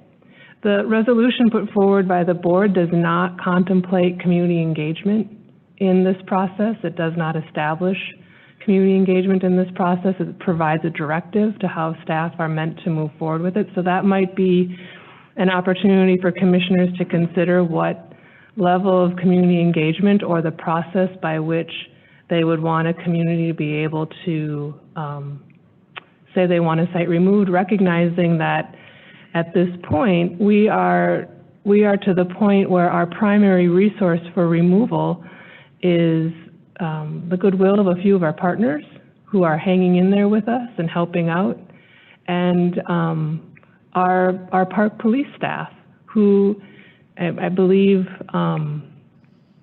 Powderhorn East, it took several days of work in one way or another to make that happen. So the turnaround of these is not being able to address an encampment even every day at the level to which we have them in the system and the ability of the encampment to move to a new area. So I think some guidance from commissioners in terms of their needs and their interests around community engagement, and then how we would staff up or operationalize that would be really important. Okay, so when people ask me that question, the answer is there is no recourse at this time.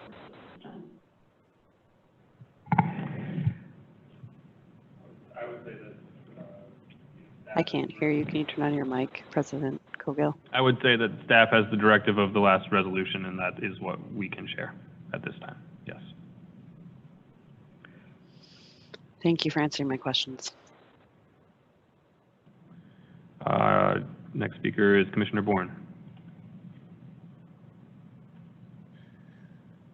Thank you, President Cogill. I think this is largely to Chief Ohado. I'd maybe like to hear from Deputy Superintendent Ringgold. She was here the last couple of years, and Superintendent, anything you'd like to add? Before the board decided, 2 years ago, the board wanted to pass some resolutions along this, and the board at that time didn't allow it to be brought forward. But that was also during the time of the Hiawatha encampment, and there has been, I think this year is more visible than previous years, but sadly, there was no shortage of homelessness in our parks last summer and the summer before and the summer before.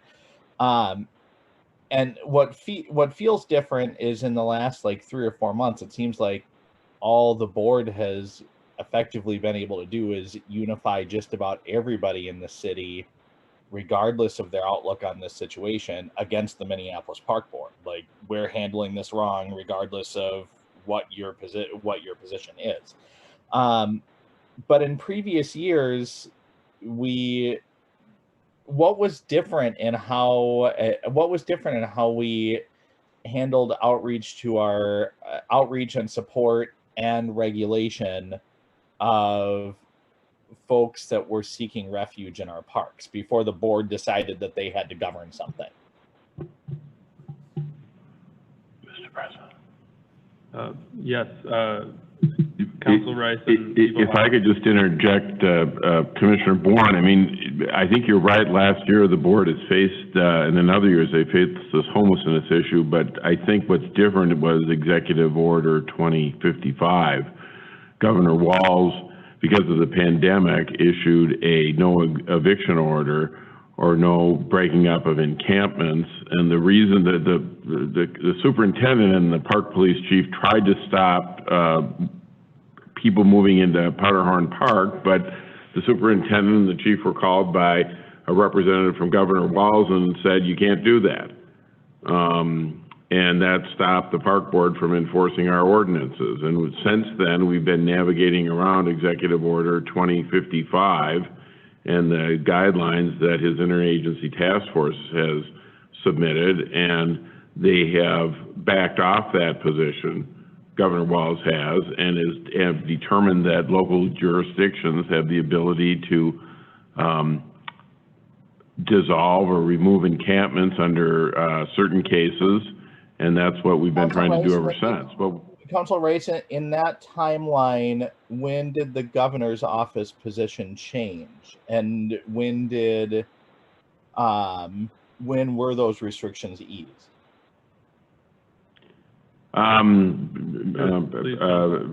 President Cogill, there was a conversation, I don't have it right here, I might be able to find it. There was a conversation, I believe, in early July.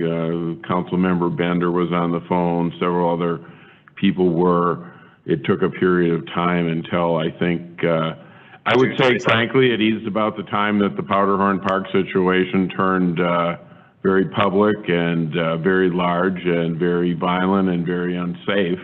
I mean, many of the people you had here tonight, at the beginning of July, our first meeting in July, the room was full of people who said, how dare the park board talk about 10 sites and 10 tents at each site, and they said, don't do it. The resolution that Commissioner Cogill brought forward was then withdrawn, and then 2 weeks later, on July 15th, many of the same people who were here in the boardroom on July 1st were telling you, begging the board to please depopulate Powderhorn. So to give you an exact date, somewhere between July 1st and July 15th, I think, is when there was a sea change at Governor Walz's level. And all of a sudden, the executive branch basically said it's up to local units of government to determine what to do about these encampments. And as I reported at the last meeting, based on what I understand of his executive orders, his guidance, it's now up to the park board as well as any other local unit of government to decide whether or not you're going to permit encampment on public property. So going back to the timeline, President Cogill, our resolution that I think Commissioner Severson voted against, Commissioner Musich voted against, and I was gone for my wedding, was introduced, I think, on June 17th, where and the situation quickly deteriorated. And I just go back to, now that the governor has eased some restrictions, I've sat in meetings with Chief Ohado and Superintendent Bangora and previous Superintendent Mary Merrill and partners from St. Stephen's, and our staff seem to have like a very humane approach. And the challenges really started when the board tried to govern from the dais, when Minneapolis Park Board commissioners tried to solve the issue of homelessness in the city of Minneapolis.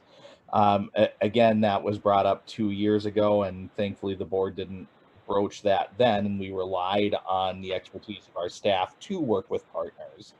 But it really seems like all we've done since the month of June is unify everybody in the city against the Minneapolis Park Board. And I really feel for the superintendent and his staff right now for being put not only in a harm's way, but in having their credibility sullied from the multiple 180-degree position changes that this board has done from the dais. It makes their work really challenging. I don't know how I would have voted on the 17th, but it's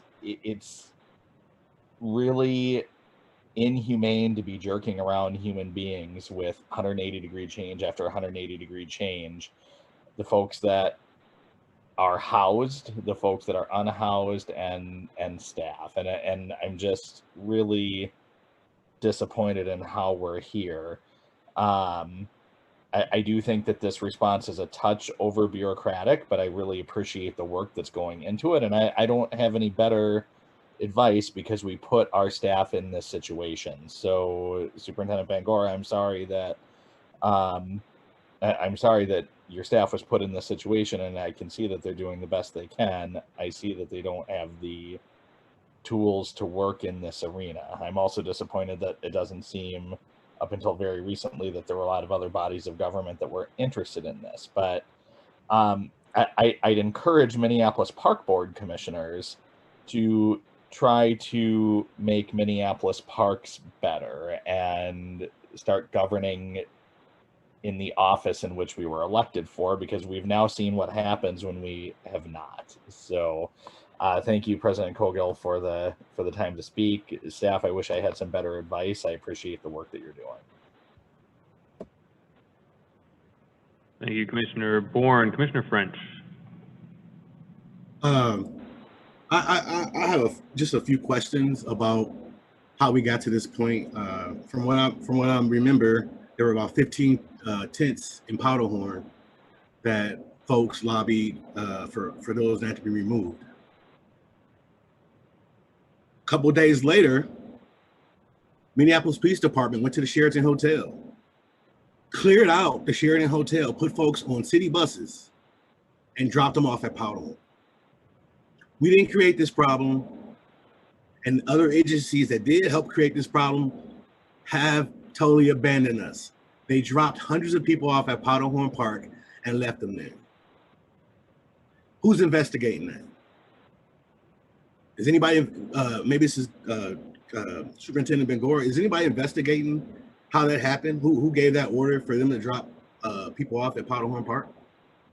President Cogill, Commissioner French, I am not, I don't know anything beyond that. I'm not sure of the facts either. I know there was a mother's love that was involved. I'm not sure about police. I don't know all of the whole story, but I'm not aware of any other investigation at this time around that. Were we in communication with anybody who was clearing out the Sheraton? Did they let us know that they got about 120 people that are going to come and be in our parks? President Cogill, Commissioner French, I was not aware of, no, I was not communicated that there was folks coming over to Powderhorn until the unsheltered folks that were at the Sheraton were coming into the park. And by the time that I was looking at June 12th, I think we had 25 tents at that point, so it went from 15 to 25, and it was still growing. Well, I think it's a disservice for other agencies to chastise us for what we're doing and telling us we shouldn't be doing this, when one of the agencies deliberately contributed to the issue. And I would like there to be some type of investigation to see who gave that order from the Minneapolis police to drop folks off at Powderhorn Park. I want to know who that was. I want to know why the decision was made and why we weren't consulted on that.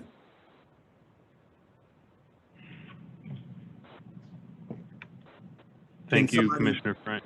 Can somebody, is there going to be some questions I asked about how this happened? I really want an investigation done. Superintendent, do you hear that question? And we'll yes, I'm sorry. My apologies. I was writing answers that we could find. Yes, President Cogill, Commissioner French, my apologies. I was taking some notes and writing down there. Yes, I will follow up on that, Commissioner French. My apology. I was writing some notes at the same time. I just want to know who made that decision, and we're paying the cost of it. Thank you. Thank you, Commissioner French.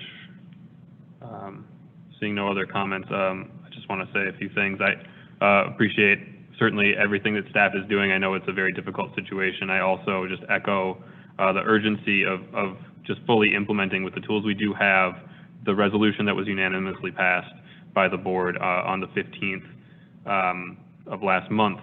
I have appreciated that staff has done what they can on the west side of Powderhorn to use some different techniques in drawing down that site. It's the largest site. It needed that touch, I think. I'm also aware that, as many commissioners said, we are not in the business of housing people. That was never the intent, nor was it ever a stated goal of the board in any resolution to suggest that we were going to solve homelessness or permanently house anybody.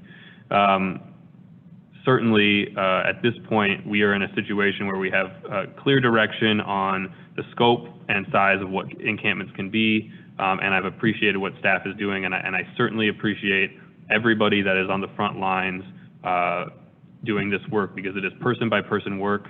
That includes our police staff, it includes our maintenance staff, it includes every single person that's doing this work. I also just want to say that if commissioners want to talk about transitions and getting folks housed and getting folks into more dignified, truly dignified housing situations, I hope to see you at coordinating meetings and looking to get involved in the Interagency Council on Homelessness, because the only person that I've seen consistently showing up on those issues is Commissioner French. He has been there on the ground, and he's been there in the meetings, and I am very much welcoming all other support from all other commissioners, but I just want to note who's actually been in the room. Because this is, again, person by person work, it's difficult work, and we need to build bridges and be collaborative to get to a point where we are getting people into housing. I also just want to say, what's going on at Powderhorn right now is really upsetting. The person that was maced is my cousin, and I feel very much like this is it's a personal thing for everybody, because these are our public spaces, and people we know are in these public spaces. People we know are unhoused, and people we know who live in the neighborhoods. It's very hard for all of us, and I want to highlight that, because I just want to say that it's something that we need to allow some grace for all of us right now as we work through a really tough summer. I think everybody here is doing what they can to address what is really an untenable situation that has gone on far beyond any time that we've been trying to address this. And I appreciate everybody's work. I know there's more work to be done, and I certainly appreciate staff having to navigate something that is moving in a variety of directions, many of which are beyond our control. With that, I'll move on here to our next discussion item, the annual report of the Minneapolis Tree Advisory Commission for 2019 and 2020. I'll turn it over to Assistant Superintendent Barrick and Peggy Booth, the chair of the Tree Advisory Committee, if she's on. President Cogill, commissioners, thank you, and I want to thank Peggy for her patience in staying with us. She has prepared a brief overview, and the report is in your packet. So with that, I'll turn it over to Peggy.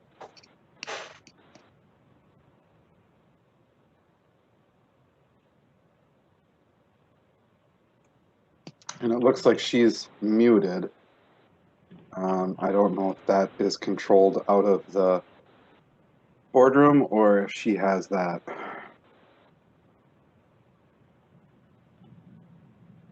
Thank you, Jeremy. Peggy, thanks. President Cowgill and board members, this is a tough act to follow, your last presentation, and I know you're tired as well. I appreciate everything you do, and I appreciate your willingness to listen to our annual report. As you know, in the past, I have done PowerPoint presentations, and given the difficult circumstances with meeting remotely, we have prepared a 3-page report this year with 3 recommendations as well as a cover letter. And I'm just going to very briefly summarize our recommendations. Last year, you gave the go-ahead to hire the Forestry Preservation Coordinator, which is half funded by the city of Minneapolis.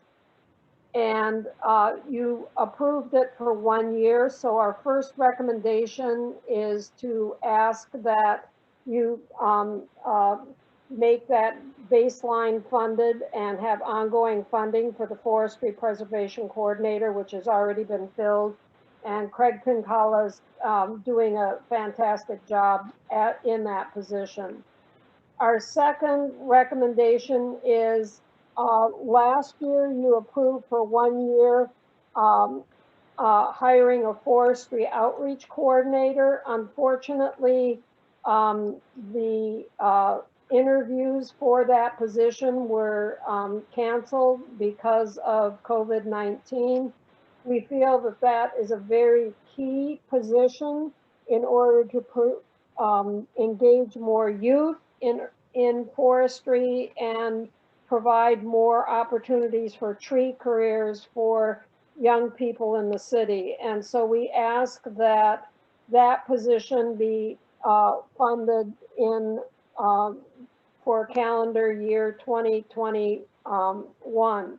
And then our third recommendation, as you are aware, we've had a special tree levy for the last 8 years, and that has allowed the park board to plant over 60,000 new trees.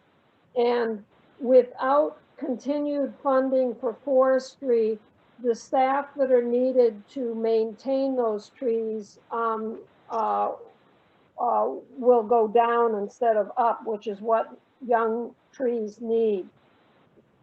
You've made a tremendous investment in those new trees, but those trees won't thrive unless they get the proper care that young trees need in terms of pruning and other things that make them more resilient to storms and help them mature and provide all the benefits. So we are asking, just sort of laying the groundwork and asking that in 2021 that the board put in place the processes to have that young tree care levy, we are calling it, in place in 2022.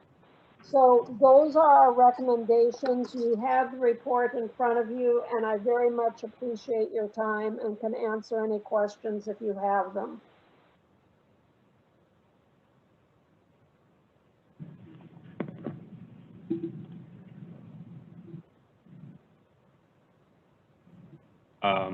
Thank you for the swift overview, Peggy. Our first hand that's raised is Commissioner Meyer.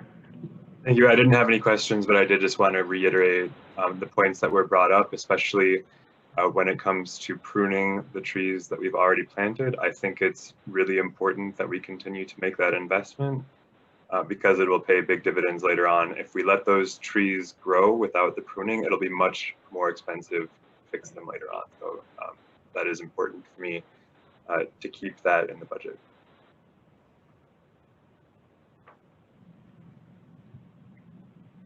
Thank you, Commissioner Meyer. Commissioner Bourne. Thank you, President Cogill. Superintendent Bangor, it's time for my regularly scheduled question as to whether or not we've been paid by the city of Minneapolis for their share of the tree coordinator position yet.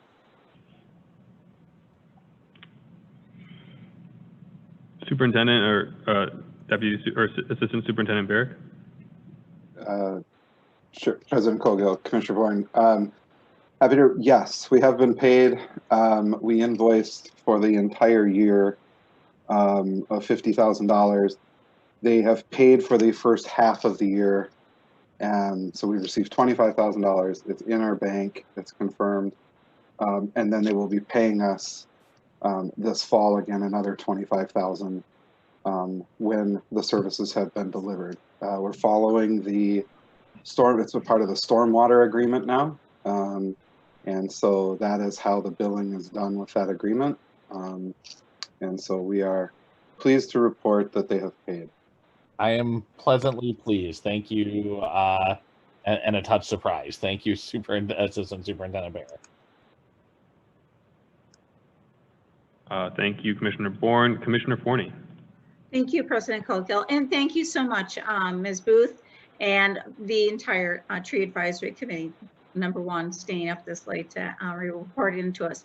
I'm really, really pleased that one of your priorities is about the tree preservation levy, and the fact that you advise the city as well, being that we are coming into such, well, we are already in such dire financial straits. I hope that we can look to you to help in supporting the continuation of that tree levy. It's going to be a really, really tough lift, and your advocacy is really, really essential. Thank you, all of you, for your service.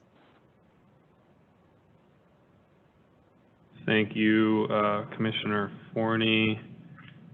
I'm seeing no other questions or comments. I just want to say I appreciate the report, and I did want to mention I had a good conversation about 2 weeks ago now with some folks at the Greening Lab, part of the Downtown Improvement District, and Green Minneapolis, regarding downtown greening and just general greening efforts. And I know they've been partners and come to a couple of tree advisory commission meetings. And I just want to say now I'm hopeful we can continue to kind of encourage and broaden that collaboration, because I know that there's substantial interest and resources that those folks can bring, not to mention a lot of passion. So as we move forward, I'm hopeful that the Tree Advisory Commission can continue to deepen that connection, and as we are with all of the partners who are interested in and passionate about growing our badly needed tree canopy. With that, we can move on to our third and final discussion item for this evening, which is 2021 to 2026 CIP planning discussion. And I'll turn it over to our CIP guru, Director Arvidsson. Thank you, President Cogill, Commissioners.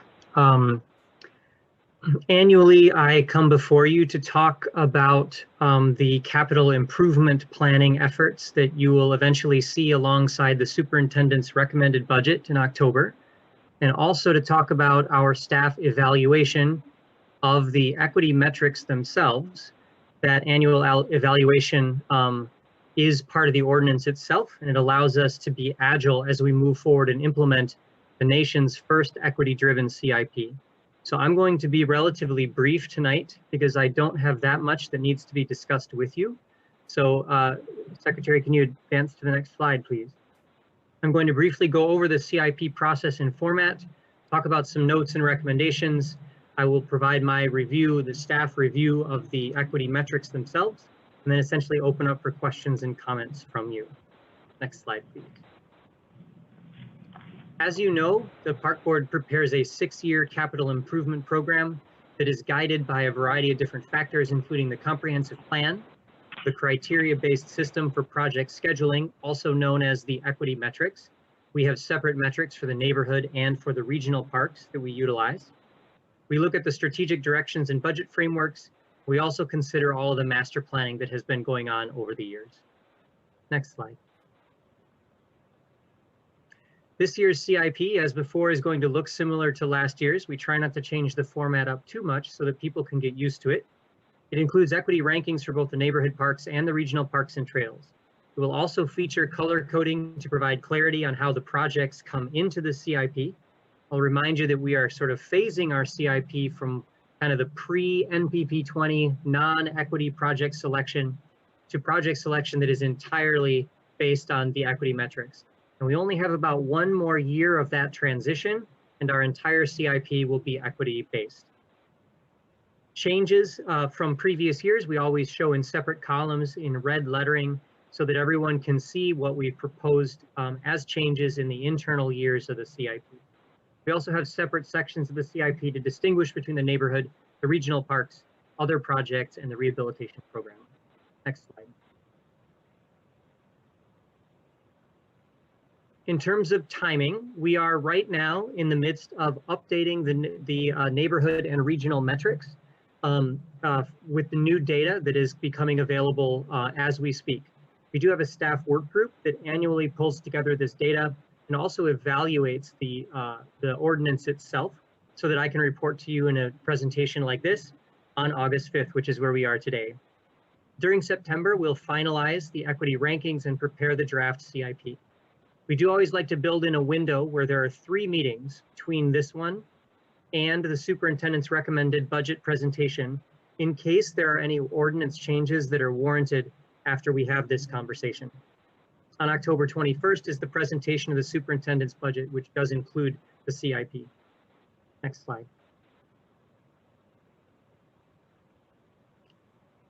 This has not changed from previous years, but it's worth reiteration. Projects that are already in the CIP are typically not altered, regardless of a park's current equity score. And we do not drop parks from the CIP, even if the score does drop because of other factors. We typically try to place new parks into the outmost year so that we don't disrupt and delay already planned projects.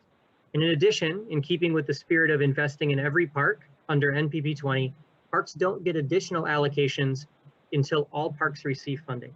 There was an exception to this last year. You may remember the normalization year to ensure that all parks were getting an equitable amount of funding.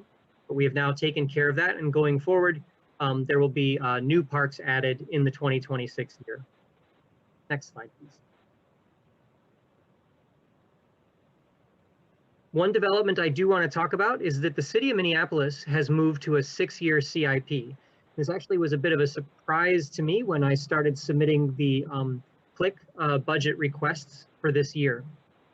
We have historically done 6 years in our CIP in order to be ahead of the city's previous 5-year CIP so that we can submit a full CLIC request because they do theirs early and it ends up kind of a year ahead of our next budget. This year's CLIC submittal did ask for projects for the 2026 year, which we have not approved yet. Therefore, staff worked with the city staff and we prepared and submitted an estimate for CLIC for 2026. And that was based on what we expect to spend on rehabilitation and also on various projects going forward, but it didn't identify specific parks yet. To become fully synchronized with the city again, we would have to do a 7-year CIP, which feels like a bit of a tall ask for me. So we're not recommending this move because it's a very long time frame for capital planning and a lot can change within 7 years. Staff can continue to provide estimates to CLIC for that outmost city CIP year, and then they can be revised in the following year to bring things in line with the board adopted CIP. Next slide. I want to talk now a little bit about the equity metrics. As required by the ordinance, staff have reevaluated the overall equity metrics and are updating the underlying data. During the development of the CIP, the rankings are going to be locked. So at some point, once we have the list, we're going to lock those rankings in so that we're not constantly changing those around during the CIP creation. Next slide. In 2019, you may recall, we identified 2 possible ordinance changes to address potential unintended consequences. One of those was a means of addressing undeveloped parks in the ordinance, and the other was a revision of the density metric. In addition, the board has expressed historically an interest in reviewing options for environmental justice methods. Aside from those items, the staff work group hasn't identified any other necessary changes to the metrics this year. Next slide, please. With regard to the neighborhood density metric, this is a bit of a reminder from last year. Currently, population density is calculated based on static numbers. So as the city densifies, eventually all parks will be in the highest category and there won't be any differentiation. We think that ultimately a change in calculation is warranted, but it is not urgent because we are not seeing that level of densification year over year yet. It's going to have effects in the long term, but we feel like in the context of everything that's going on this year, it does not need to be addressed now. And we don't recommend needing to bring forward an amendment to the ordinance in 2020. Next slide, please. We did do some study this spring on the potential environmental justice metric. We have researched into what the possibilities are of doing that. There are many environmental justice factors, and we needed to think about which might be most appropriate. We needed to look at what mapping is available citywide and how often that is updated. The challenge with this metric is that our funding metrics at their core need to prioritize need. So the real question with an environmental justice metric is how do we identify that need and then prioritize resources to try to solve it? Next slide. So staff has identified 3 possible options for an environmental justice metric, and none of them is perfect, but I wanted to share them with you and possibly have some discussion either now or in the future. One option would be an air quality metric. Air quality connects directly to life expectancy and chronic disease, so it does have an impact on our users. Citywide data does exist from external sources and could be used to develop this metric. However, that data is not updated annually. In fact, some of the sources we believe may only be updated once in a long period of time because there were special funding sources available to do that. Another option would be an urban heat metric. This does have impacts on various health factors and is actually something that we can directly combat through the urban forest. So the presentation immediately before this does have a relationship with that. There is citywide data available from external resources. It seems to be updated more frequently, but only about every 4 years. The third option would be for us to create our own proxy metric. This could be a blend of several measures, such as that are more quantitative in aspect, such as distance of parks from highways. We could use the recreation center metrics, health outcomes that are identified there. We could look at green zones or even tree canopy. This is a metric that could be created in-house and could be updated annually. But it may closely, as we started looking at this data, it may closely parallel the RCAP metric or the ACP 50 metric that is currently in use and is one of the key foundations of our neighborhood equity metric. Next slide, please. So here's what we're thinking at the moment, and of course this is going to open for discussion in just a moment. At this time, we're not sure that an environmental justice metric is going to add additional data to the prioritizations that are already being captured by the equity metrics. Overall, these are already working to prioritize investment in areas that are impacted by the historic systemic inequities that we do see across our city. Those areas that we are prioritizing, primarily in the upper south part of Minneapolis and north Minneapolis under the equity metrics, are also the same areas that do have the greatest environmental justice challenges. So we're not sure that we're going to create any more nuance into the equity metrics by bringing environmental justice in. However, we can have a more comprehensive study item, I think, on that topic alone, if you're interested in seeing more detailed look at some of the research that staff has done. And we can carry that forward if we want. But again, I think the work group, and myself included, are a little bit reluctant to bring forward potentially complicated ordinance revisions over the next 3 or 4 meetings, again, in the context of everything that we are facing as a board and as staff in 2020. Next slide, please. So that is where we are. It's a fairly simple presentation because, again, with the assistance of the NPP 20 requirements, the CIP does come together in a fairly straightforward and predictable way. That said, I'd like to open for any questions or comments that the board might have. President Cogill. Thank you, Director Arvidsson. Asking here for commissioners to weigh in. We have a couple commissioners with their hands raised. Commissioner Meyer. Thank you, President Cogill and Director Arvidsson. I'm certainly interested in the environmental justice discussion.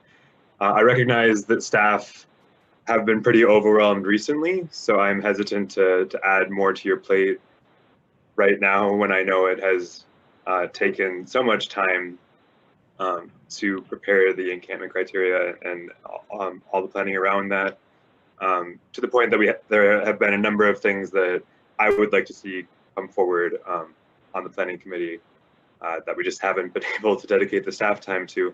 So it's something that I very much want to get to, but I think probably not right now, because there are the things that the staff time need to prioritize right now.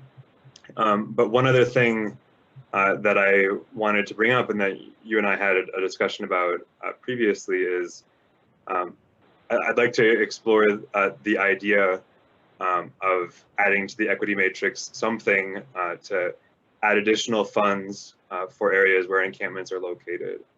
I think that would be especially appropriate to help compensate the areas that have the people in the greatest need, currently living in the parks right now.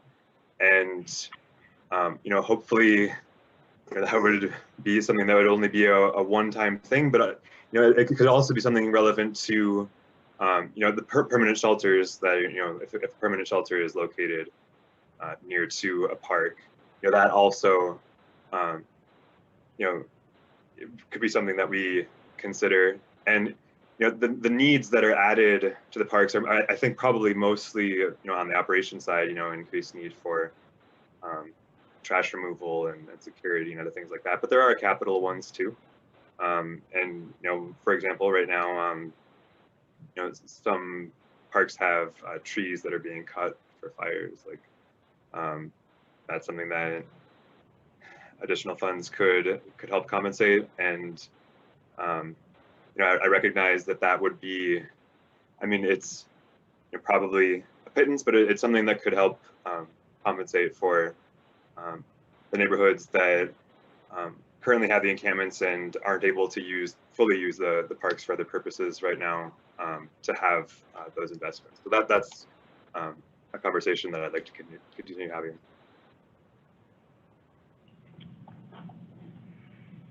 Thank you, Commissioner Meyer. Commissioner Musich. Thank you, President Cogill. Director Arvidsson. I'm wondering if in 2021 the CIP would see any undeveloped park spaces coming into a position where they would be moved into the CIP based on their ranking in that far out year. Sorry, I dropped my pen.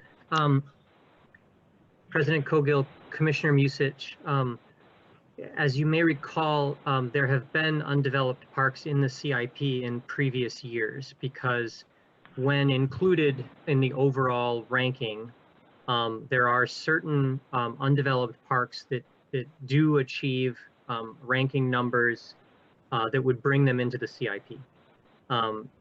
I expect that because the ordinance still requires an evaluation of all the parks under the equity metric rankings, that there will be undeveloped parks that are again have equity numbers that would place them into the CIP. Okay, so last year we just requested that those be removed despite their equity rankings from being funded. Is that what happened?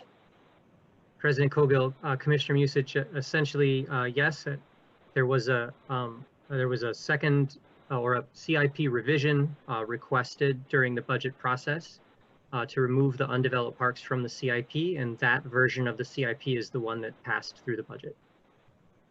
Okay, so when you provide us with the CIP this year, parks that have an equity ranking that would merit investment based on the ordinance, they will be included in the initial CIP you provide, and this board would need to remove them in order to not fund them. Is that correct? President Cogill, Commissioner Musich, that is my reading of the ordinance currently, but I think we are still having some internal conversations about exactly how to manage that. Okay, thank you for the information. I appreciate it. Oh, actually, I have one more thing. And I wrote it down and I forgot to say it. Would it be possible to have an additional sheet included on the CIP document this year that shows capital funding from previous years where the projects have not yet been implemented?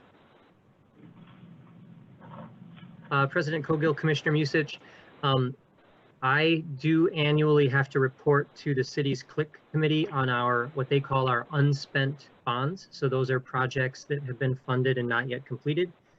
That's information that I can pull together fairly easily and include with the budget presentation yet. Okay, fantastic. Because when I point people to the CIP, sometimes I can't actually find the park funding in what we have posted, because it's from it's from far enough back that it's not on that document. And so it'd be helpful if what we're publishing out on our website for the CIP included that information as well. Understood. Not just in our budget packet. Thank you. Thank you, Commissioner Musich. Commissioner Bourne. Thank you, President Cogill. Either President or Superintendent, as we've been gearing up to have hard budget conversations with the city, I'm wondering if our capital program and NPP 20 has been something that has been like a temporary pause of that being up for discussion. The ordinance does allow the city not to fund NPP 20 in the case of city emergencies. I think this very well, the world that we're living in very, very well qualifies as that. And I just want to make sure that we're having some realistic expectations about what our next year's CIP would look like. If I certainly would be more supportive of temporarily reducing our capital projects than I would be of our day-to-day operations. So I wouldn't want to see a fully funded NPP 20 program while looking to lay off arborists or lay off rec center directors or not have cost of living adjustments. So Superintendent, President Cogill, can you tell me a little bit about conversations with our partners at the city about the potential of delays to our capital program?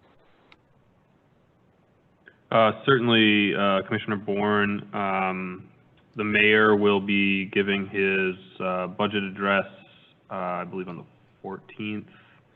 And the superintendent can add some details here. The mayor's office has been asking about a variety of potential items to look at for cost reductions, and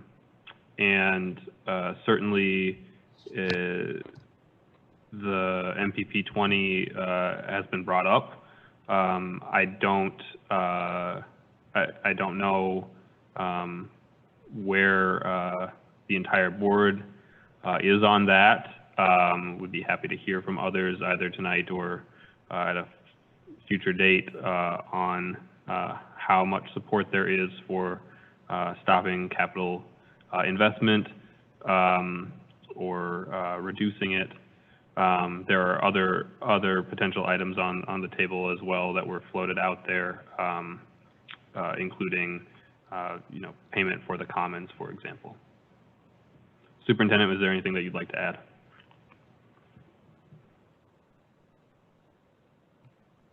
My apology, President Cogill. I had to step over to use the restroom real quickly. I apologize. What was the question? I apologize.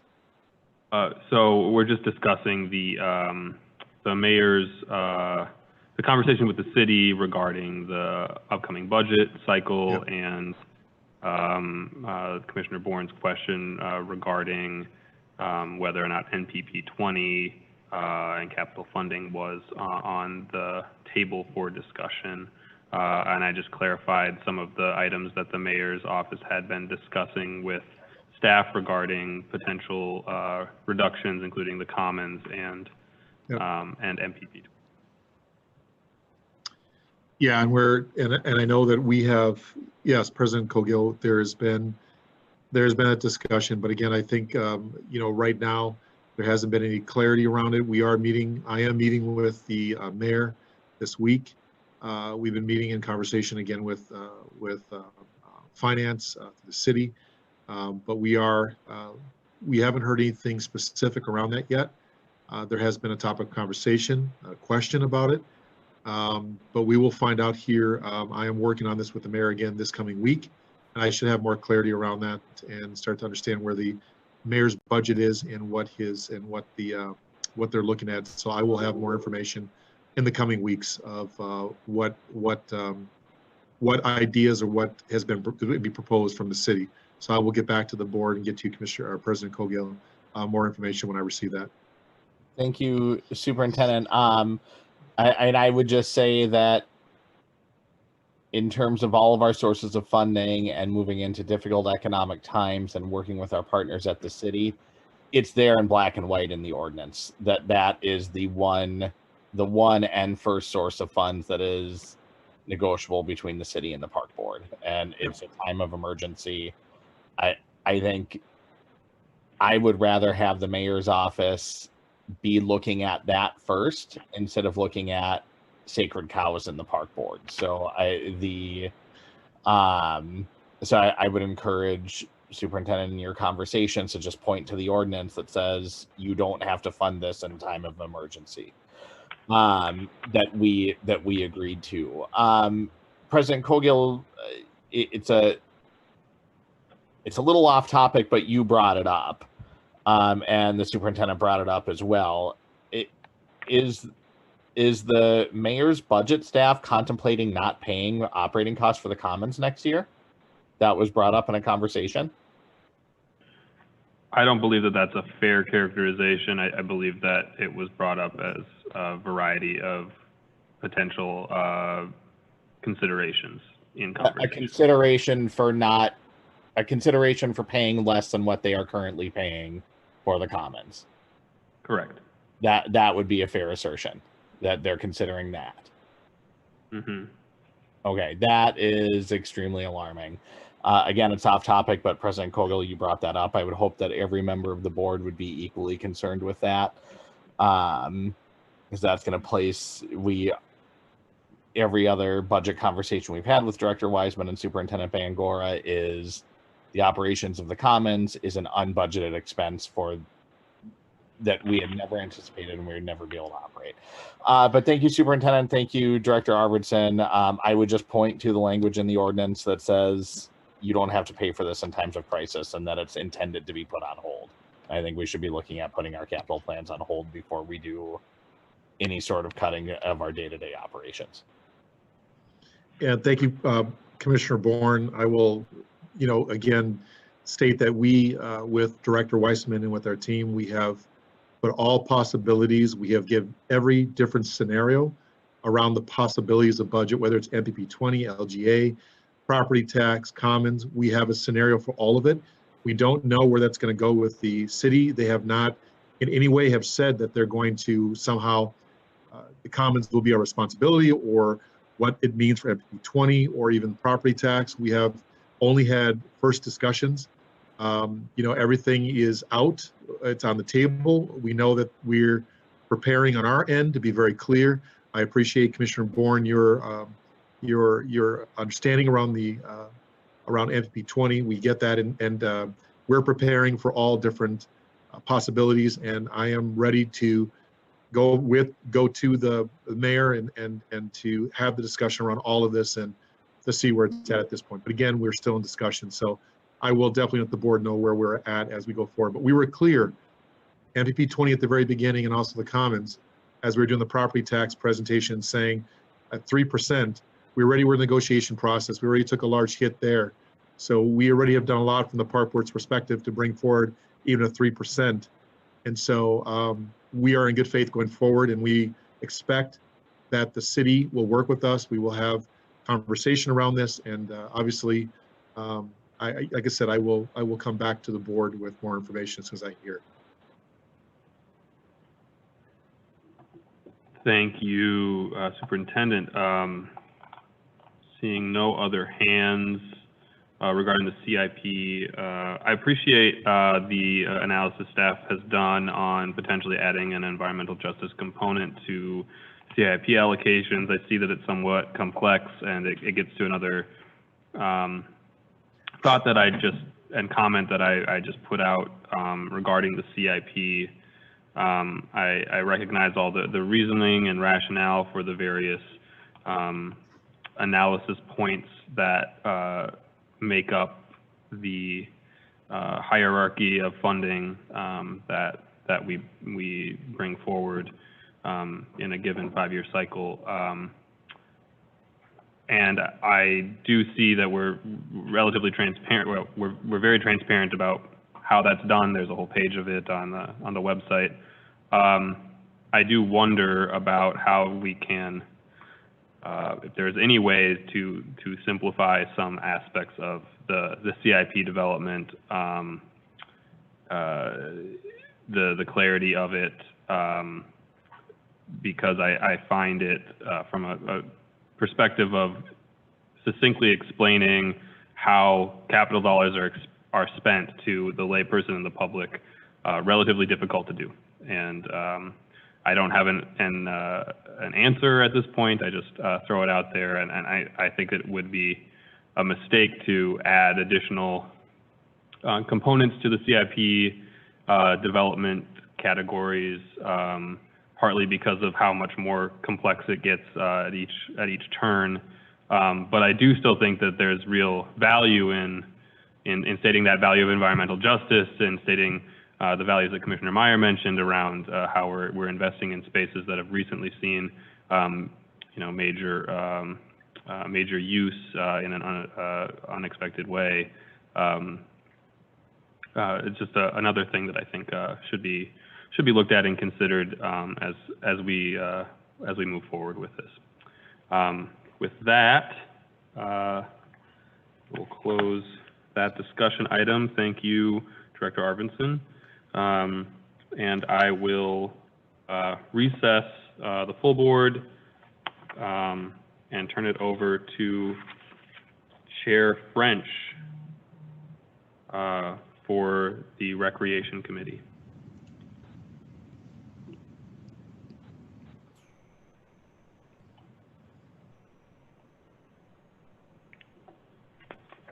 Chair French, I'm not sure he is hearing me at the moment. In that case, we'll just move to the Planning Committee first here, if Chair Meyer is available to chair that.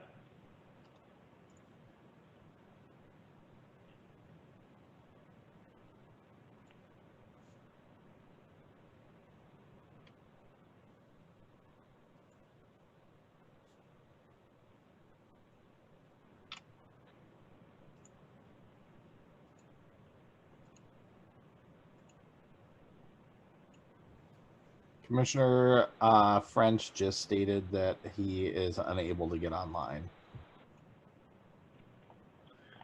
Thank you, Commissioner Bourne. Not seeing him in the waiting room, but hopefully staff can help out there.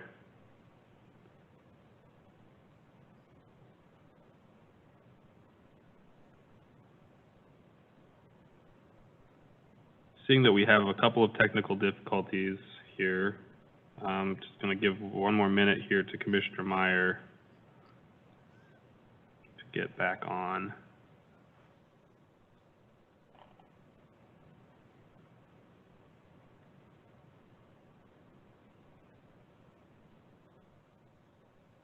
President Coghill, would you like me to convene as Vice President? Thank you. Yes, I appreciate that. Vice Chair Forney, please take it away. Thank you. I would like to call to order the Planning Committee here August 5th. And what time are we at? Golly gee. Oh, 10:14. Would the Secretary please call the roll? Wait, did it? Go for it. I wasn't on the Rec Committee, so I went to take a bathroom break. What happened?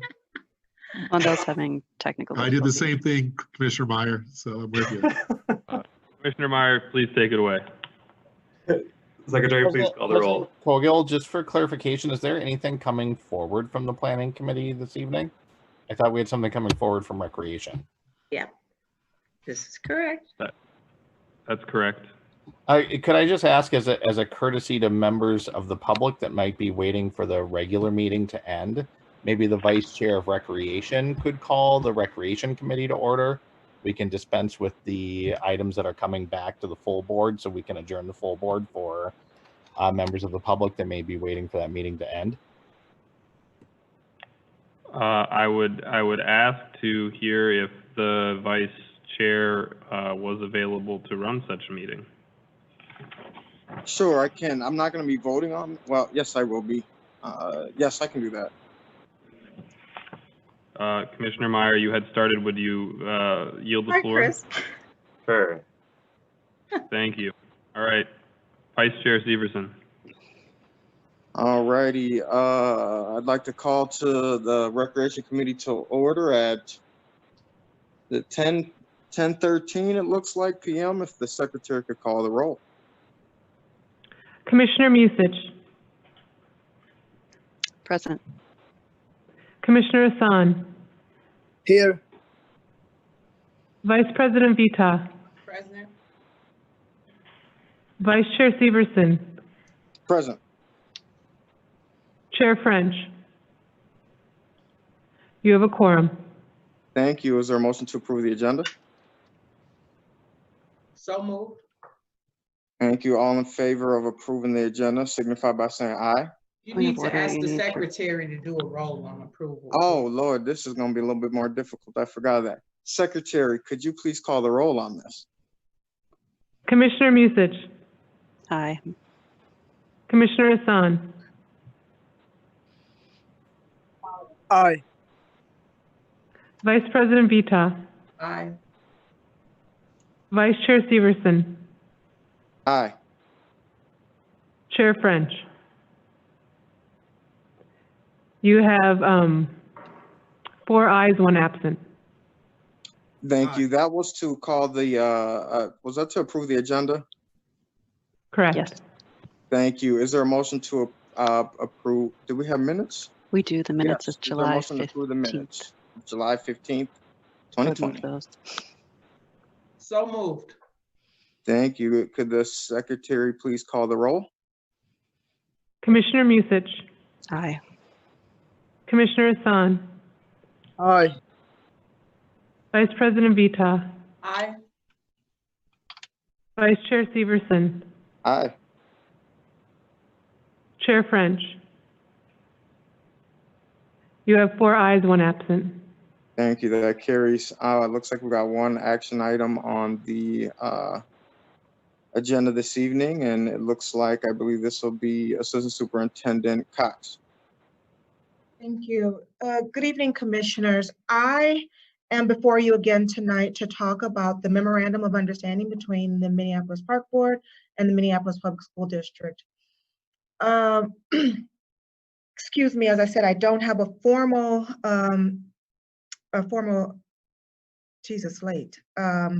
presentation. You've seen this document a couple times before. I would like to note that unlike the original MOU, this one looks markedly different. The original MOU had a variety of tasks that were associated with that included some construction and the ways that we would function as it relates to paying each other's organization. This MOU does not reflect that one. This one is really more values-based, and it talks about how we are both committed, both organizations are committed to serving the young people of the city of Minneapolis, and how we will use those shared values to do business between and among each other going forward. So as I said, this does not have deliverables and timelines in it in the same way, but this is designed to have companion agreements that have the more structured stuff in it, and we'll use what's in the document before you as an anchor for each of those agreements. So that doesn't mean that we won't do same or similar kinds of work. They will come about as they do, as the work or opportunities prescribed. And as I said, we'll use this MOU as an anchor to shape those agreements. May I answer any questions for you related to this or the previous agreement? Do any commissioners have any questions for Assistant Superintendent Cox? I'm looking, I don't see any hands raised. So I'm gonna ask one more time, are there any other questions for Assistant Superintendent Cox on this? All right, I don't think there is. With that, I do thank the work that you guys were doing on this. I know this has been a long time coming. I know there's a lot of work to still do with this. I want to check with Council Rice to see if I have a conflict of interest in voting for this or not. Council Rice, am I allowed to vote for this? Mr. Chair, you know, I've got a briefcase full of memos. I've written one on this, but I think I left it in my office. So my advice to you tonight is abstain, and I will, we've looked at this issue before. If I was put on the hot seat, I'd say I think you can, but rather than taking a vote that would be problematic for you later, my recommendation would be you abstain for tonight, and when it goes to the, is this going to the full board tonight? It is. Oh, it is. You know, I remember doing a memo on this, and I think that I concluded that you could vote on it, but without that in front of me tonight, I would recommend you abstain tonight, Commissioner Severson. Thank you, Council Rice. I appreciate that. With that, I see a hand raised for Commissioner Musich. Thank you, Vice Chair Severson. I have an amendment to propose to the MOU before us this evening. As I mentioned during discussion last week, I have serious concerns about this MOU and the fact that it has no deliverables and has no metrics and doesn't really hold either organization accountable to deliver value to the citizens of Minneapolis. So the first amendment, the first component of the amendment is to modify under communications and marketing item number 3 to add a sentence that says the park board recreation chair and vice chair will be provided with updates monthly on progress towards goals. And then under accountability and reporting, amend the first item, the annual joint meeting item, to read, to add a sentence that says goals for the year will be set at this joint meeting. I just think it's incredibly important that the two organizations commit to achieving goals annually so that we are making progress on eliminating inefficiencies and enhancing the user experience of our youth and residents when it comes to programming that our institutions are providing. Thank you, Commissioner Musich. Do we need a second on that? No, it's committee. Excuse me? We don't, it's a committee. Okay. Well, how do we move that? How do you move that then? Like what I just did. And now it seems that Commissioner Bourne would like to respond to my my amendment. Yes, I see that. Go ahead, Commissioner Bourne. Thank you, Vice Chair Severson.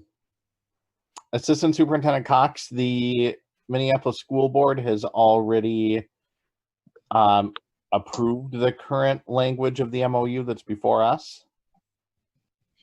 Commissioner Bourne, that is correct. And so I was going to lean on Council Rice to understand how to amend something that's been ratified by our partner organization. So I think I can answer that. If we amend something here tonight, we don't have a shared MOU. So they would have to go back and also amend it.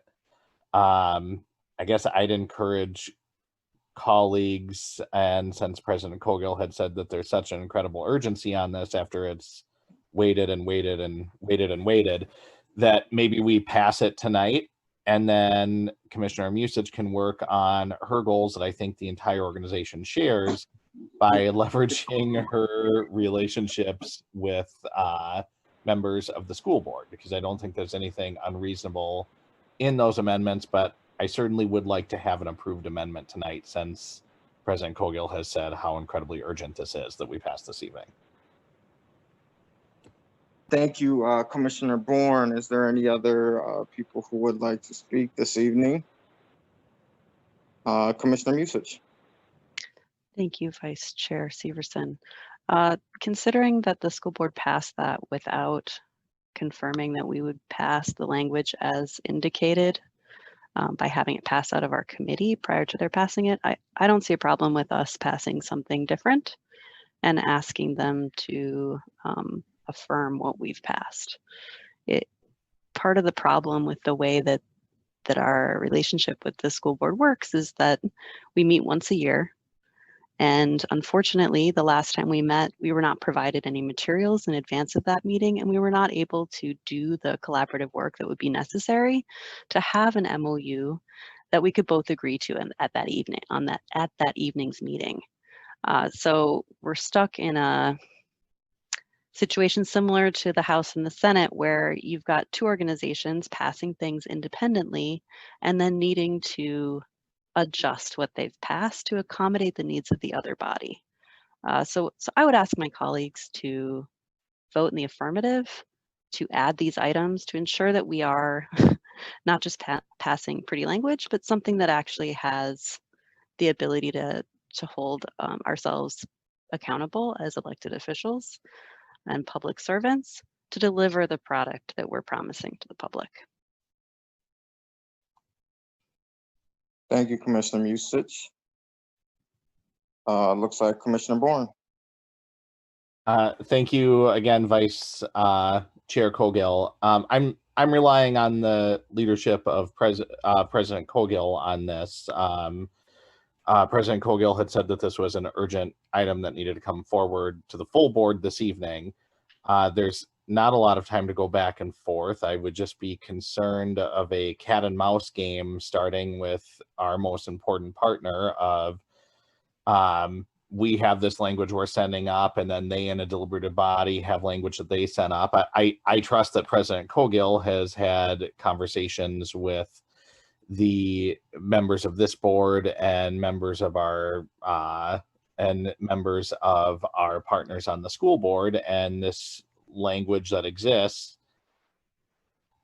is and should be agreeable to everyone. I would certainly be concerned if it's not. Again, I trust the president has had those conversations. I had very similar conversations with President Inns to get this going. I trust that Chair Ellison and President Cogill have brought it successfully across the finish line, and I would be really disappointed to hear that that's not the case. Vice Chair Severson, could I speak real briefly? I can't raise a hand since I'm the co-host. Please do. Thank you. I'm glad to hear that the commissioner from the 6th District is trusting me on this issue. I have had many conversations with the chair of the school board. We did have a conversation about the potential of if there were any amendments having to rectify that. I don't think that that's not the ideal for the school board, because they passed the resolution that we have. But if there are amendments, I think that we can rectify that situation. I would note, though, that we did have a discussion item at the last meeting, and that was the purpose of that discussion item was to have suss out any concerns. Commissioner Musich has some concerns. I'm not on the committee, but I don't believe that there were many other concerns voiced by others on the committee. So I would say I would go forward with debating this amendment, and if it should be on there and we do pass it tonight, I trust that we can work with our partner organization to come to a collaborative conclusion to this MOU. Thank you, President Cogill. Is there anybody else before? We're going to take a vote on, just for clarification, we're going to take a vote on Commissioner Musich's amendment, correct? Correct. Are there any other speakers on Commissioner Musich's amendment? Seeing none, I'm going to abstain from this vote if the secretary could call the roll. Vice President Vita. Aye. Commissioner Musich. Aye. Commissioner Hassan. Aye. Chair French. Aye. There are 4 ayes, 1 abstain. Thank you, Secretary. That amendment carries. Now to the, is this to the resolution? Is there any speakers to the resolution? Is there any speakers to the resolution? Seeing none, I will also abstain from this vote if the Secretary could call roll. Vice President Vita. Vice President Vita. Aye. We heard you that time. Commissioner Musich. Aye. Commissioner Hassan. Aye. Chair French. Aye. You have 4 ayes, 1 abstain. Thank you, Secretary. That carries. With that, and seeing no other business with the Recreation Committee, I would take a motion to adjourn. So move. All in, excuse me, if the Secretary could call the roll. Commissioner Musich. Aye. Commissioner Hassan. Aye.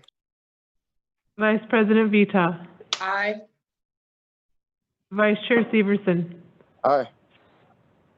Chair French.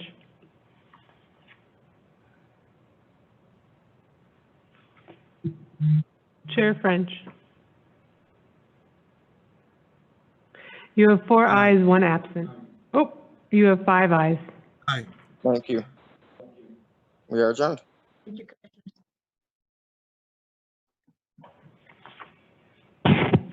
President Colville, did you want me to proceed, or are you going to go back to the full board? Thanks, Commissioner Meyer. I'll follow through with going back to the full board here. So I will reconvene the full board and ask for the chair of the Rec Committee to move Resolution 2020-278. President Cogill, I would move Resolution 2020-278 as amended, a resolution approving memorandum of understanding between the Minneapolis Park and Recreation Board and the Minneapolis Public Schools. The resolution has been moved. Is there a second?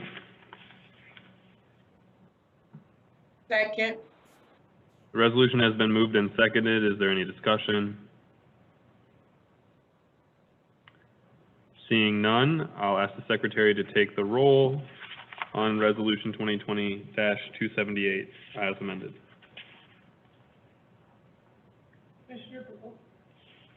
Commissioner Bourne. Aye. Commissioner Musich. Aye. Commissioner Severson. Abstain. Commissioner Meyer. Aye. Commissioner Hassan. Aye. Commissioner French.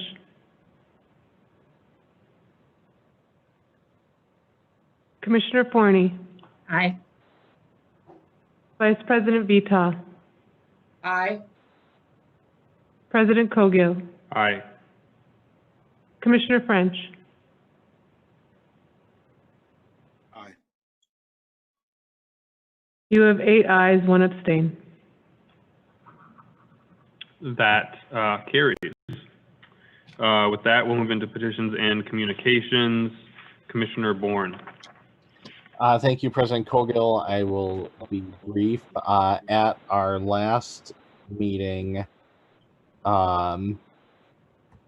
there was an error in the roles of the Committee on Standards and Conduct. I am not a member of that committee. I was called. Secretary Ringgold and the president will have in their records a note from, I believe, January, declining the opportunity to be a member of that committee. So I would just like the attendance records to be accurately reflected in the attendance rolls. Thank you. Thank you, Commissioner Bourne. Commissioner Musich.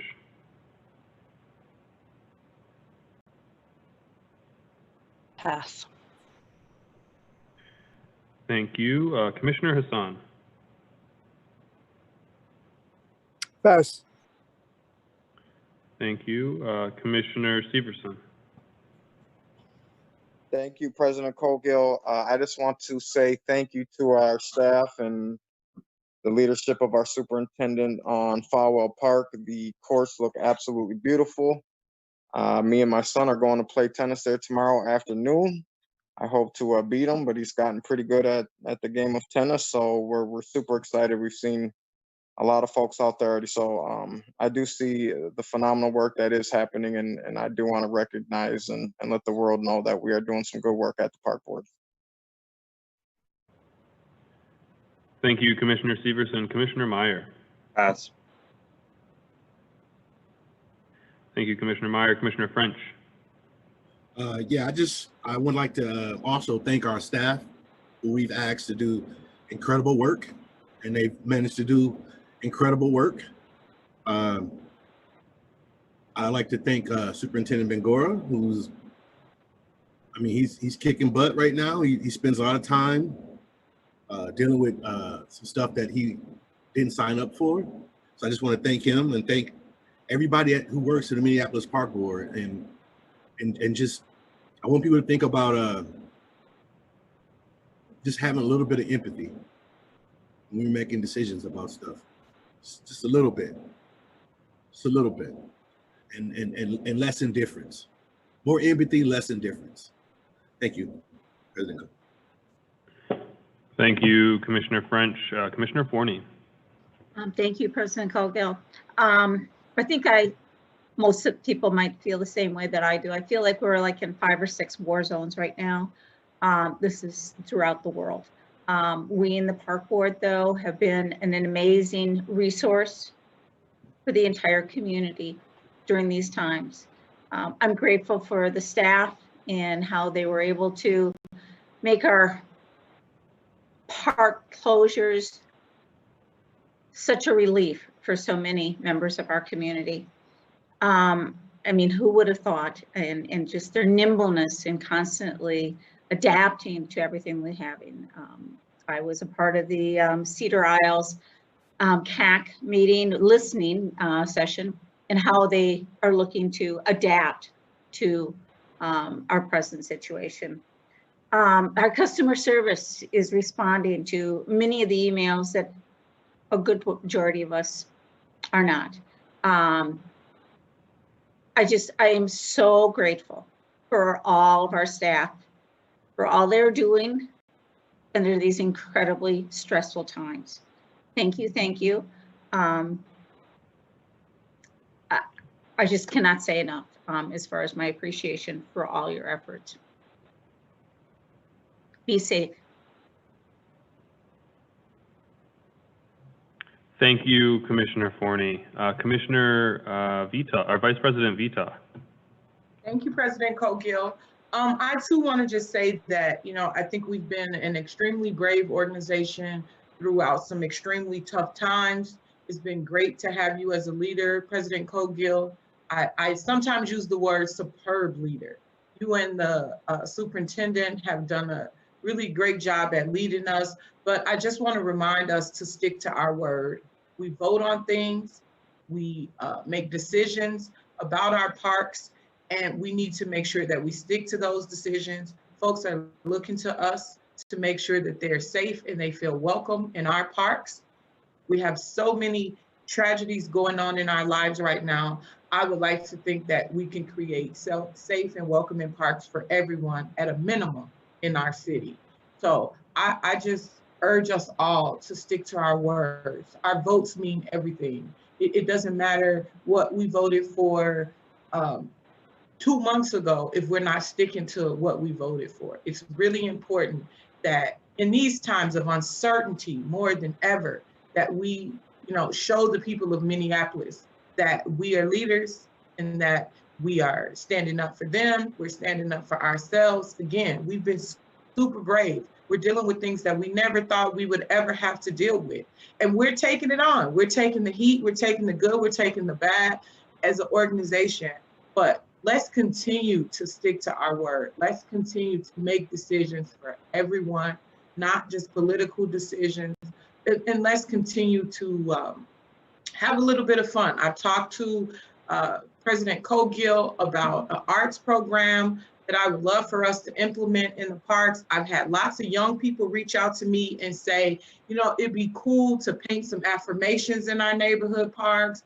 I think it'd be a great opportunity for us to work with some young people throughout our city, pick some parks, let them do some amazing art projects, and maybe bring on a couple local artists and you know, mentor them into creating some wonderful murals in their neighborhood parks.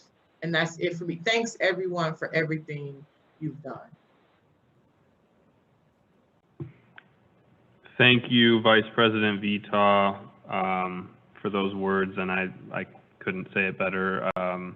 We're faced with really challenging times, and we are confronting a lot of issues that we maybe haven't confronted in the same way in the past. I've so appreciated the continuing can-do attitude of everybody on our team, and that includes every commissioner and all of our staff. It's greatly appreciated to know that we have that kind of support when there is so much unrest and just general concern and anger and fear and just sorrow in our community, because we're going through a lot in Minneapolis right now. I appreciate each and every one of the commissioners on this board to heighten our work and to follow through on our word and work on creating a good park system that serves everybody in this city and responds to the major issues that we are confronted with, whether we like having to deal with those issues or not. With that, I will ask for a motion to adjourn the regular meeting of the Park Board. So moved. I have a motion. Do I have a second? Second. A motion and a second. Is there any discussion about adjournment? Seeing none, I will ask the secretary to take the roll. Commissioner Bourne. Aye. Commissioner Musich. Aye. Commissioner Hassan. Aye. Commissioner Severson. Aye. Commissioner Meyer. Aye. Commissioner French. Aye. Commissioner Forney. Aye. Vice President Vita. Aye. President Cogill. Aye. You have 9 ayes. That carries you adjourned. Good evening. Time being 10:43 p.m. Call to order the Planning Committee. Secretary, please call the roll. Vice President Vita. Present. Commissioner French. Unmute yourself. Commissioner French. Here. President Cogill. Here. Vice Chair Forney. Here. Chair Meyer. Here. You have a quorum. Is there a motion to approve the agenda? So moved. Secretary, please call the roll. Vice President Vita. Aye. Commissioner French. Aye. President Cogill. Aye. Vice Chair Forney. Aye. Chair Meyer. Aye. You have 5 ayes. Is there a motion to approve the minutes of July 15th, 2020? So moved. Secretary, please call the roll. Vice President Vita. Aye. Commissioner French. Aye. President Cogill. Aye. Vice Chair Forney. Aye. Chair Meyer. Aye. You have 5 ayes. Thank you. Now we will have a presentation on the draft Minnehaha Parkway Regional Trail Master Plan from Director Albertson. Thank you, Chair Meyer. I know it's late. I know it's been heavy, so I'm going to go extremely quickly here.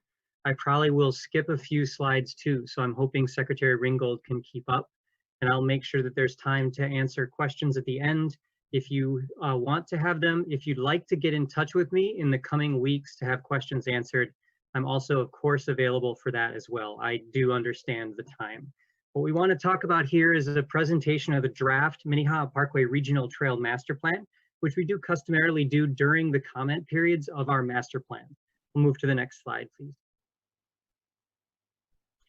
Minnehaha Parkway Regional Trail is a designated regional facility that includes about 7 miles of the creek and about 200 acres of parkland. It sees about 1.3 million visits a year. The master plan was a collaborative effort between MPRB, the Minnehaha Creek Watershed District, and the City of Minneapolis. Next slide, please. The project began with the first CAC meeting in July of 2018. We've had 12 CAC meetings that stretched until February of 2020, so nearly a 2-year project. There was a pause in the middle to do a traffic study as we were adapting to the community's needs as we went along through the design process. Next slide.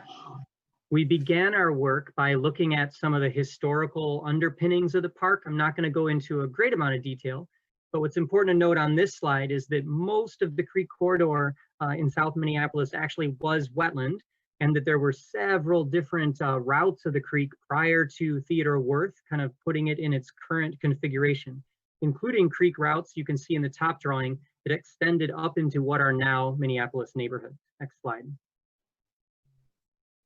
Most of our analysis for the project was actually based not on the existing 100-year floodplain, but on a future projected 100-year floodplain if no improvements were made in the area. You can see that in that kind of tan color. So we were looking at our infrastructure improvements and also trying to bring ecological and flood management techniques into the creek in order to recognize that future floodplain so that we are planning for resiliency. Next slide, please. I'm going to skip this one. It's a map of pipe sheds that do feed into the creek. There are about 109 pipe sheds that take city stormwater into the creek corridor. Next slide. One other piece that we looked at pretty closely was actually the historical underpinnings of housing in the area. Folks know about redlining and about restrictive covenants. The top map is a redlining map, which shows that the area along the creek was rated some of the most desirable by HUD. The bottom map from Mapping Prejudice identifies all of those lots on which there are restrictive covenants, restrictive racial covenants that exist today. In many cases, the creek itself and the lakes nearby were leveraged to allow these restrictive covenants to be placed on neighborhoods. Next slide, please. There was extensive community engagement. I'm not going to read this slide to you considering the time, but suffice it to say that we used a multi-phase iterative process, which means that we designed and redesigned multiple times and engaged with the community at each stage of the design so that we were constantly checking in. The design kind of evolved along through a whole variety of different things. A couple of things I do want to highlight is that we used a new tool called Social Pinpoint, which is a social media mapping tool where people were able to interact with a map of the creek and then interact with each other's comments. It was wildly successful. People loved it. The other cool thing we did is we actually brought students to the creek from other parts of town, Whittier, even North Side. We provided them lunch and took them on tours of the creek. 75% of those young people that we brought to the creek had never visited the creek before. We walked the creek with them and then had some workshops to talk about what they might think if what would bring them back, what kind of amenities would welcome them in, and what were their concerns about using the creek corridor. So that was kind of a unique effort that planning staff was able to organize along with our Teamworks and Green Teams folks. Next slide, please. You can skip the next two, Secretary Ringgold. I want to get to this slide right here, which is the vision. I'm again not going to read these to you, but the vision for the master plan really looks at a combination of ensuring that there is safe and connected pedestrian and bicycle infrastructure, and also significant ecological enhancement in the corridor. Next slide, please. The master plan does include guiding principles and recommendations in 3 key topic areas: connectivity, recreation and activities, and again, natural resources and infrastructure. Really, we were trying to see how we could make sure that there was connectivity in and throughout the corridor, while also doing some significant improvement of the natural resources. If implemented, this master plan would add well more than a mile of length to the creek through naturalizations and remeanders. It would also treat more than 300 pounds of phosphorus in the creek, which is an extraordinary amount. So this is a pretty forward-thinking and groundbreaking vision for the creek. Next slide, please. Before I skip the next few slides, I do want to note a couple of key design moves that were discussed heavily throughout the process, and I want to just make sure that everyone here listening understands exactly what the final master plan is putting forward. Number 1, the Parkway Road is continuous in both directions. There are no detours or interruptions, and the lower Nicollet Road is preserved. Let me state that very clearly. The Parkway Road is continuous with no detours or interruptions. Secondly, several key intersections have been redesigned with additional stop signs and clearer ped-bike vehicle priorities. This is inherently to make bicycling and pedestrian use safer and more comfortable. So we didn't leave the status quo. We redesigned the most problematic intersections while still preserving that continuous vehicular parkway. There is a new play area under the Nicollet Avenue Bridge. This is primarily a nature-based adventure play area, but this does fill a key gap in our play area system. There's a major rethinking in the Lyndhurst area, including a new recreation center, which is on the same side of the 50th Street as Lyndhurst Park, opening up the Lake Harriet tributary as a flowing creek, and new connections under 50th Street for bikes and pets, removing that significant barrier in our Grand Round system. And then lastly, there will be new paved trails extending west from Lyndhurst as far as Morgan Avenue, but not all the way through the creek corridor to the western city limits. Instead, we'll have a Western Creek district with natural surface trails and on-street and on-sidewalk navigation throughout that area. In the interest of time, I'm going to have Secretary Ringgold skip directly to slide number 20. So you can skip down a few and get to number 20, which should be a pretty graphic. Hopefully tonight can end with a couple of pretty graphics. So I'm going to leave you with this one. Go one back for me, if you will, for a minute.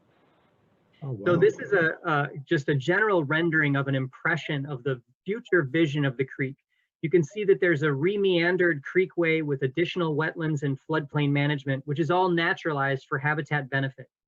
The trails do exist, as well as the parkway. The lawns are more pollinator lawns, and we have a real natural system that is flanked by these pedestrian, bicycle, and vehicular ways along the corridor.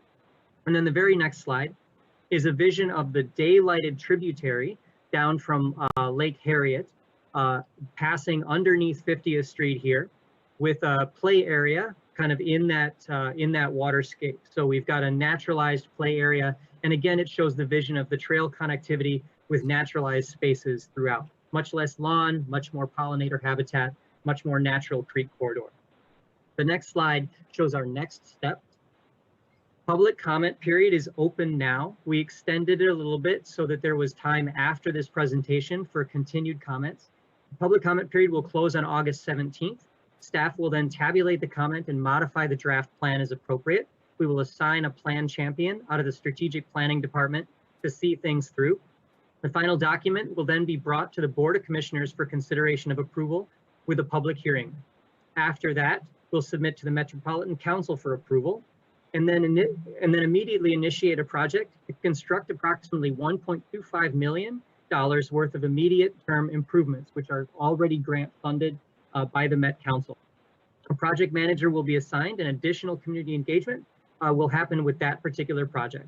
We expect that there's ongoing work with the Minnehaha Creek Watershed District and the City of Minneapolis on stormwater and water quality projects in the corridor. According to the in-place MOU, MCWD and the City of Minneapolis have both been very excited partners throughout the process, and already are seeing projects that they feel they can implement in the spirit of this recreational natural resources balance in the creek corridor. With that, I will conclude and open for questions. And thanks for your time. That was the basics of the Minnehaha Creek Master Plan draft in 10 minutes, exactly. Thank you. Thank you, Director Arvidsson, for your speed. Commissioner Musich. Thank you, Chair Meyer. I'm not on this committee, so I appreciate being given the opportunity to speak. Director Arvidsson, I would have loved to have heard the entire presentation. Are you planning on posting a full version to YouTube and linking to the project page so that I and the rest of the public could consume that?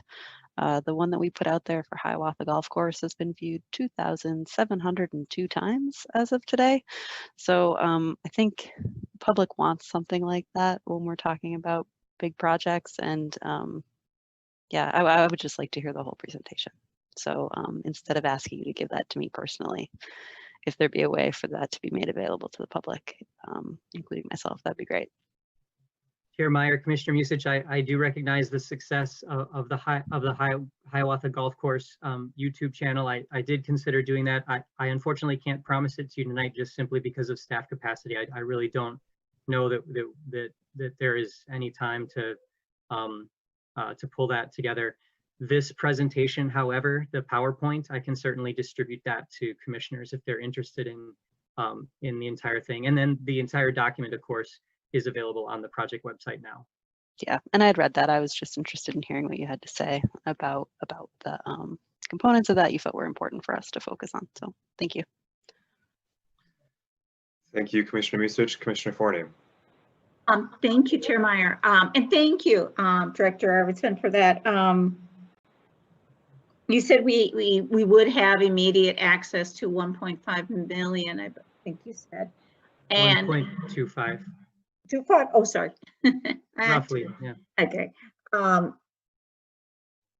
Any priorities that have been thought of in that? And I'm just curious, the under 50th connections of the creek, and also I'm assuming of trails. Is that one of the, do you think, priorities? Yeah, Chair Meyer, Commissioner Forney, we did do an exercise with the CAC to identify some of their priorities out of the master plan. The number one thing that rose to the top almost with total consensus was a revisioning, rethinking of the intersections around Portland Avenue and the Cottontail on the Trail Bunny. This was identified from the very beginning of the project by the community as the most problematic intersection in the entire corridor. So we feel like that's really a place where we're probably going to focus. I think the city of Minneapolis is ready to collaborate with us on remaking those intersections because there are some city roads involved. So I would say that the specific place is where we would look first. Trail connections in general and enhanced ped bike safety at crossings has been the most critical piece for the public in general. So I think we'd start with that Portland intersection and see if there are other intersections and crossings that we need to improve and kind of stay in that theme, as it were. So the creek meandering didn't rise up to the top. Chair Meyer, Commissioner Forney, it's very much of interest to people, but I think the pedestrian bike connectivity was a higher level.